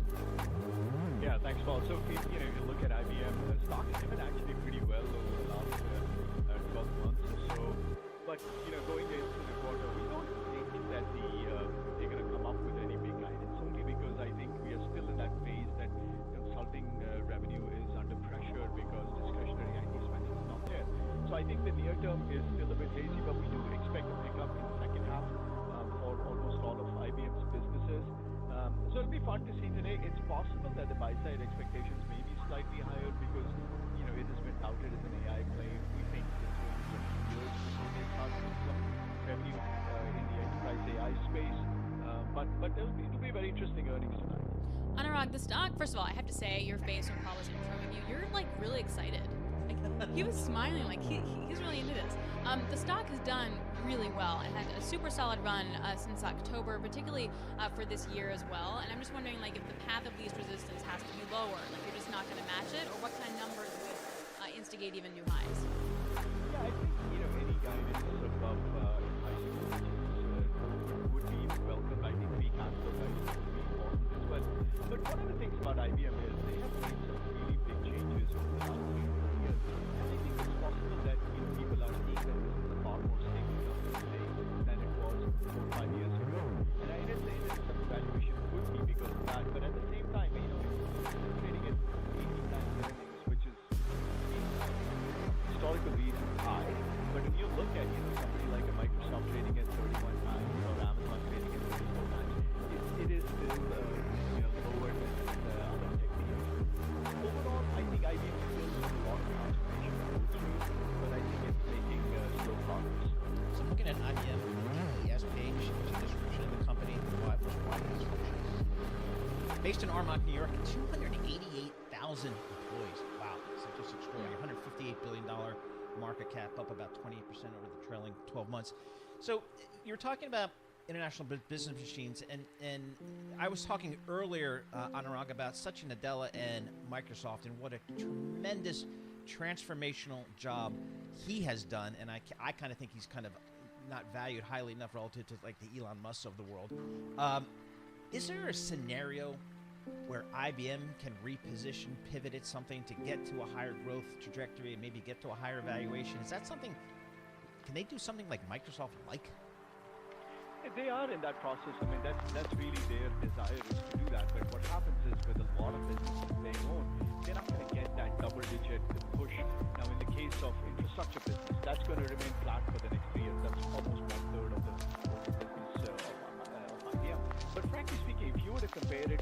5 years ago, where sales were 0% or were declining, we are at least seeing 5-6% growth at this point. So it's not shabby. It's not the leading software growth that you want to see, but I think over time, every year, you're going to see 50 basis points or 100 basis point improvement, which again is not bad in the current circumstances. Not shabby. IBM. Not shabby. I like it.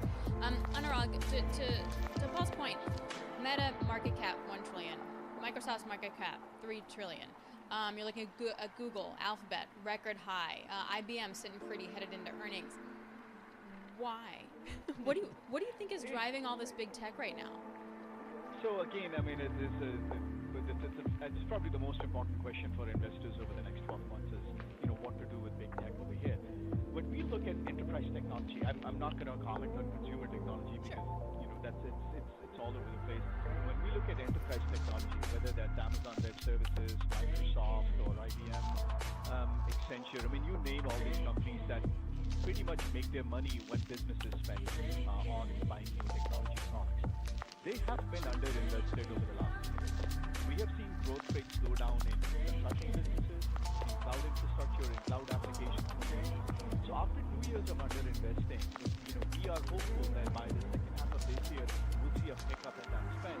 That will make us for a very strong 2025. And that's really where we are focused right now. And, in our view, this is the only few places where I can see double-digit growth going into next year. I can't say that about a lot of other businesses out there. So, to what extent, if any, does IBM play in the AI space realistically when you look at their product line? So they have two ways they're going to play. They have a Watson product where Watson suite of products that is used. So that's one area. But I think the bigger portion is going to be from their consulting business. Paul just read out the big headcount that they have, and a majority of that headcount is their consultants that are spread globally all over the place, working in almost every industry. So when you think of consumer AI, you think of ChatGPT. When you look at enterprise AI, you need custom work to be done there. You need data to be cleaned up. You need internal data to be managed to external data. So there's a lot of work that needs to be done. And that should be done by consulting companies like IBM, like Accenture, like Capgemini, and they are the ones who will see some downstream effect of increased spending on AI over the next few years. So are we going to get a read then today on how much sort of AI products can make in a material contribution to 2024 for IBM? I think it's going to be, they're going to start off with, in my view, very conservative guidance for the full year, but I think in the second half we are going to see easier comparisons compared to the last 2 years of slowdown, and that's, I think, where we see the bulk of that, rapid acceleration in consulting. All right, so I look at the FA function again on the Bloomberg terminal. I see, $10-11 billion of free cash flow every year. What do they do with that cash? I see they have a fairly decent dividend yield, 3.8%, something that Apple should take a look at. But what is it? What's a company like IBM do with their cash? Yeah, I've argued the exact opposite. They should look at the dividend and not probably pay as much. But that's okay. Now, IBM, I think, is one of the very few companies that have the ability to do deals this year. Only reason is if you look at any of the large companies, because of regulatory reasons, they won't be able to. The big companies won't be able to make deals, especially some of the like Microsoft already grappling with Activision, Oracle's dealing with Cerner, Adobe just went through this Figma drama. So if you look at, I think IBM is in a good spot if they want to, spend a little bit more. They've been spending a few $2-3 billion a year. I think if they want to spend $5-10 billion even more, I think this is a good year they can do that. All right, Anurag, thanks so much for joining us. As always, Anurag Rana, Senior Technology Analyst, Bloomberg Intelligence, based in Chicago, Illinois. Appreciate him zooming in here. We got IBM to report numbers after the close again. Close to $160 billion company, still a big player there. Stock's up 29% over the trailing 12 months, so getting some love from Wall Street. So we'll have to see what they say about tech spending. Yeah. Also, one thing we didn't get a chance to just discuss, but currency and FX. So the dollar since October moderately depreciated, so there could be a nice little tailwind there. So there is sort of quarter-on-quarter stuff that could be interesting, and of course that free cash flow would be fun to see. Yep, absolutely. Armonk, they have a huge campus up there. I've never seen it, no. Massive campus up there in Armonk. You don't think about Armonk as a tech place, but it's IBM. I really don't. You don't think about it. I don't think about Chicago yet. That's I don't know all this random stuff, like random just had a great headquarters up in Pleasantville. Oh my God, By Reader's Westchester. Digest. Whatever happened there. Yes, exactly. This is Bloomberg.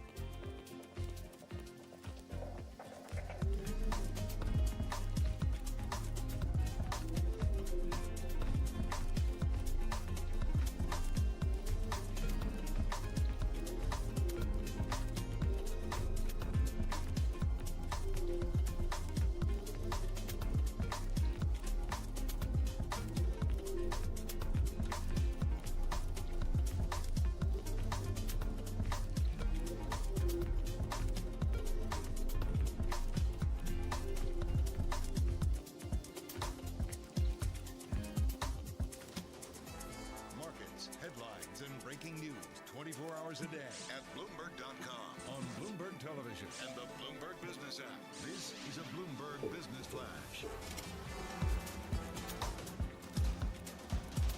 And I'm John Tucker at the Bloomberg Newsroom with this Bloomberg Business Flash. More green on the screen. The S&P 500 keeps adding to its record close from yesterday. And Microsoft achieving an historic $3 trillion market valuation this morning. Briefly, it surpassed Apple in value, which last year became the first company to hit the $3 trillion mark. Communication services right now the best performing group in the S&P 500, and that is where Netflix lives. The parade of earnings and focus on tech continues late today. We're going to get Tesla, IBM. As you just heard, they're going to report after the close of regular trading. But Thursday, that's tomorrow, government will give its first estimate for how quickly the economy grew during the end of last year. A day later, Friday, we're going to get the latest monthly update on the measure of inflation that the Federal Reserve prefers to use. S&P 500 right now, 32 points higher. That is up 0.7%. We're at 48.96 on the index. The Dow Jones Industrial Average is up 140 points. That's up 0.4%. The Nasdaq 100 is 1% higher, up 189 points. I've given short shrift to the Russell 2000, the smaller caps, up right now about 0.5%. Which sector markets for you all day long, right here on Bloomberg Radio. John Tucker, Bloomberg Business Flash. Alex and Paul.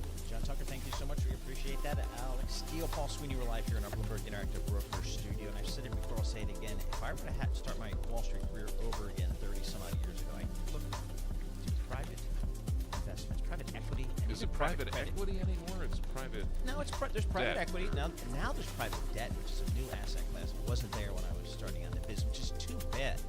Because what you need there are credit skills. And I was a proud graduate of the Chase Manhattan Bank credit training program, an extensive best training program on Wall Street. But you skipped a bunch of days. Yeah, exactly. So we took off some time to prepare for this. Anywho, Andrea Auerbach, she joined. She's head of private investments at Cambridge Associates. I guess where they're located. Lost it. There you go. Andrea, thanks so much for joining us here. I'd love for you to just kind of give us a lay of the land about the private equity, venture capital marketplace here today. Is the money still flowing there? Are deals still getting done? What's the lay of the land look like? Yeah, it's great to be here again and check in with you all on the state of the private markets today. And the lay of the land is wintry and a little barren, if I might. Transaction volumes have been pretty low for most of 23. We're hoping it picks up a little bit more in 24. But to just give you one indicator of how tumbleweeds are rolling through the town square, the rate of distributions back to limited partners, right? They're the investors in private investment funds, private credit funds, what have you. Distributions back to LPs are at their lowest point in about 25 years. That's relative to the market size, the market's grown, but that's a heavy statistic in a January, you know?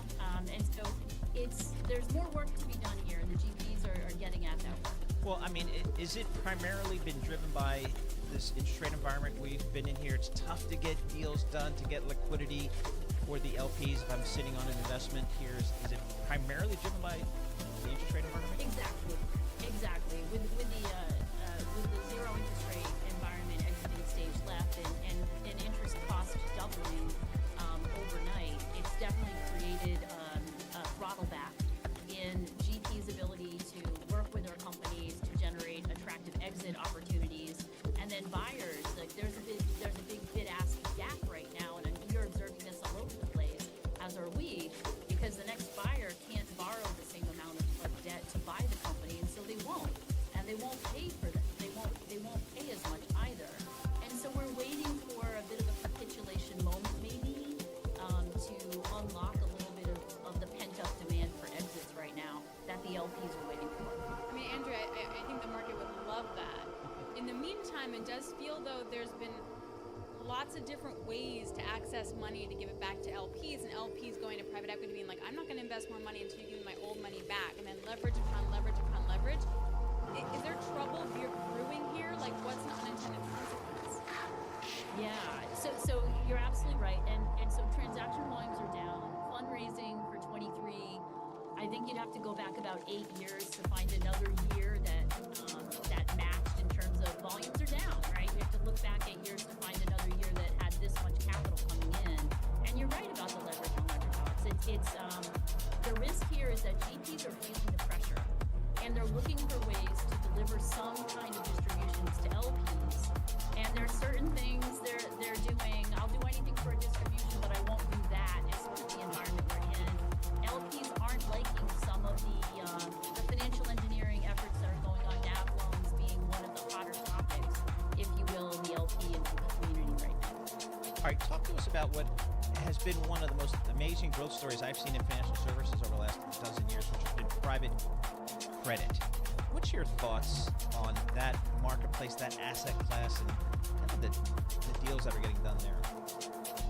Yeah, I mean, so as we said, we were just talking about going from fourth to first gear in the private equity markets because of interest rates increasing as significantly as they have. It's really created a moment for private credit, if you will, to shine. And in that sense, the returns available for private credit investors, because interest rates are now what they are, because the transaction environment is slower, private credit may be able to put more bells and whistles in the forms of actual covenants on certain tiers of the market. And so things are looking up from a private credit perspective while interest rates are staying at the levels that they are. And in some ways, think about mezzanine, think about middle return private credit strategies. They could deliver a 13% return to an investor. It's kind of knocking on the door of certain private equity firms that might not be measuring up right now. So we're watching some stuff unfold this year that's going to be very interesting. What do you like right now? If I was going to put money to work, how much should I be putting to work and where?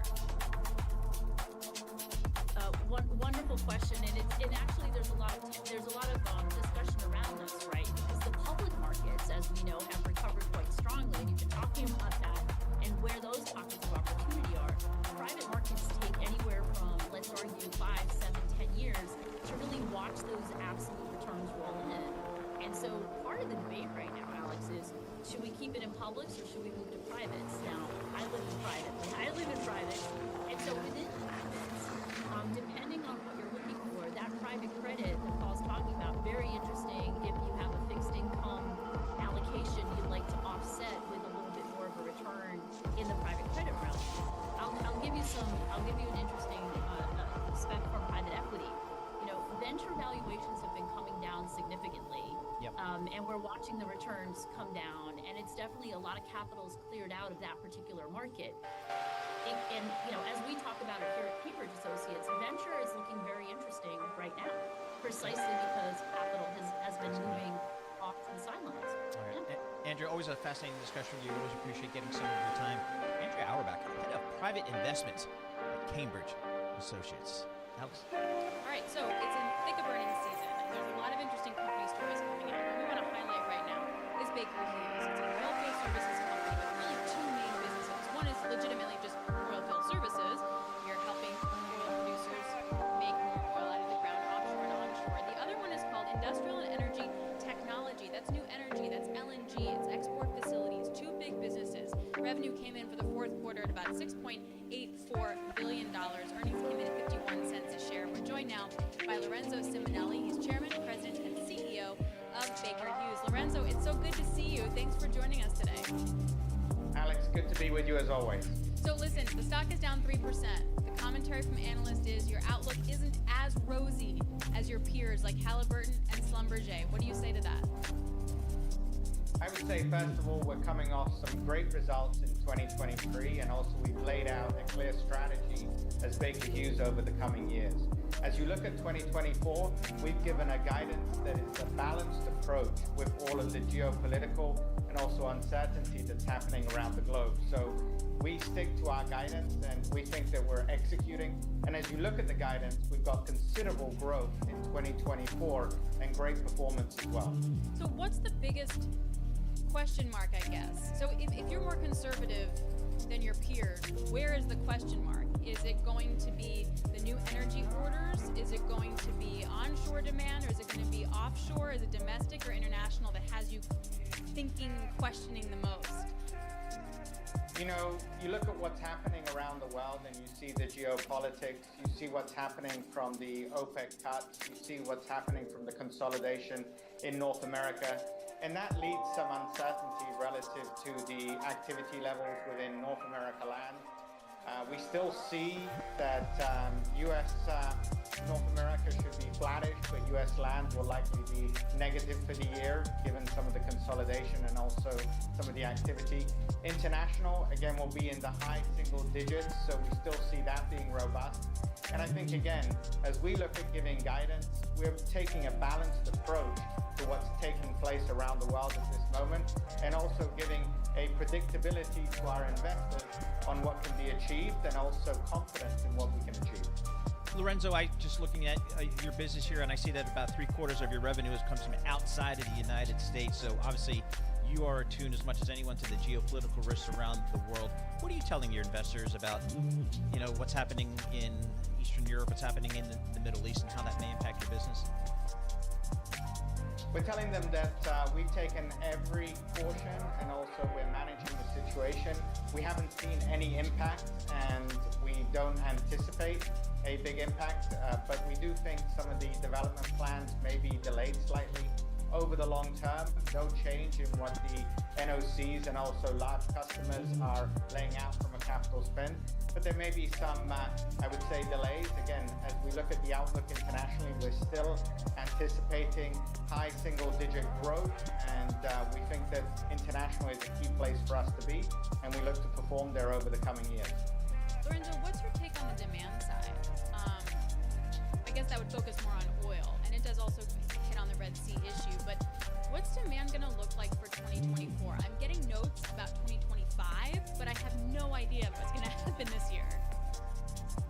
Well, Alex, it's always difficult to predict some of these elements, just like it is oil price, and you know this space well. I think demand continues to be robust. A lot of it's going to depend on the economic situation as you look at some of the events unfolding also globally. And we anticipate that, again, demand will increase this year and will continue to be strong, especially in the developing world. What are your customers telling you here? I know you obviously close contact with them. What are they telling you about their spending plans over the next couple of years? Again, it varies. You've seen in North America, obviously, some consolidation. So people are going through that consolidation and they'll be looking to adjust some of their spending plans in the short term. But again, continuing to be robust on the long term as you continue to see the demand be there.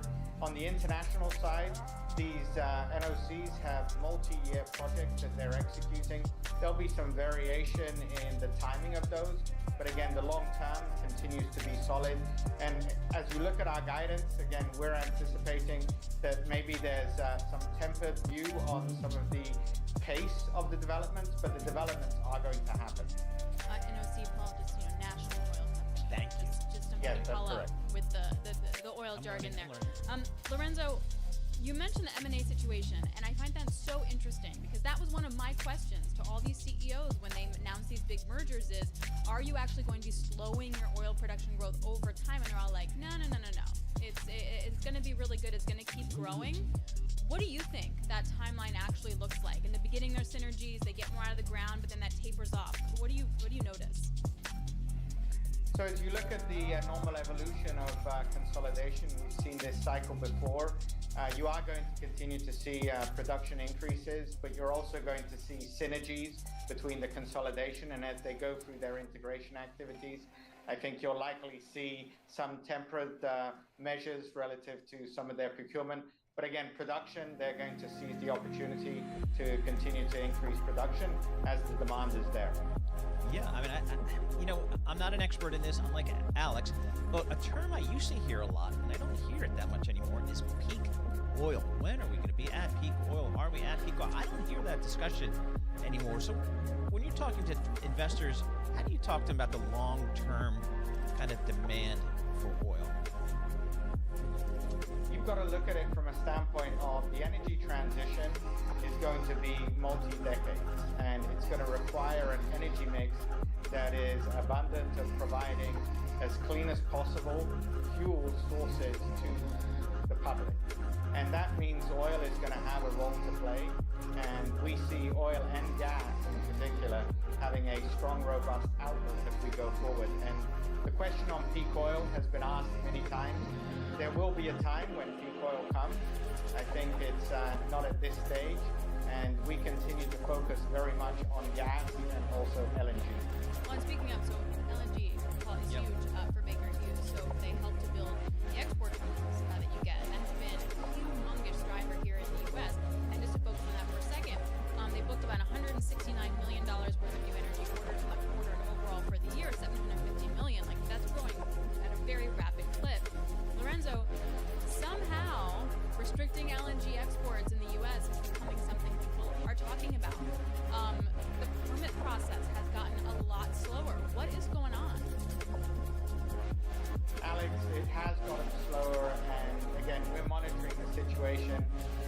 disappointed because as you look at the benefits of US LNG, not only for the US, but also for the world, and also what's been achieved with the geopolitical uncertainty and also providing to Europe, there's been commitments that have been made. And we should continue the US LNG exports and also the permitting of these projects.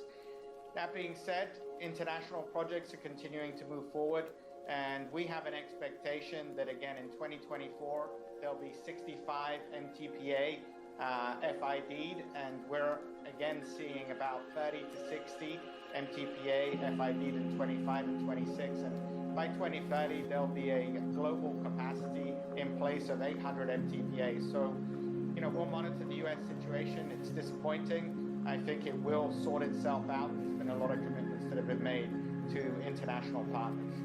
Because, you know, again, Lorenzo, I've learned so much just from talking to Alex about the energy business, and now that the U.S. is a net energy exporter, it just seems like the natural gas part, the liquefied natural gas part of it, has to grow. I guess my question is, if I wanted to go down to Corpus Christi and hire you guys to build me a LNG facility, could you do it? Yeah, you have to wait a while. Their backlog's really deep, Lorenzo.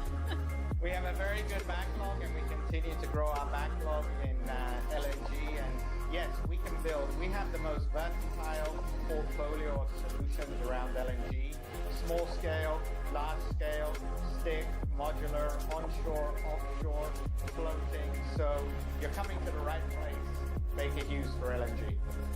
And I should point out, MTPA, million tons per annum. So it just basically means the capacity, like how much you can actually process and export, but you got to cool the natural gas down before you export. Lorenzo, I am going to see you next week for the annual meeting your annual meeting in Florence. The talk will definitely be Italy. Yeah, I know. Really? I know you hate me, right? Not Florence, South Carolina, No. Florence, Italy. They hate Oh, me, Lorenzo. nice. And the talk is definitely going to be revolving a lot around that LNG story. For investors just looking at the numbers today, the stock down 3%, what's your main message before we get to the broader outlook next week? The main message is we're coming off a terrific 2023 where we posted some record results. Our strategy is very clear. We set out guidance that continues to grow the business, continues to post improvements in our EBITDA margin rates. We're expecting OFSE to be at 20% for 2025, IET to be at 20% by 2026. We're not changing those expectations, and we're taking a balanced approach to 2024. But when you look at the guidance, it continues to move the company forward and also post very good results. Lorenzo, I really appreciate that, the conservative approach and then sort of moving a lot faster in the next couple of years. Thanks a lot. I look forward to seeing you next week in Florence, Italy. Thank you. Lorenzo Simonelli, he's Chairman, CEO, and President of Baker Hughes. Now we're going to do something that only Paul and I can do. Talk to a CEO, then bring a Bloomberg Intelligence analyst who's been covering the company for years on to then talk about it. This is what we can offer you on the Bloomberg Intelligence show every day. Scott Levine, he covers oil services for Bloomberg Intelligence. What did you make of the move today, the numbers, and just talking with Lorenzo in the last 10 minutes?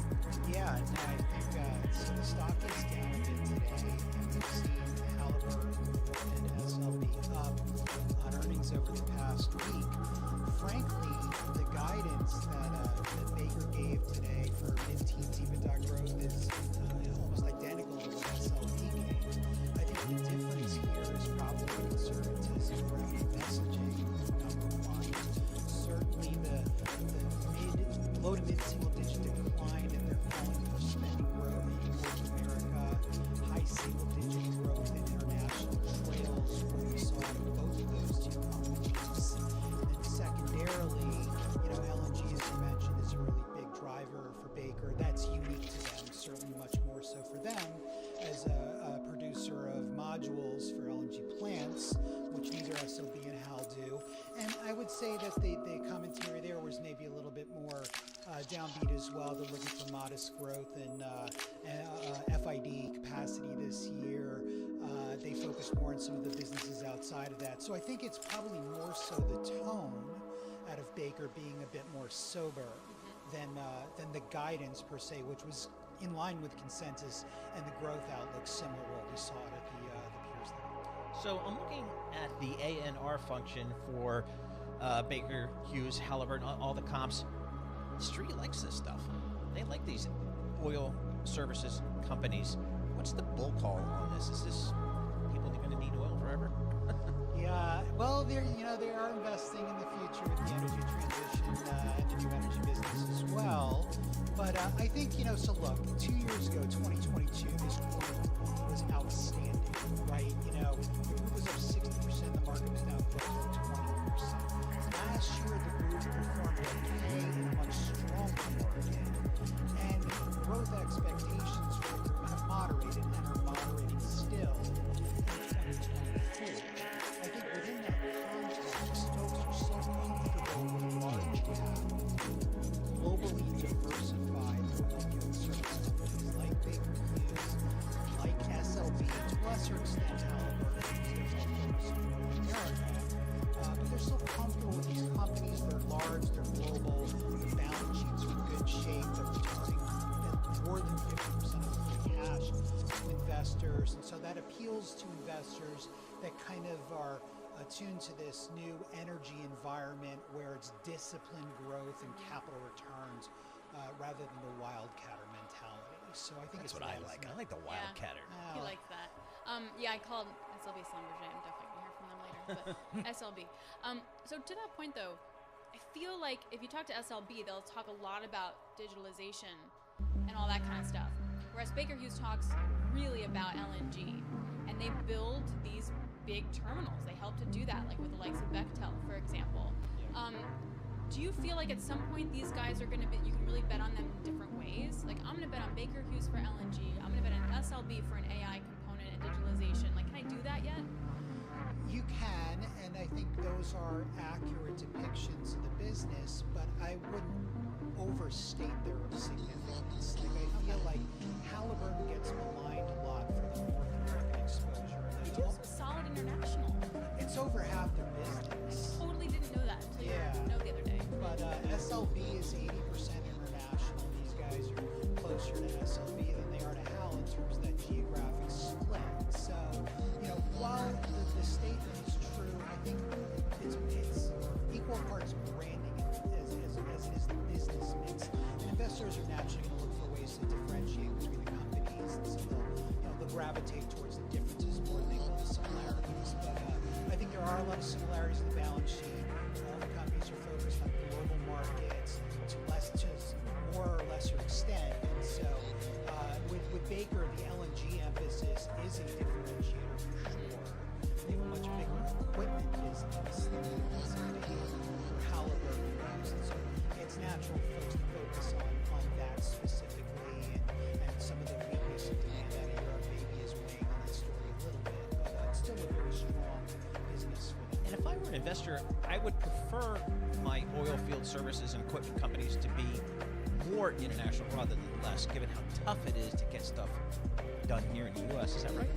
Yeah, I think certainly there's much more visibility on Not 8 years ago.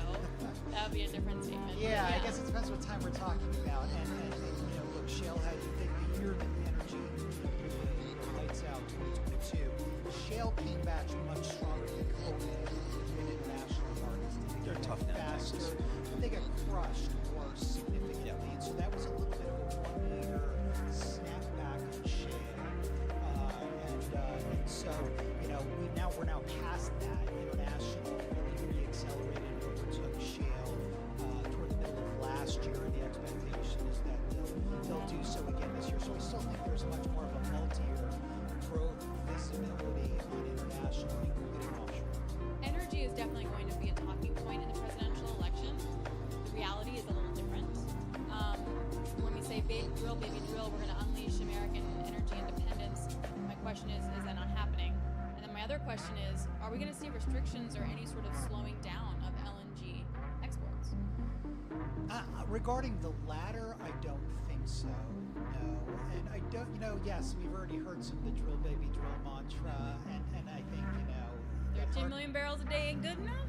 That harkens back to a different time. That's, I think the intent there is for voters to see that messaging, right? But the area where I think you probably see the most difference, frankly, is in the energy transition technologies. And, for example, Plug Power yesterday was up 30% based on enthusiasm for them getting a loan from the Department of Energy, and so there's been some concern pushback regarding the incentives around hydrogen development, etc. And so, if we were to see a change anywhere, I think if indeed we see a change in the Republican Party getting presidency in 24, it'll be with regard to the incentives for the energy transition, and maybe that getting some cold water thrown on it. But as far as U.S. oil, during the Biden administration, production's grown fine, despite some of the tough talk you heard about cracking down on leases in the Gulf of Mexico. Offshore's done just fine, and I don't think it's much of a difference factor in terms of conventional oil and gas. So great. Scott, thank you so much. I appreciate it. Thanks for answering all my emails and my chicken trending too earlier in the day. Scott Levine of Bloomberg Intelligence. He covers all the oil field services. But that's interesting about the Plug Power. So Plug Power calls a hydrogen play basically at the end of the day. And these guys are going to be trading really rough. I mean, some things like carbon capture are going to stay no matter what because already oil companies are investing in them. But the newer stuff, who knows? Where the money's going to flow in the next 4 years. John Tucker, I just have to point out here. Can we go to Florence? Yeah, Baker Hughes. On that point, Baker Yes, Hughes, I when you go can. to the DES function, the description, where's this company headquartered? Houston, Texas. Really? Wait, I didn't know Incorporated. that. Corporate? I Yeah. guess that's where he is. But Corporate, but so the company is based in Houston, Texas, which is the energy capital of the United States. Yeah, we're going to Florence, they have Italy. a huge factory there. Like that's where their factory is in Florence. So they build like for yeah, example, right. a modular LNG export facility. They kind of build it all there. They put it on a tanker and then ship it and plop it down to the U.S. Gulf Coast. Where are they sending you? They're sending me to Bayonne. I'm going to Newark. Hey, we're going to Newark, but I'm going to that too. Yes, we're going to Newark, baby. NJIT, we love that. All right, good stuff. Great to get to check in with the CEO of Baker Hughes, get a first-hand view what's happening in the energy space. S&P 500 up 0.6%. That's good. Nasdaq's better, up about 1% here. Yields coming in 4.15% on your 10-year. A little more coming up. This is Bloomberg.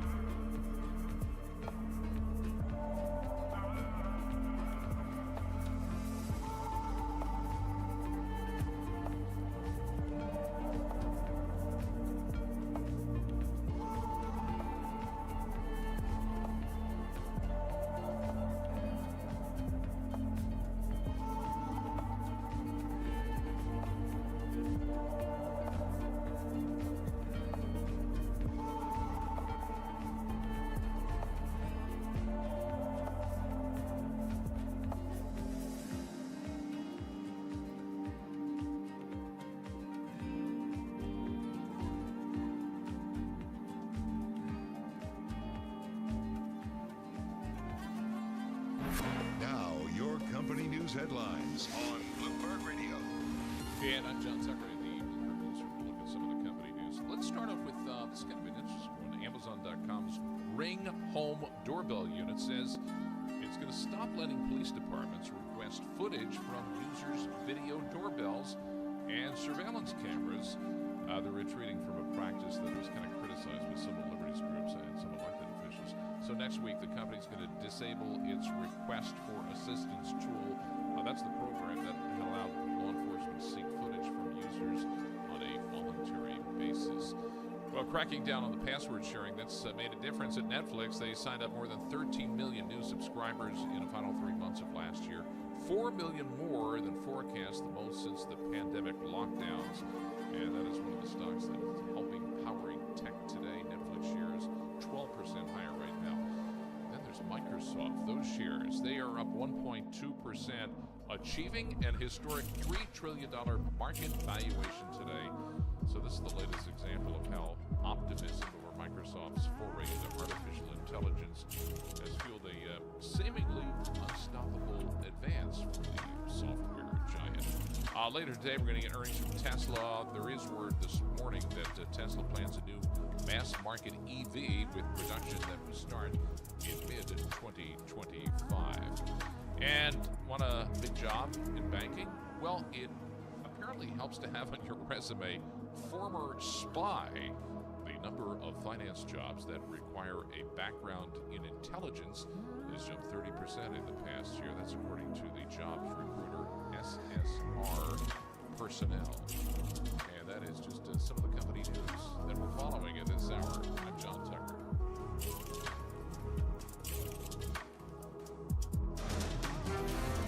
This is Bloomberg Intelligence with Alex Steele and Paul Sweeney on Bloomberg Radio. All right, looking at these markets, still got some green on the screen here. The S&P 500's up 0.7%. The Nasdaq's up 1%. And the Russell up about 0.4% for the small cappers. Yields slightly higher. 10-year Treasury 4.15%. We were talking energy earlier with the Baker Hughes CEO. Brent crude, $80.62, back at 80. How about that? Up 1.3%. Keep an eye on that. Bitcoin having a little bit of a rebound here, up 2.3%, 40,104 Bitcoin. We'll call that out. Right now, let's head down to Washington, D.C. We'll get world and national news with Mars. All right, thank you, Paul. Sources say negotiators between Israel and Hamas have been putting forward a detailed proposal to both sides for a permanent ceasefire, but there are some obstacles. Both sides reportedly agree on most of the details, but are unable to agree on the permanent ceasefire element. Now, Israel's pushing back against that report. They're ruling out a ceasefire. They say they will not give up on the destruction of Hamas. Former President Donald Trump has held off Nikki Haley to win New Hampshire's Republican primary. Haley says she's not dropping out. This is not over. Former House Speaker Kevin McCarthy says he thinks Haley actually will drop out rather than risk losing in her home state, South Carolina. He says Trump should now focus specifically on taking on President Biden. Every time Biden goes out, he shows his weakness. Biden cannot fix his biggest problem, his age. Immigration has now overtaken the economy. Former House Speaker Kevin McCarthy tells Bloomberg Surveillance the Trump campaign should make Biden the issue. And President Biden will look to gain support from United Auto Workers members ahead of the presidential election. He's giving a speech aimed at union members today at a legislative conference in Washington, D.C. Bloomberg's Jonathan Tamari. They have great numbers in Michigan, which is a key swing state, but there's a symbolic power to that union. It's one of the most probably well-known, well-recognized unions, and it really symbolizes Biden's pitch, his message, that he claims he's rebuilding kind of the working class in America again. The White House has not commented on the speech, and UAW President Sean Fain has yet to say if the union will endorse Biden in the election.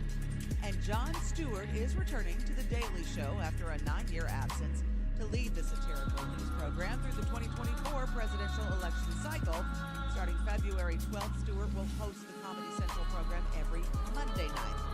Guest host after that. Global news 24 hours a day and whenever you want it with Bloomberg News Now. I'm Amy Morris, and this is Bloomberg Call Analysis. All right, Amy Morris, thank you so much. We appreciate it. Alex, finally, some good news for our friends at Boeing. They've been waiting for this for a long time. Boeing is poised to deliver a 737 MAX aircraft to China for the first time since the bestseller was grounded in early 2019. a boost to the U.S. plane maker as it works to shore up support for the beleaguered model. The new China Southern Airlines MAX jet is scheduled to depart Boeing Field in Seattle at about 9:10 a.m. local time for Honolulu, according to Flight Radar 24 data. While the time may still change, the delivery flight would mark a major milestone nearly 5 years after Beijing banned the aircraft from flying in the wake of fatal crashes in Indonesia and Ethiopia. Stock's up about 1.2% today, down 18% year to date. I'm not saying there's a coincidence. I'm not saying it's a timing thing. But I also would like to report that Dave Calhoun, the CEO of Boeing, is in D.C. today meeting with senators. He's going to meet with Senator Ted Cruz, Senator Mark Warner, and they're going to talk about the safety of its planes. He said, we don't put a plane in the air that we're not 100% confident in, and he wants to share everything that he can with lawmakers. This is they're dealing with the wall panel issue. Yep. There are other points. Nothing to do with their 737 MAX delivering to China. I'm just pointing these things out. It happens.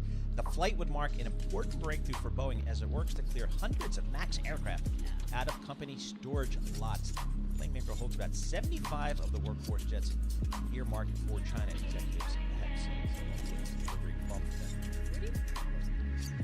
No, I mean, they had so you fly into SeaTac, Seattle Tacoma Airport, drive north on I don't know what it is, I'll call 5, to get to Seattle, and basically on the left hand, on the side of the road, almost the entire way, is Boeing property, big factories, the hangars, the planes are out there. It is awesome if you're an airplane person, so good stuff. All right, sound on with Joe Matthew. I'm guessing that starts right now.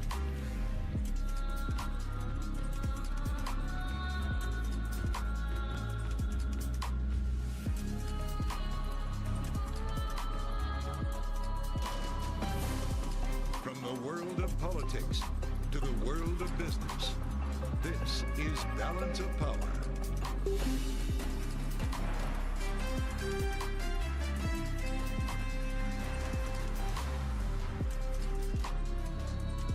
from Washington, D.C.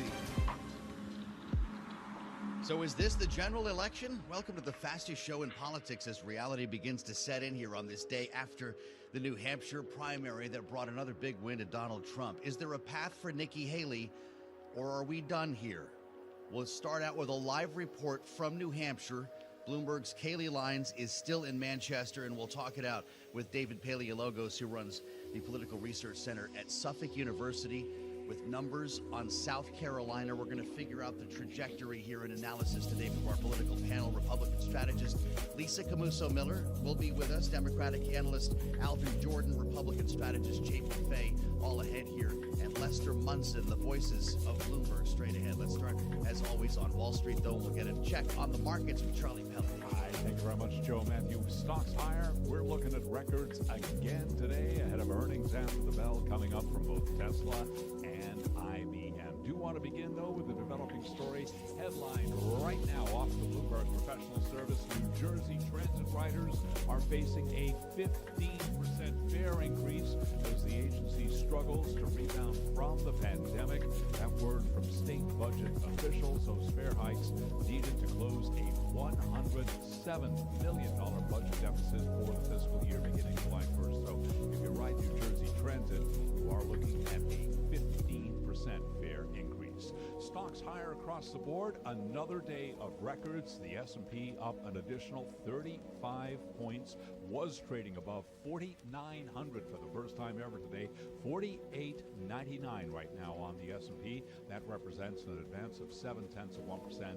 The Dow up 142, up 0.4%. NASDAQ up 1.1% right now, higher by just about 170 points. So it is an up day for the Dow, the S&P, and NASDAQ. 10-year yield 4.15%. The 2-year 4.36%. Spot gold down $13 the ounce, a drop there of 0.6%. And West Texas intermediate crude up 1.8%, 75.72 a barrel. Barrel of Brent, the global benchmark, back above 80.61 right now for a barrel of Brent. Bottom line here, stocks are pushing higher. Traders positive about the economy after a pair of positive reports this morning, as we hear from Bloomberg's Vinny Del Giudice. S&P Global reports January business activity expanded by the most in 7 months as inflation moderated and confidence improved. The industry data set the stage for Thursday's report on fourth quarter economic growth from the Commerce Department. Meantime, mortgage applications rose for a third week as mortgage rates edged lower. Any Delch, Iceberg Radio. Briefly, Netflix surging after earnings up 12.3%. Microsoft now a $3 trillion market cap company up by 1.3%. And of course, Tesla after the close of the trading day. I'm Charlie Pellet. That is a Bloomberg Business Flash. Hi, Charlie. Thank you. Good to see you, and welcome back to Washington, everyone. This is the fastest show in politics. I'm Joe Matthew. We're running on fumes today. That goes for the entire political class on early flights out of New Hampshire, some late flights out of Boston because they don't hang around after a contest like that, not for very long. Of course, the Nikki Haley campaign has big work to do. Well, Donald Trump never stays overnight there to begin with. Still in Manchester, though, with the cleanup, is my partner in crime, Kaylee Lines. We had a late night with a very early call. Kaylee, we've learned a lot more since then, though, about turnout, about margins, and big questions remaining about what the heck Nikki Haley does from here. How does it feel this morning in New Hampshire? Well, tired, Joe. It feels like whatever energy was here, even though energy was probably less than New Hampshire primaries in the past, has been kind of zapped at this point because the feeling is that primary season may be over. We may now be just in the general election. Granted, that's not what Nikki Haley messaged last night. She intends to take this through to South Carolina. And looking at the margin, Joe, I'm not sure we have a firm answer of whether or not it indicates that she should or should not do that. Remember, when we all woke up yesterday morning here in New Hampshire, it was to news of the Suffolk University poll that said Trump was leading by 22 points at 60%. Ultimately, the margin we got was about half that, 11 points. Yes, that's still a pretty wide gulf between first and second place. Maybe not the strongest showing for Nikki Haley in second place, but I guess it could have been worse. It's just a question of what happens over the course of the next 4 weeks leading up to South Carolina, because right now Nikki Haley, as we well know, Joe, is polling significantly farther behind Trump in that state. She's down more than 30 points there. Is she going to want to be embarrassed like that in her home state where she served as governor? Yeah, we're going to talk about all of this in a minute with David Paleologos because we haven't had a heck of a lot of research since that Emerson poll showed how far behind Nikki Haley actually was in her home state, Haley. That was before we had several candidates drop out, though, and I wonder what that shakeout is going to look like in a couple of weeks. Yeah, Joe, what we learned here in New Hampshire is perhaps the dropping out of Chris Christie from the race may have benefited Nikki Haley, but for Vivek Ramaswamy and Ron DeSantis, who dropped out between Iowa and New Hampshire, it seems like a lot of those votes did go to Trump, Republican votes, that is. Of course, a lot of the votes Nikki Haley got here in New Hampshire are independents, more moderate Republicans. South Carolina doesn't really reflect that demographic. As we know, Joe, it's a much more conservative state. Trump has a very strong base of support there. It's going to be really hard, but her campaign indicates maybe it's not just about South Carolina. When you look ahead to Super Tuesday, a week and a half or so later on March 5th, 11 of those 16 states have open or semi-open primaries. So maybe she could try to galvanize the support of independents, former Democrats, for example, there. The issue is she wasn't able to pull that off here in New Hampshire. So it remains a question this morning of whether she is actually able to pull that off in any other state. Kaylee, great to see you, and great job last night. We'll check back with you a little bit later before you are wheels up from Manchester, New Hampshire. Kaylee Lines reporting from Bloomberg at the scene of the crime. As we add the voice of David Paleologos, he ran that poll that Kaylee mentioned, Suffolk University Political Research Center. The director, easy for me to say, David, it's good to see you. When folks woke up to your poll that morning in New Hampshire and saw Donald Trump at 60%, we thought, all right, so much for the strong finish. Let me start broadly with you here. How do you feel about the spread and the chances that Nikki Haley has to gain momentum from New Hampshire? The spread was, as indicated, about half of what we showed. 22 versus 11. Both had Donald Trump winning comfortably. What we're looking at is the margin of error. And so I wasn't pleased that we're now teetering on not being in the margin of error. What I mean by that is that our final track showed Trump at 59.6. And the actual, last time I checked, Trump votes were 54.4. So it's just outside that 4.4 0.4% margin of error. And same thing with Nikki Haley. Nikki Haley, currently is in the low 40s. We had Nikki Haley at 38%, just outside the margin of error. They're still counting votes, but I believe it will still be outside the margin of error. I will say that of the last 5 polls that were taken, the summer poll had Nikki Haley the highest, even though it was still low, at 38%. So it wasn't our best New Hampshire poll, but I think that the trend line was pretty consistent. And if you look at the Real Clear Politics average, it was very close. By the time you turned that into a daily rolling poll, it was one of the most important indicators we have. And I realize, you're not adding that much of a sample on the daily, but you gave everybody, it seems, the right direction in where this was going. David, so I'll congratulate you on that. Donald Trump said last night after listening to Nikki Haley's speech, I will call it a concession speech, even though it didn't really sound like one. He called her delusional. Was he right? No, I think she may be cagey. Staying in, really, nobody, myself, you, no one should really be commenting. I mean, that's a personal decision. But she stays in not to beat up the delegates. There are too many close primaries, and winner take all. Trump is going to amass a huge lead. Staying in means, could I be the last person standing if Trump were to be convicted? And knowing how independents will turn on Trump if he is convicted. So it's not that she thinks that there's a path delegate-wise. I mean, she's going to lose all the delegates in Nevada. She's not eligible. But, why not? If she's got the money, why not give it a shot in South Carolina? The problem with staying in South Carolina and losing badly, let's say she loses by another 12 points, 10 points, what then?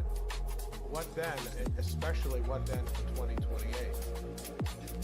So it's looking like South Carolina the last stand. If she stays in, there's some are of the mind that she might drop out before if it looks like a potential embarrassment, to your point, that might impact her reputation going forward. But the last I can see, by the way, at least in terms of major polls, was Emerson January 5th, Trump 54, Haley 25 in South Carolina. That was before Ron DeSantis failed, and I wonder if you've seen anything newer than that, if that's the baseline 4 weeks out.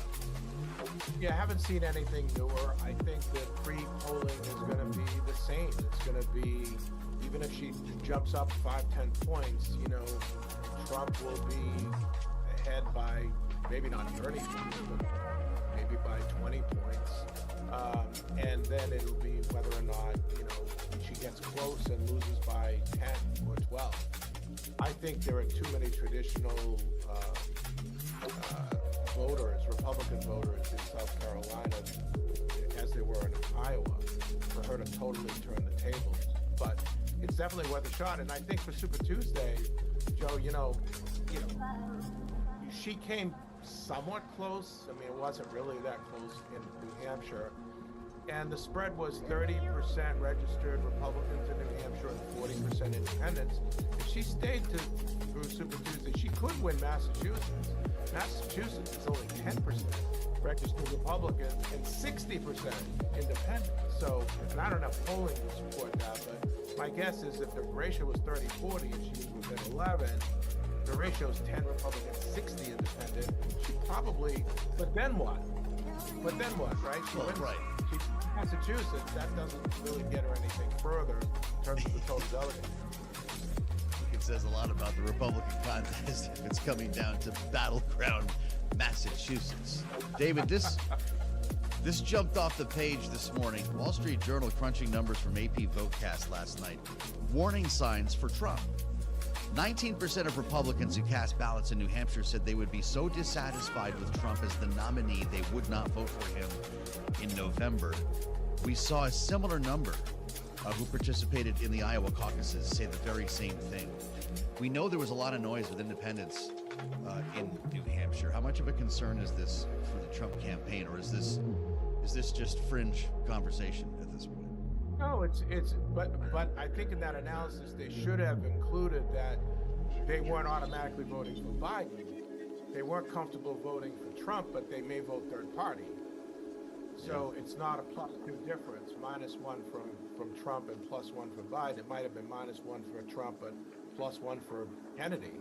So I think you know, and it's the same thing with black voters who are less enthusiastic about Trump. It doesn't mean that they're going to rotate to Trump. They may rotate to Cornel West or Jill Stein or a third-party candidate. And that's why I think this is setting up for a potential story for a strong independent candidate, whether it's no labels or right now it's RFK Jr. who's got the most for an independent. But with this kind of matchup, the Trump-Biden matchup, you know, a third-party option is more viable to me. Well, that's sure seeming like it. David, we've talked to folks at No Labels who've told us, and you've heard this before, if by Super Tuesday this does seem clear that it's Trump versus Biden, we're running a candidate. They're not on the ballot in every state, though, and that's partly why people say this is just a spoiler act, because they don't have a real chance of winning. What do you think? Yeah, I think that's true. I mean, Ross Perot was on every ballot. I mean, even the Libertarian, Joe Jorgensen, was on every ballot. So ballot access is important, and every state has their own rules and regs. Look at Nevada. That's a mess for the primary. I mean, you've got a primary and multiple delegates to a lot of the primary, and only the caucuses, and Nikki Haley's not eligible. And so every state has their own rules, and every party within every state, you know, acts accordingly. But yeah, I mean, I think those are issues that we're going to continue to track going forward. Big win last night for Joe Biden. I'm sorry, it's just to think of a president of the United States at this stage of the game in a write-in campaign. 55%. Dean Phillips, he said, look at me, I could get 20%, and he almost did, 19.5. Is the Dean Phillips act over? Did he prove a point? What do we get on the Dem side? Well, I mean, you know, you've got the same problem on the Dem side. I mean, why would a Democrat who's supporting Joe Biden go in and embarrass Joe Biden by going in and voting for Dean Phillips? So, again, this is the reason why Democrats, Republicans, and mostly independents, they don't want this matchup. And it's you know, from afar, it's very interesting to observe because it's almost like the political parties set up their primaries and caucuses deliberately to benefit the people who are eventually going to win. And, you know, I know that the people have spoken, but look, you know, I mean, the public is going to be forced to pick a candidate if they only pick one of two. A candidate that's the left of two evils, and that doesn't speak well for the system. And so therefore what we have in common now on both sides is this idea that you can have a campaign hang in there just barely enough to be available in case the front runner becomes incapacitated. Whether it's Dean Phillips, or I guess that's not the most respectful way to describe Nikki Haley's campaign right now, but if she just decides to nibble along and get delegates to stay in the game in case somebody gets convicted of something, for instance, that really is the same campaign strategy that Dean Phillips is running. Yeah, exactly. You know, and, you know, it might be the wise strategy. You know, she's going, you know, in the states that allocate proportionally, she is going to pick off delegates. But if there's a kumbaya moment or not in Milwaukee at the Republican convention, for example, who are they going to pick? Nikki Haley? I mean, Nikki Haley, even in New Hampshire last night, and it was similar to the polling, she was losing by 50 points among registered Republicans in New Hampshire. 50, you know, and were it not for Governor Sununu's ground operation, identifying Trump-hating independents and increasing that proportion. So how do you nominate Nikki Haley when she's not, you know, she's not liked by such a wide margin, you know? And so you may have someone drafted on the Democratic side, but also on the Republican side, if you know, if things don't work out legally for former President Trump. God knows we have this fantasy of a contested convention every 4 years, and it never happens. But boy, it seems like something could be real. David, it's great to see you. Thanks for coming along. David Paleologos, Suffolk University Political Research Center Director. with the latest numbers here on the trail. I'm Joe Matthew in Washington. We're back in the Capitol. Glad to have you with us on the radio, the satellite, and YouTube. This is Bloomberg.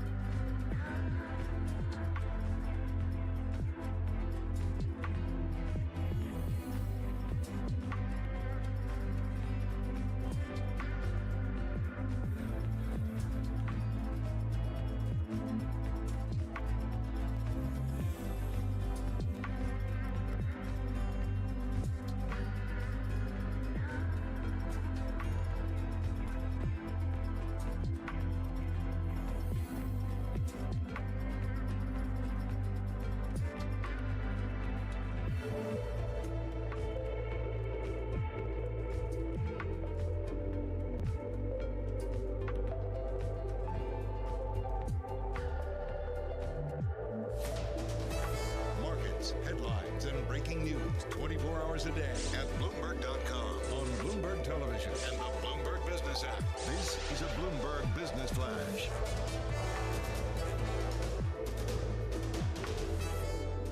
It's 12:21 on Wall Street. We do check markets all day long at Bloomberg. The Dow above 38,000 right now, 38,002. We have the S&P 500 index trading above 4,900 right now, 48.95 on the S&P 500 index, up 30 points, up by about 0.6%. Dow Industrials up 100 now, up 0.3%. The Nasdaq 100 index up 213, up 1.2%. The Nasdaq Composite index up 162, up by 1.1%. Stocks are holding on to gains as traders remain positive about the economy after a fresh batch of data topped estimates, and technology companies reported robust robust earnings. Case in point, Netflix, that stock up now by 12.9%. 10-year yield, 4.14%. We've got the 2-year yielding, 4.35%. Spot gold down $12 the ounce to 2016, lower by 0.6%. And West Texas Intermediate crude oil up 1.5%, 75.50 for a barrel of WTI Brent, above $80 a barrel, 80.41 right now for a barrel of Brent. Netflix is surging after the streaming giant reported its best quarter of growth since viewers were stuck at home in the early days of the pandemic. Again, we've got Netflix up now by 12.9%. AT&T shares lower now by 3.4%. The telecom giant projected 2024 earnings that fell below analyst estimates. After the bell today, the big news will be from Tesla. Tesla shares ahead of earnings up 0.9%. I'm Charlie Pellet. That is a Bloomberg Business Flash.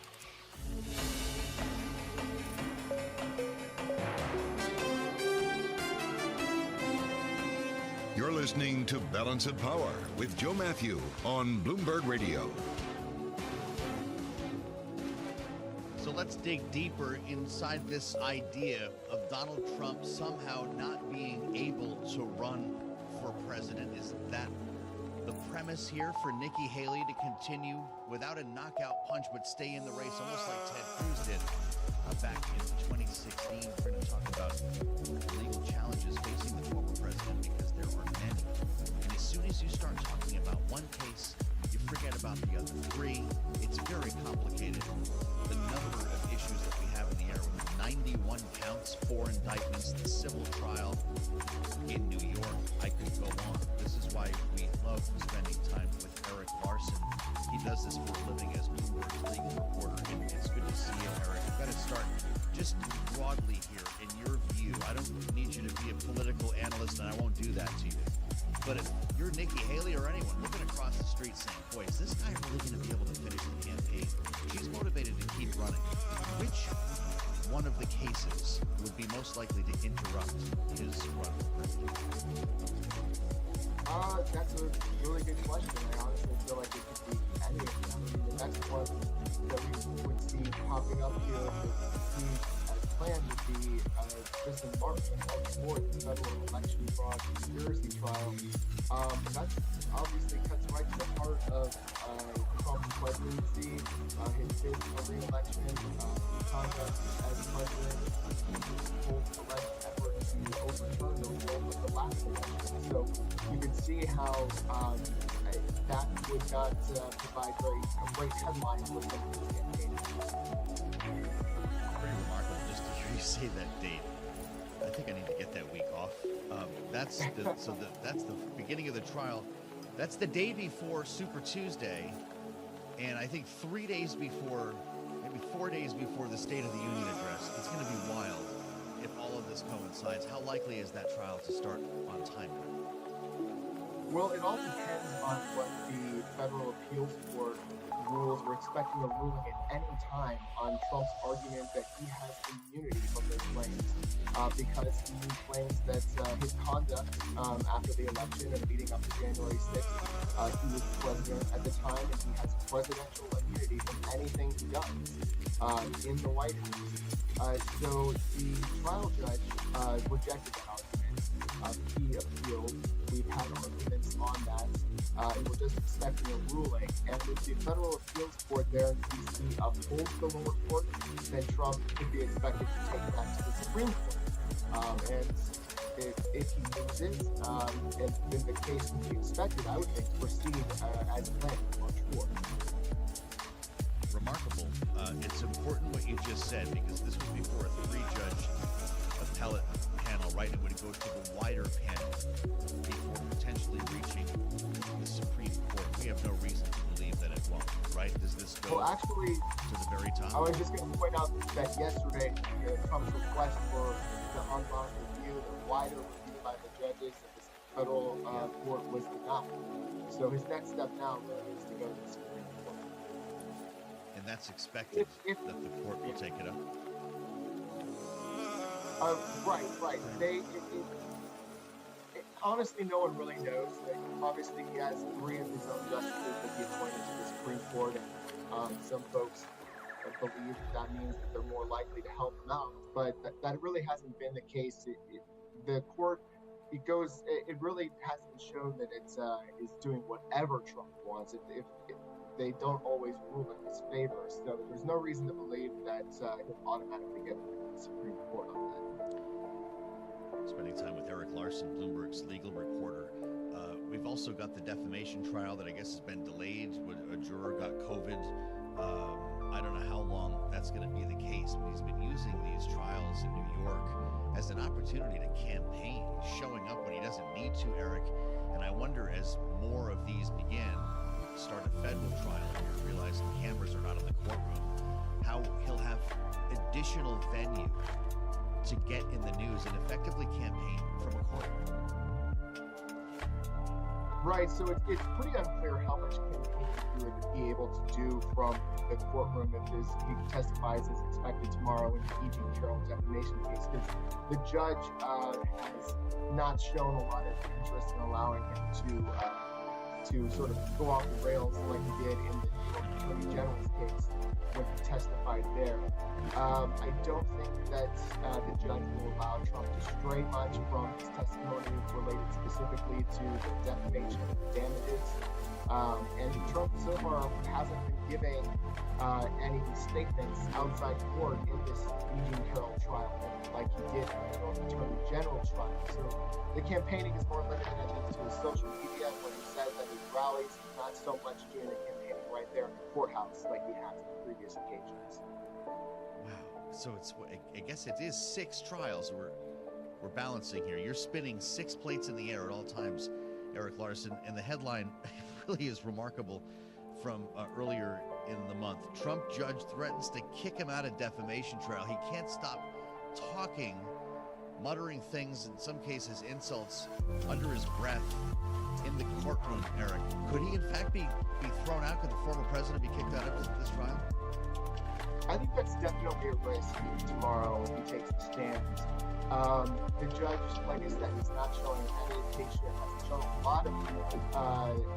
Actually, he was a little patient with Trump to begin with. He did give Trump a warning about the muttering, and then it continued again. So that's when he threatened. So at this point, Trump has been put on notice about the judge's expectations, and in fact, E.G. Carroll's lawyer asked the judge to specifically advise Trump before his testimony when the jury is not present to really warn him and threaten him, holding him in contempt or issuing sanctions against him or his lawyers if he gets out of line. The judge hasn't said whether or not he'll do that. Trump's lawyers have argued that he needs to be able to push back a little bit on these allegations, these underlying claims that he sexually assaulted E.G. Carroll. Although the judge has said he cannot deny that assault took place on the witness stand, because you'll recall he lost that separate sexual abuse lawsuit last year that E.G. Carroll filed. So the judge said that has already been established. That is done. You cannot deny this assault took place on the witness stand. It's focused only on arguments about the damages. So it really just remains to be seen what this judge is going to do tomorrow before Trump takes the stand. But if Trump gives out a line, the judge could take him off court. Amazing. I mean, this would be remarkable, and that might just be what Donald Trump is fixing for here, right? There's a remarkable exchange in your piece. The judge says, Mr. Trump, I don't have to consider excluding you from the trial.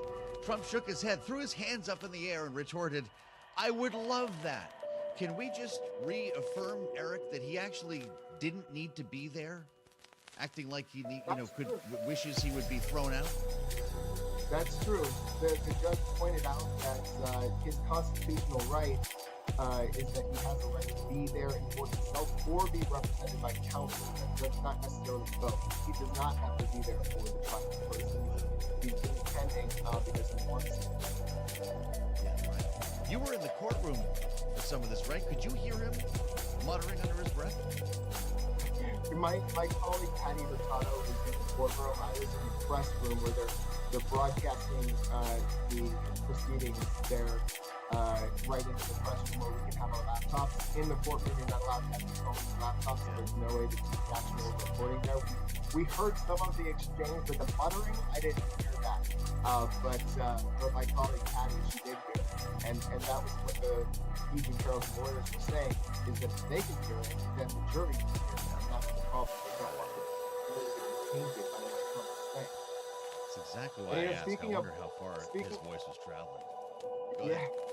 I was going to say, speaking of what Trump was saying, I wanted to just correct something I said earlier. In the D.C. election case, yesterday it was Trump's request to lift the gag order against him in that case that the appeals court said he couldn't have an en banc rehearing on. So that's what he could also be taking to the Supreme Court. He's trying to gag order where the judge ruled that he can't attack the prosecutors and potential witnesses in that case, and he's trying to get that. You're going to be a really busy guy. Thanks to your Eric Larson. Stay in touch. It's great to have you back, Bloomberg legal reporter on the many challenges facing Donald Trump. Let's get up to date on world and national news now. Nancy Lyons brings us the headlines from the Bloomberg 99.1 newsroom in Washington. Hi, Nancy. Hey, Joe. Now that the New Hampshire primary is in the books, former House Speaker Kevin McCarthy says he does not think Nikki Haley will risk losing in her home state of South Carolina, the next state on the primary map. He says Trump should focus now on taking on President Biden. He won last time by hiding. He cannot hide. So if I was Trump, I would start pulling Biden out. I would make the issue. But remember, a re-election is a report card. Your first election is aspirational. What are you going to do? Now there's going to be a report card on what you did, and no president has walked into a re-election in modern history lower than this, even Jimmy Carter. Former Speaker Kevin McCarthy spoke on Bloomberg surveillance. Jury selection continues in the Michigan trial of Jennifer Crumbley. She's the mother of Ethan Crumbley, who was convicted in the Oxford High School shooting of 4 students in 2021. She and her husband are charged with involuntary manslaughter for allowing their son to have access to a handgun while ignoring warnings he was troubled. Senate lawmakers today are looking at the use of artificial intelligence in law enforcement and what safeguards need to be put in place. The Judiciary Subcommittee on Criminal Justice and Counterterrorism will be examining how AI tech is being used by police. Global news 24 hours a day and whenever you want it with Bloomberg News Now. I'm Nancy Lyons. This is Bloomberg.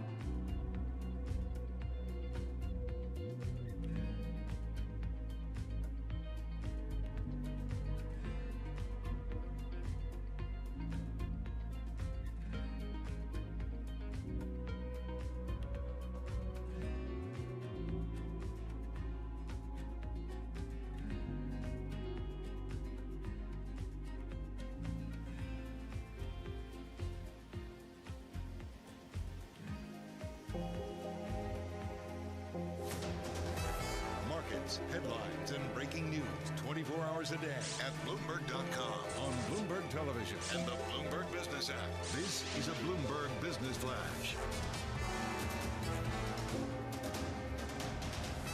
It's 12:40 on Wall Street. We do check markets all day long here at Bloomberg. 4,900 right now on the S&P 500 index, up above 0.7% right now, higher by 35 points. We've got the Dow just above 38,029 on the Dow Industrials, up 124, higher by 0.3%. But the S&P keeps on going, 4,900 right now. NASDAQ, the composite index, up 190, a gain there of 1.2%. The NASDAQ 100 index up 247. That is a gain of just about 1.4%. Bottom line here, stocks pushing higher. Traders remain positive about the U.S. economy after a fresh batch of data topped estimates, and tech companies reported robust earnings. We were just hearing about Netflix. Netflix today pushing higher as well after earnings last night. Netflix up now by about 12.4%. 10-year, 4.13%, with a 2-year right now, 4.35%. Tomorrow morning, we get a key reading on inflation with the PCE price deflator. That is the Fed's preferred inflation gauge. Gary Cohn served as chief economic advisor to former President Donald Trump. He is now a vice chairman at IBM, and on surveillance this morning, he told us while inflation is coming down, it still feels bad for consumers. We've seen the compounding effect of a 3% inflation year, a 9% inflation year, a 3%, all of that adds up to 20+%.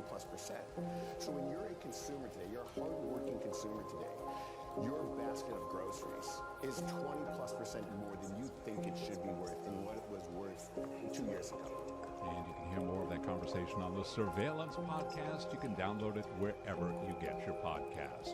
Microsoft now has a $3 trillion market cap. Microsoft shares up now by 1.5%. Tesla will be the bigger man after the close of trading today along with IBM. Tesla shares are up now by 1.2%. IBM ahead of earnings down 0.1%. Spot gold down $11 the ounce at 2018, drop there of 0.5%. Crude oil advancing in West Texas Intermediate up 1.2%, 75 to the barrel. Recapping stocks push higher. S&P at 4,900, up 36, up 0.7%. I'm Charlie Pellet. That is a Bloomberg Business Flash.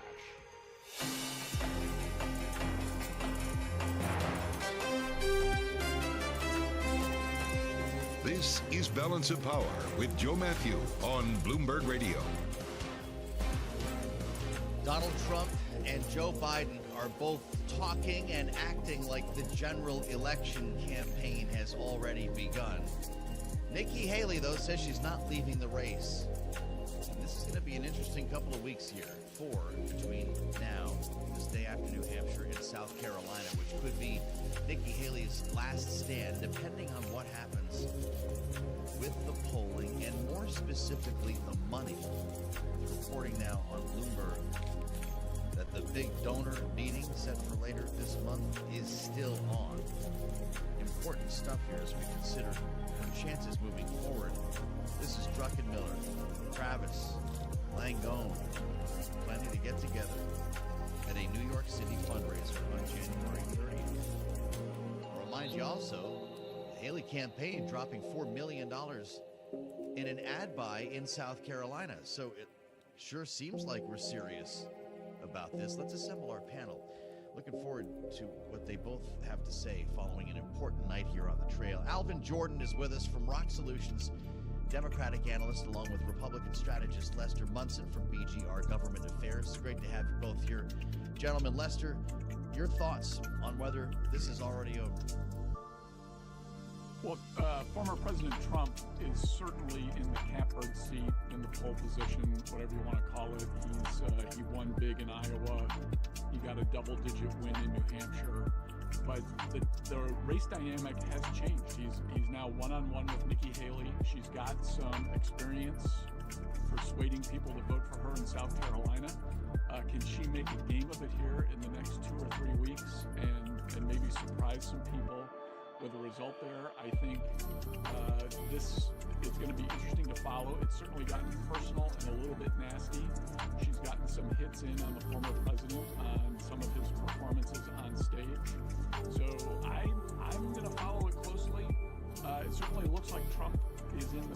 expectation, but also expectations are high, which in politics can be a mistake. So let's watch. Let's see.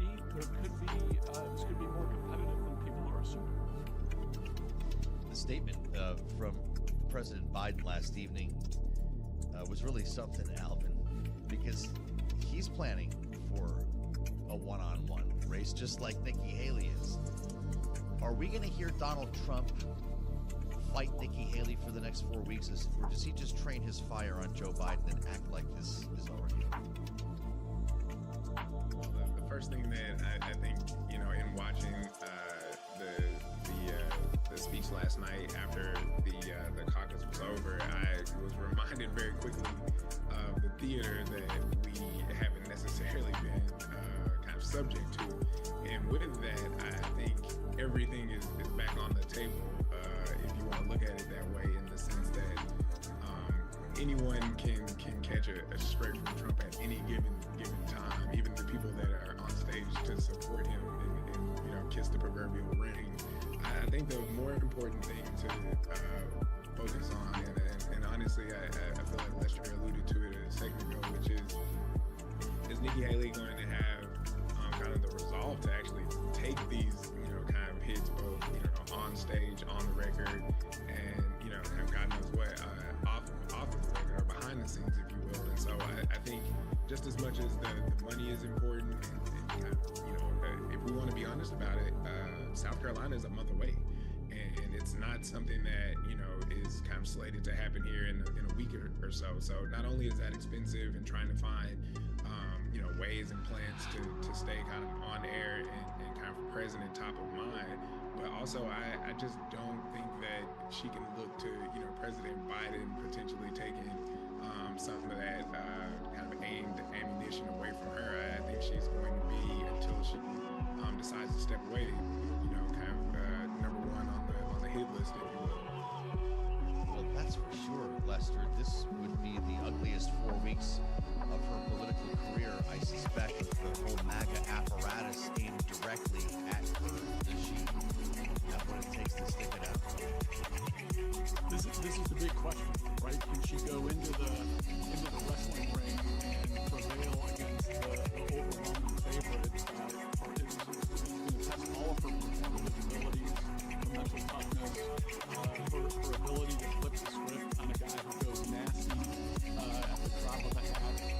This is a real test for her. If she can meet the test, if she can challenge him, if she can use his attack to make an appeal, particularly I think to women, Republican voters, to her home state, South Carolina, which presumably she understands as well as anyone, certainly better than the Trump position. I think she's got an interesting opportunity here to change the context, and I think one of the reasons we're seeing so much nastiness from the former president is because he sees that opportunity for her and wants to head it off as quickly as possible. As Alvin was pointing out, it's a month. That is forever in politics. Is Trump going to make more slip-ups on the stage? Are there going to be developments in any of his legal cases that make him look pretty bad? She's got to take advantage of those moments and flip them to her advantage, change this dynamic, and show that she can prevail against the bull. It's going to be fascinating. Oh, it sure is. What a show, Alvin. I've only got a minute here. With that said, the trial for Donald Trump in Washington here is set to begin the day before Super Tuesday. Should she just stick it out that long, see what happens? I think she will. I think she's kind of let us know where most people, would have probably, stepped down after last night and bowed out. I think she let and sent the message resounding the fact that she's going to stick it out and get down to South Carolina to see if she can, benefit from home cooking, if you will. And so in that way, I commit. Alvin and Lester, stay with us. We have more to talk about from last night in New Hampshire, and as we move forward on the campaign trail, as we pick the minds of our political panel here the day after New Hampshire. We're back in Washington, D.C. I'm Joe Matthew. This is Bloomberg.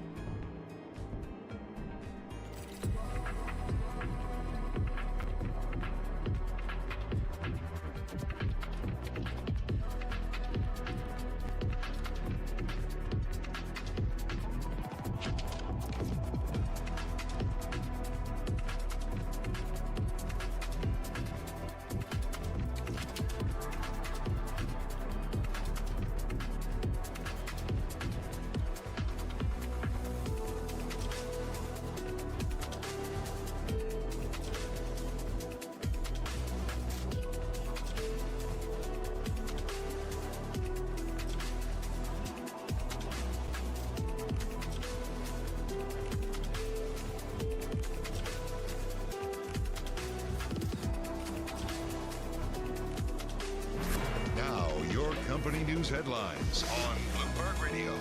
From Bloomberg World Headquarters, I'm Charlie Pellet. eBay cutting 1,000 jobs, 9% of its full-time employees, and reduced work for outside contractors, saying staffing and expenses have outpaced growth. The e-commerce company says it needs to be more nimble in the face of a challenging economic environment. eBay shares trading lower today, eBay down by 0.2%. DuPont shares are plunging 12.7% as the company talks about weaker business than expected. With more on that story, here's Bloomberg's Denise Pellegrini. The chemical maker now says it sees net sales of about $2.8 billion for the first 3 months of this year. That is well below the more than $3 billion that was expected by analysts surveyed by Bloomberg. CEO Ed Breen says DuPont saw inventory destocking within industrial businesses and continued weak demand in China. And he says those trends are continuing this quarter. Also maybe rattling investors a bit, DuPont's adjusted earnings forecast for this quarter is way below some analyst estimates. On the other hand, DuPont also says it sees stabilization in the semiconductor business. DuPont's expected to report full quarterly results next month. Denise Pellegrini, Bloomberg Radio. Spirit Aerosystems Holdings up 6.5% after a report in the Seattle Times says the company was not responsible for a fuselage panel that blew out midair on an Alaska Airlines flight early this month. The Seattle Times reports that Boeing mechanics had removed the panel and reinstalled it improperly before the January 5th accident, citing a source familiar with the details as well as work on the part of a whistleblower who was not identified. Spirit Aerosystems shares, they are trading higher now, up by about 6.5%. Boeing up 1.8%. Those are our top company stories. This is Bloomberg.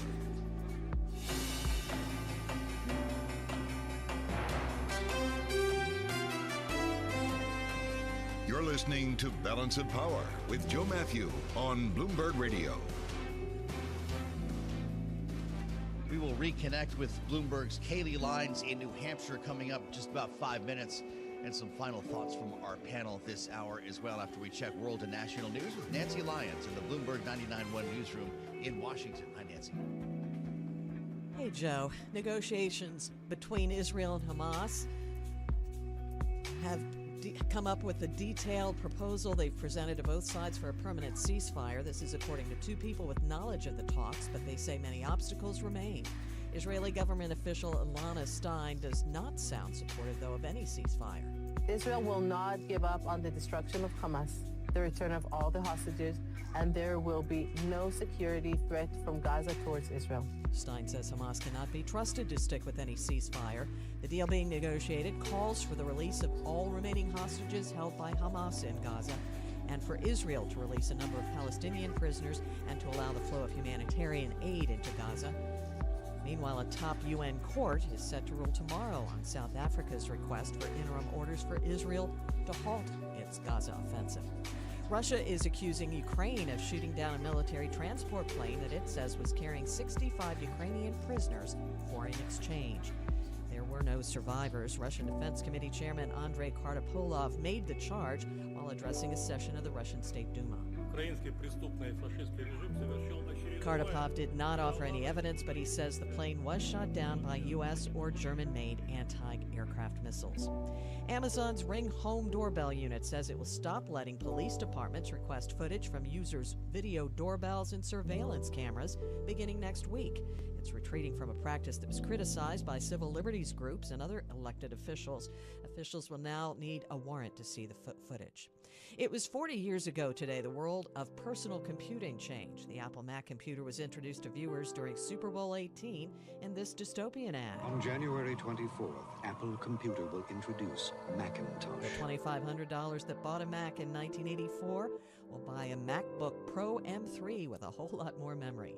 Global news 24 hours a day and whenever you want it with Bloomberg News Now. I'm Nancy Lyons. This is Bloomberg. Back to you, Joe. All right, Nancy, listening to Donald Trump last night in his, as he said, not a usual victory speech, he claimed he won the general election in 2020 and New Hampshire's that he had not won. As we reassemble our panel for some quick thoughts on this, Alvin Jordan and Lester Munson. Lester, if Donald Trump becomes the Republican nominee, as so many people are now expecting, Will this election denying be normalized? I don't think so. He's doing very poorly with independents and moderate Republicans, if you want to use the term moderate in this situation. And the big part of the problem for Trump is this kind of crazy election denial situation and his various assertions of things that are not facts in public.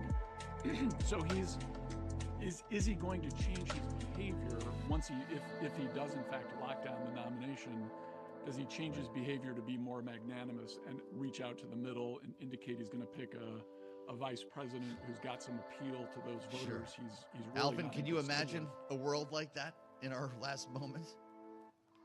Yeah, I mean, absolutely. He said it last night. I don't get too angry. I get even. He's not pulling back from it. And voting is not, making him think twice about it. He literally is leading and is on the cusp of getting the nomination from the party. I think we hear more of it and people go quietly into the night, as it were, from an opposition standpoint. Incredible. Well, all right, this is great.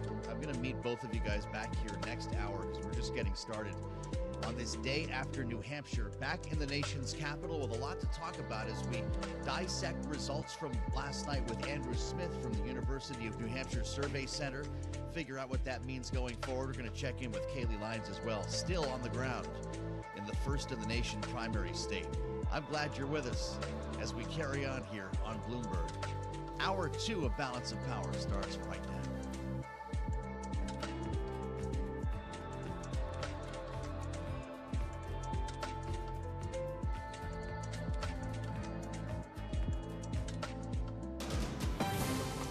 From the world of politics to the world of business, this is Balance of Power. Thanks.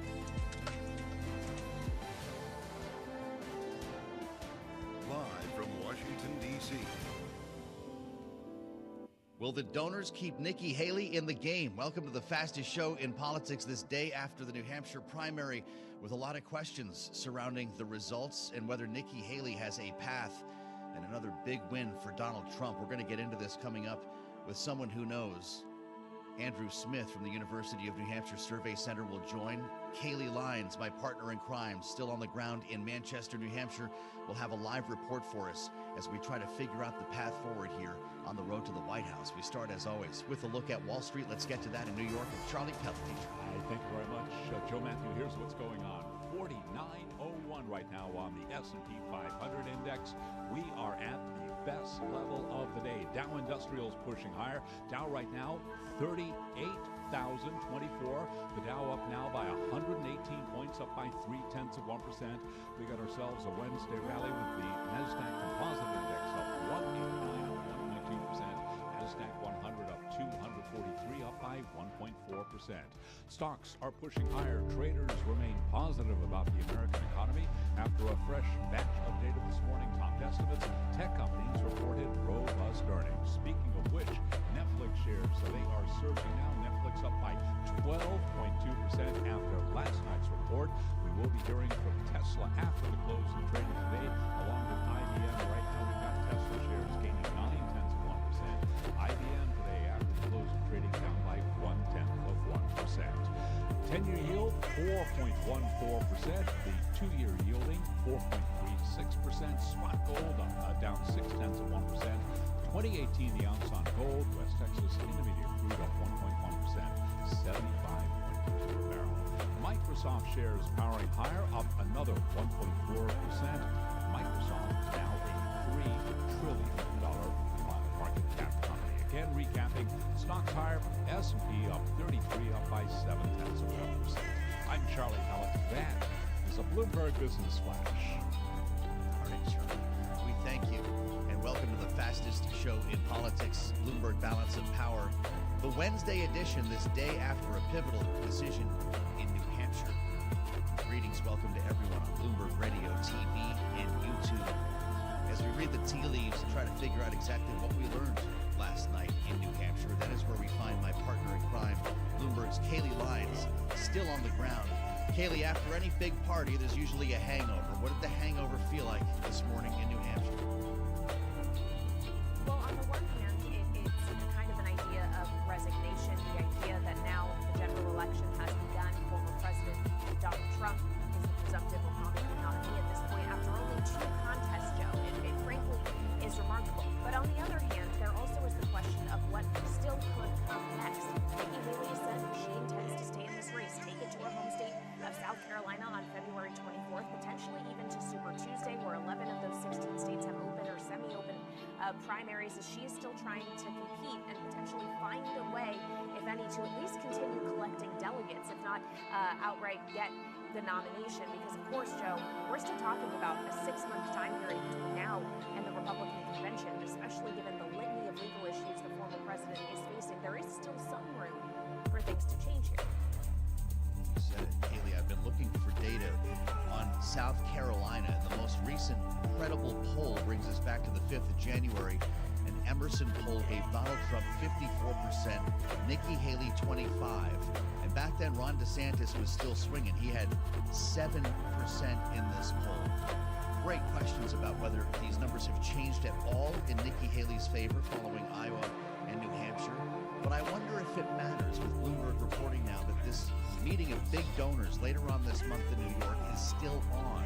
As long as the money keeps flowing, she stays in this.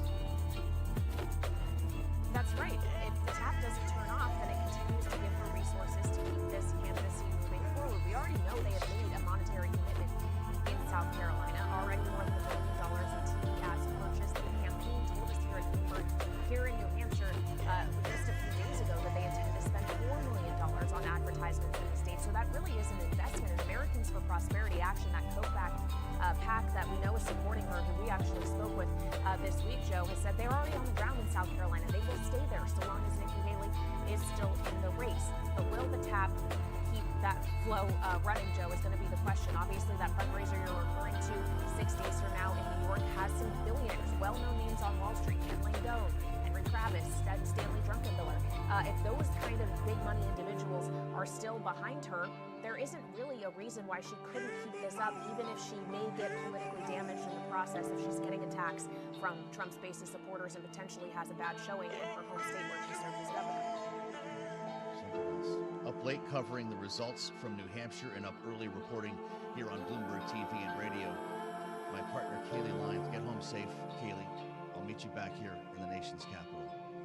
Another incredible experience here covering Iowa and New Hampshire back to back. By the way, the final in New Hampshire, Donald Trump 54, Nikki Haley 43. Remembering the poll that we walked into this from Suffolk University, it said 60% for Donald Trump, but of course, this had a lot more to do with the trajectory of these two candidates, not necessarily predicting the spread, and that's where we start our conversation with somebody who not only knows polls, but New Hampshire as well as anyone here. Andrew Smith, director of the University of New Hampshire Survey Center, is back with us. He's been a reliable voice, as always, through this process. And Andrew, it's great to see you this day after. I wonder your thoughts, because we were speculating, we were wondering what was going to happen 24 hours before the contest. You were with us here on Bloomberg. Did New Hampshire just pick the Republican nominee? I think so, unless something dramatic happens between now and the convention. Legal, medical, who knows what else, but it has to be incredibly dramatic for Trump not to get the nomination. I think that maybe the only outside chance that Haley has, maybe why she continues to go, is to see the viable candidate and build up a certain number of delegates. She may be able to be in a position, should something happen, be seen as the next most logical Republican to be nominated. It was really requiring something outside of the poll.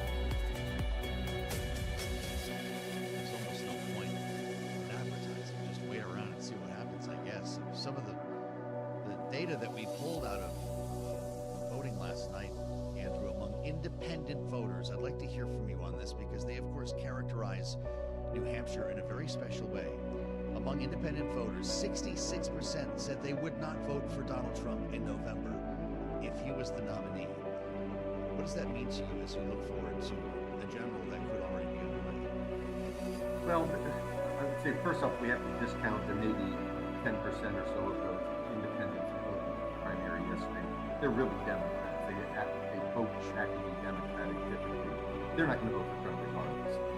But what I've seen over the history here in New Hampshire, but also in the history of political science going back to research published in the 1960s, is that partisanship is such a strong driver of what people want. And my sense is that those Republicans who say they're never going to vote for Trump, they'll rationalize why Trump is better than Biden when it comes around to November. It's like, yeah, we know he's a skunk, but our skunk is better than your party's skunk. So you'll see a lot of that. We heard that in 2016. You heard that in 2020 as well. Well, I'll tell you what, there are a lot of questions about how Nikki Haley's going to spend the next 4 weeks. How can she learn from what happened in New Hampshire to potentially improve her chances here? Because the makeup in New Hampshire is like a different universe from what she's going into in South Carolina. I don't know if there is that much to learn from New Hampshire because, frankly, I think she ran an excellent race here. She did about as good as you could expect anybody to do, where you've got Donald Trump getting a significant majority of those registered Republican voters. She played the only hand that she had, but the cards were relatively weak, and she did an excellent job with the weak hand. She's going into South Carolina where cards are even weaker, not because she's not popular in the state, and she's better known, but South Carolina's electorate, they elected Donald Trump significantly in 2016 and in 2020. And I don't think they'll see any reason why they should throw him overboard, even if it is for a governor that they know and like. Your poll, Andrew Smith, a little less than 2 weeks ago, had them within single digits. That changed pretty quickly as candidates began dropping and as they moved through Iowa.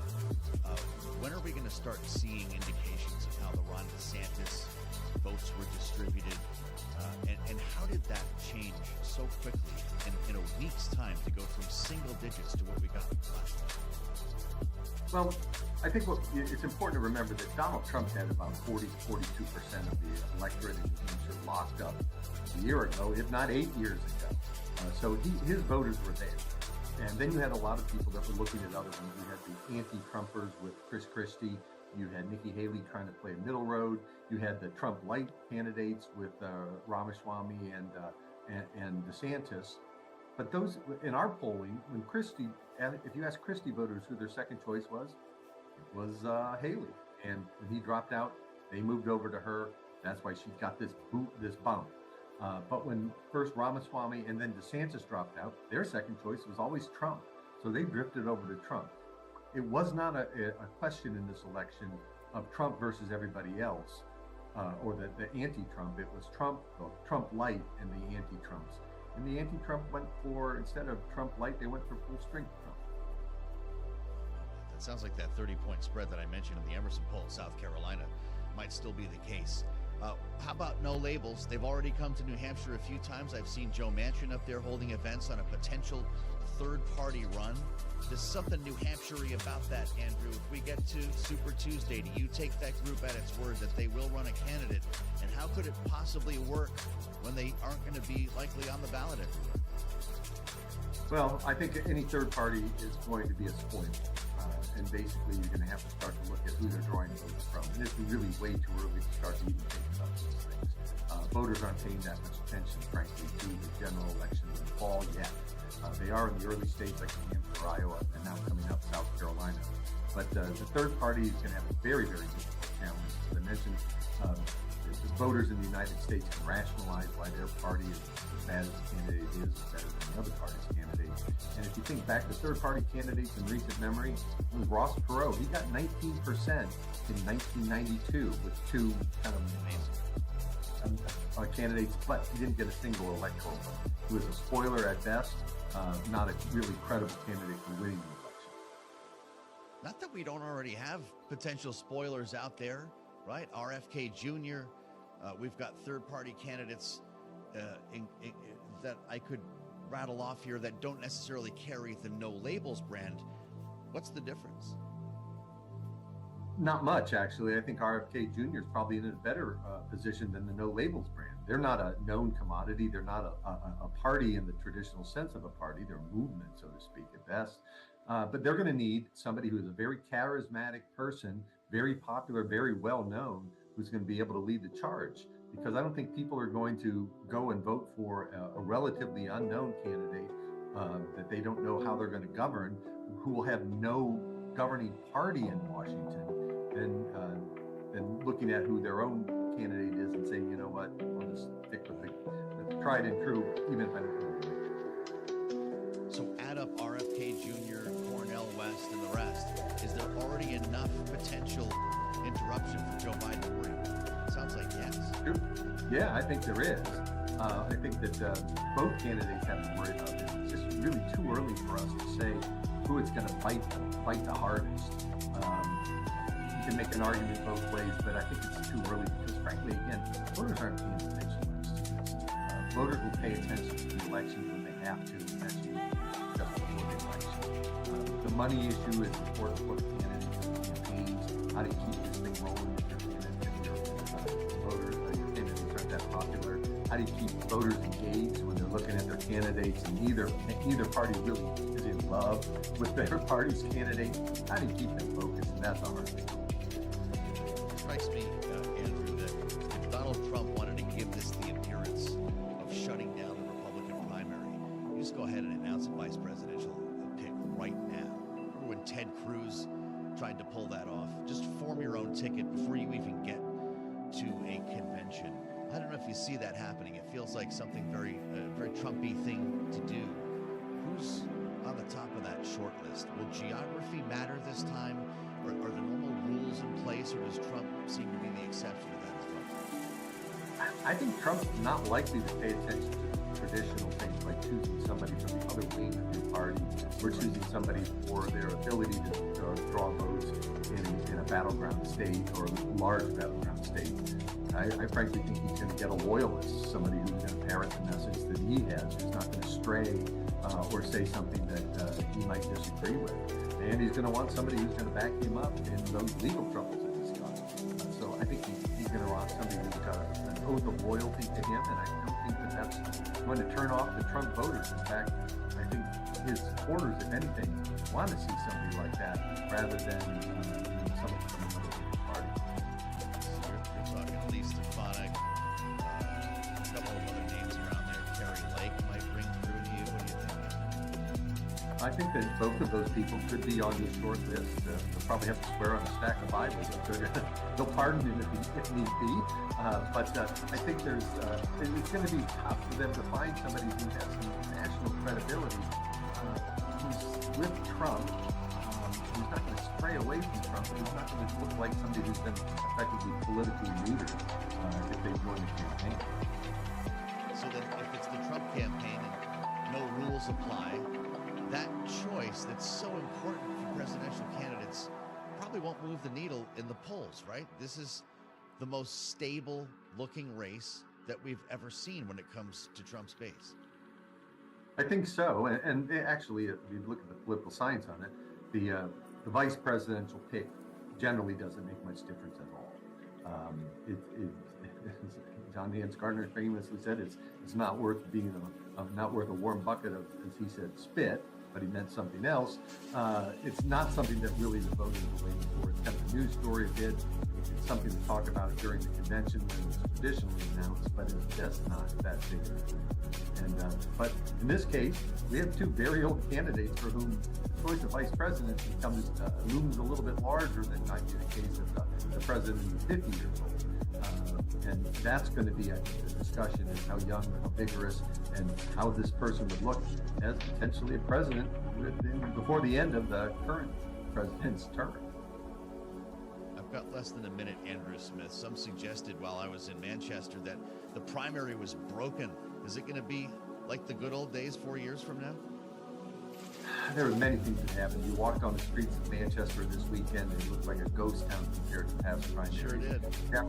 The Democratic Party took the big step of essentially bypassing New Hampshire for the first time. They wanted to do it for decades. They finally took the step. The Republican primary, it wasn't that interesting because of an incumbent. Perhaps the kind of the lull that we saw this year was due to the candidates in particular situations. But people have been after. I want to see the carnival come back to town, Andrew Smith. It's great to see you again from the University of New Hampshire. This is Bloomberg.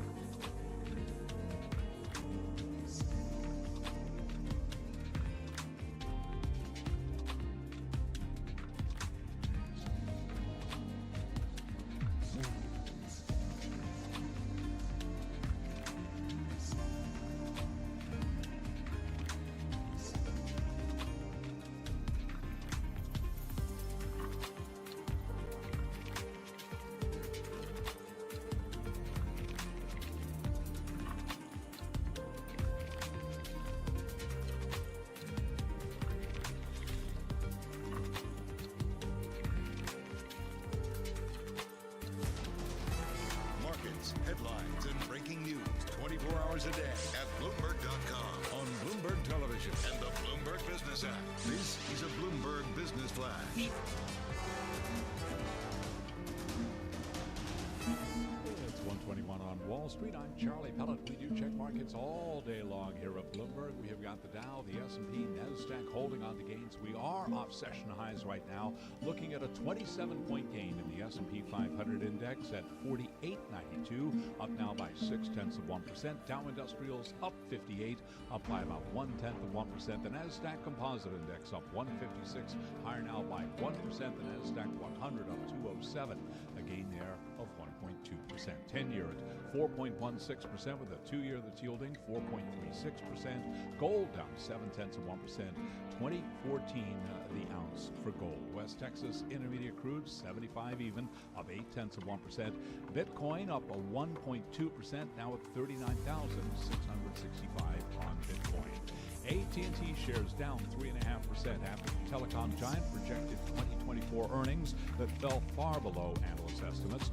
DuPont shares plunging 13%. DuPont, the chemical maker, said tepid demand from China is weighing on first quarter sales. Again, we've got the stock down now by about 13%. Big news coming up after the close of trading today. We will be hearing from Tesla and IBM. Tesla right now ahead of earnings, up 0.6%. IBM ahead of its report, lower by 0.1%. Recapping, stocks are higher. S&P now up 28, gain there of 0.6%. I'm Charlie Pellet. That is a Bloomberg Business Flash.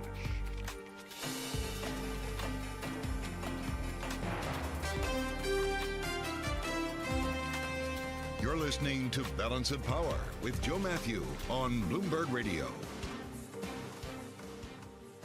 Joe Biden and Donald Trump have something in common. They're both acting like the general election is now underway. They say it began last night. If you really look at the statements they both issued, listen to Donald Trump's speech, certainly. And that's why Joe Biden's day today is important, not with an eye on South Carolina, but Michigan, where today he's expected that the UAW will endorse his presidential bid, remembering Joe Biden became the first president to walk a picket line in his support of the UAW strike against the Big Three. We assemble our panel for their take on what happened last night and what may already be happening, even as Nikki Haley vows to stay on in this race. Lester Munson is with us, principal at BGR Group, Republican strategist, along with Alvin Jordan, Rock Solutions Vice President, Democratic analyst. It's great to have both of you with us here. Joe Biden is acting like the general is underway. Alvin, would this endorsement from the UAW, which Donald Trump is also seeking, help him along the way in the months ahead? Absolutely. I think regardless of what happens with Donald Trump and Nikki Haley, for President Biden, he for sure has to get on the campaign trail because it has started in effect for him. And the first thing from a priority standpoint that he has to wrap up is support. And if he can't, secure this, it would for sure put a wrinkle in his plans for how he would like to roll out his campaign officially. So he is, as you could imagine, there, trying to cash in on some of that goodwill. As you mentioned, that's the first president to walk the picket line to actually come up with some official support, and I think he definitely needs it. Well, so I guess that move paid off. It was considered controversial at the time here, Lester. We also spoke while that was going on, while the strike was underway, about the fact that rank and file union workers, auto workers in Michigan, voted for Donald Trump in 2020.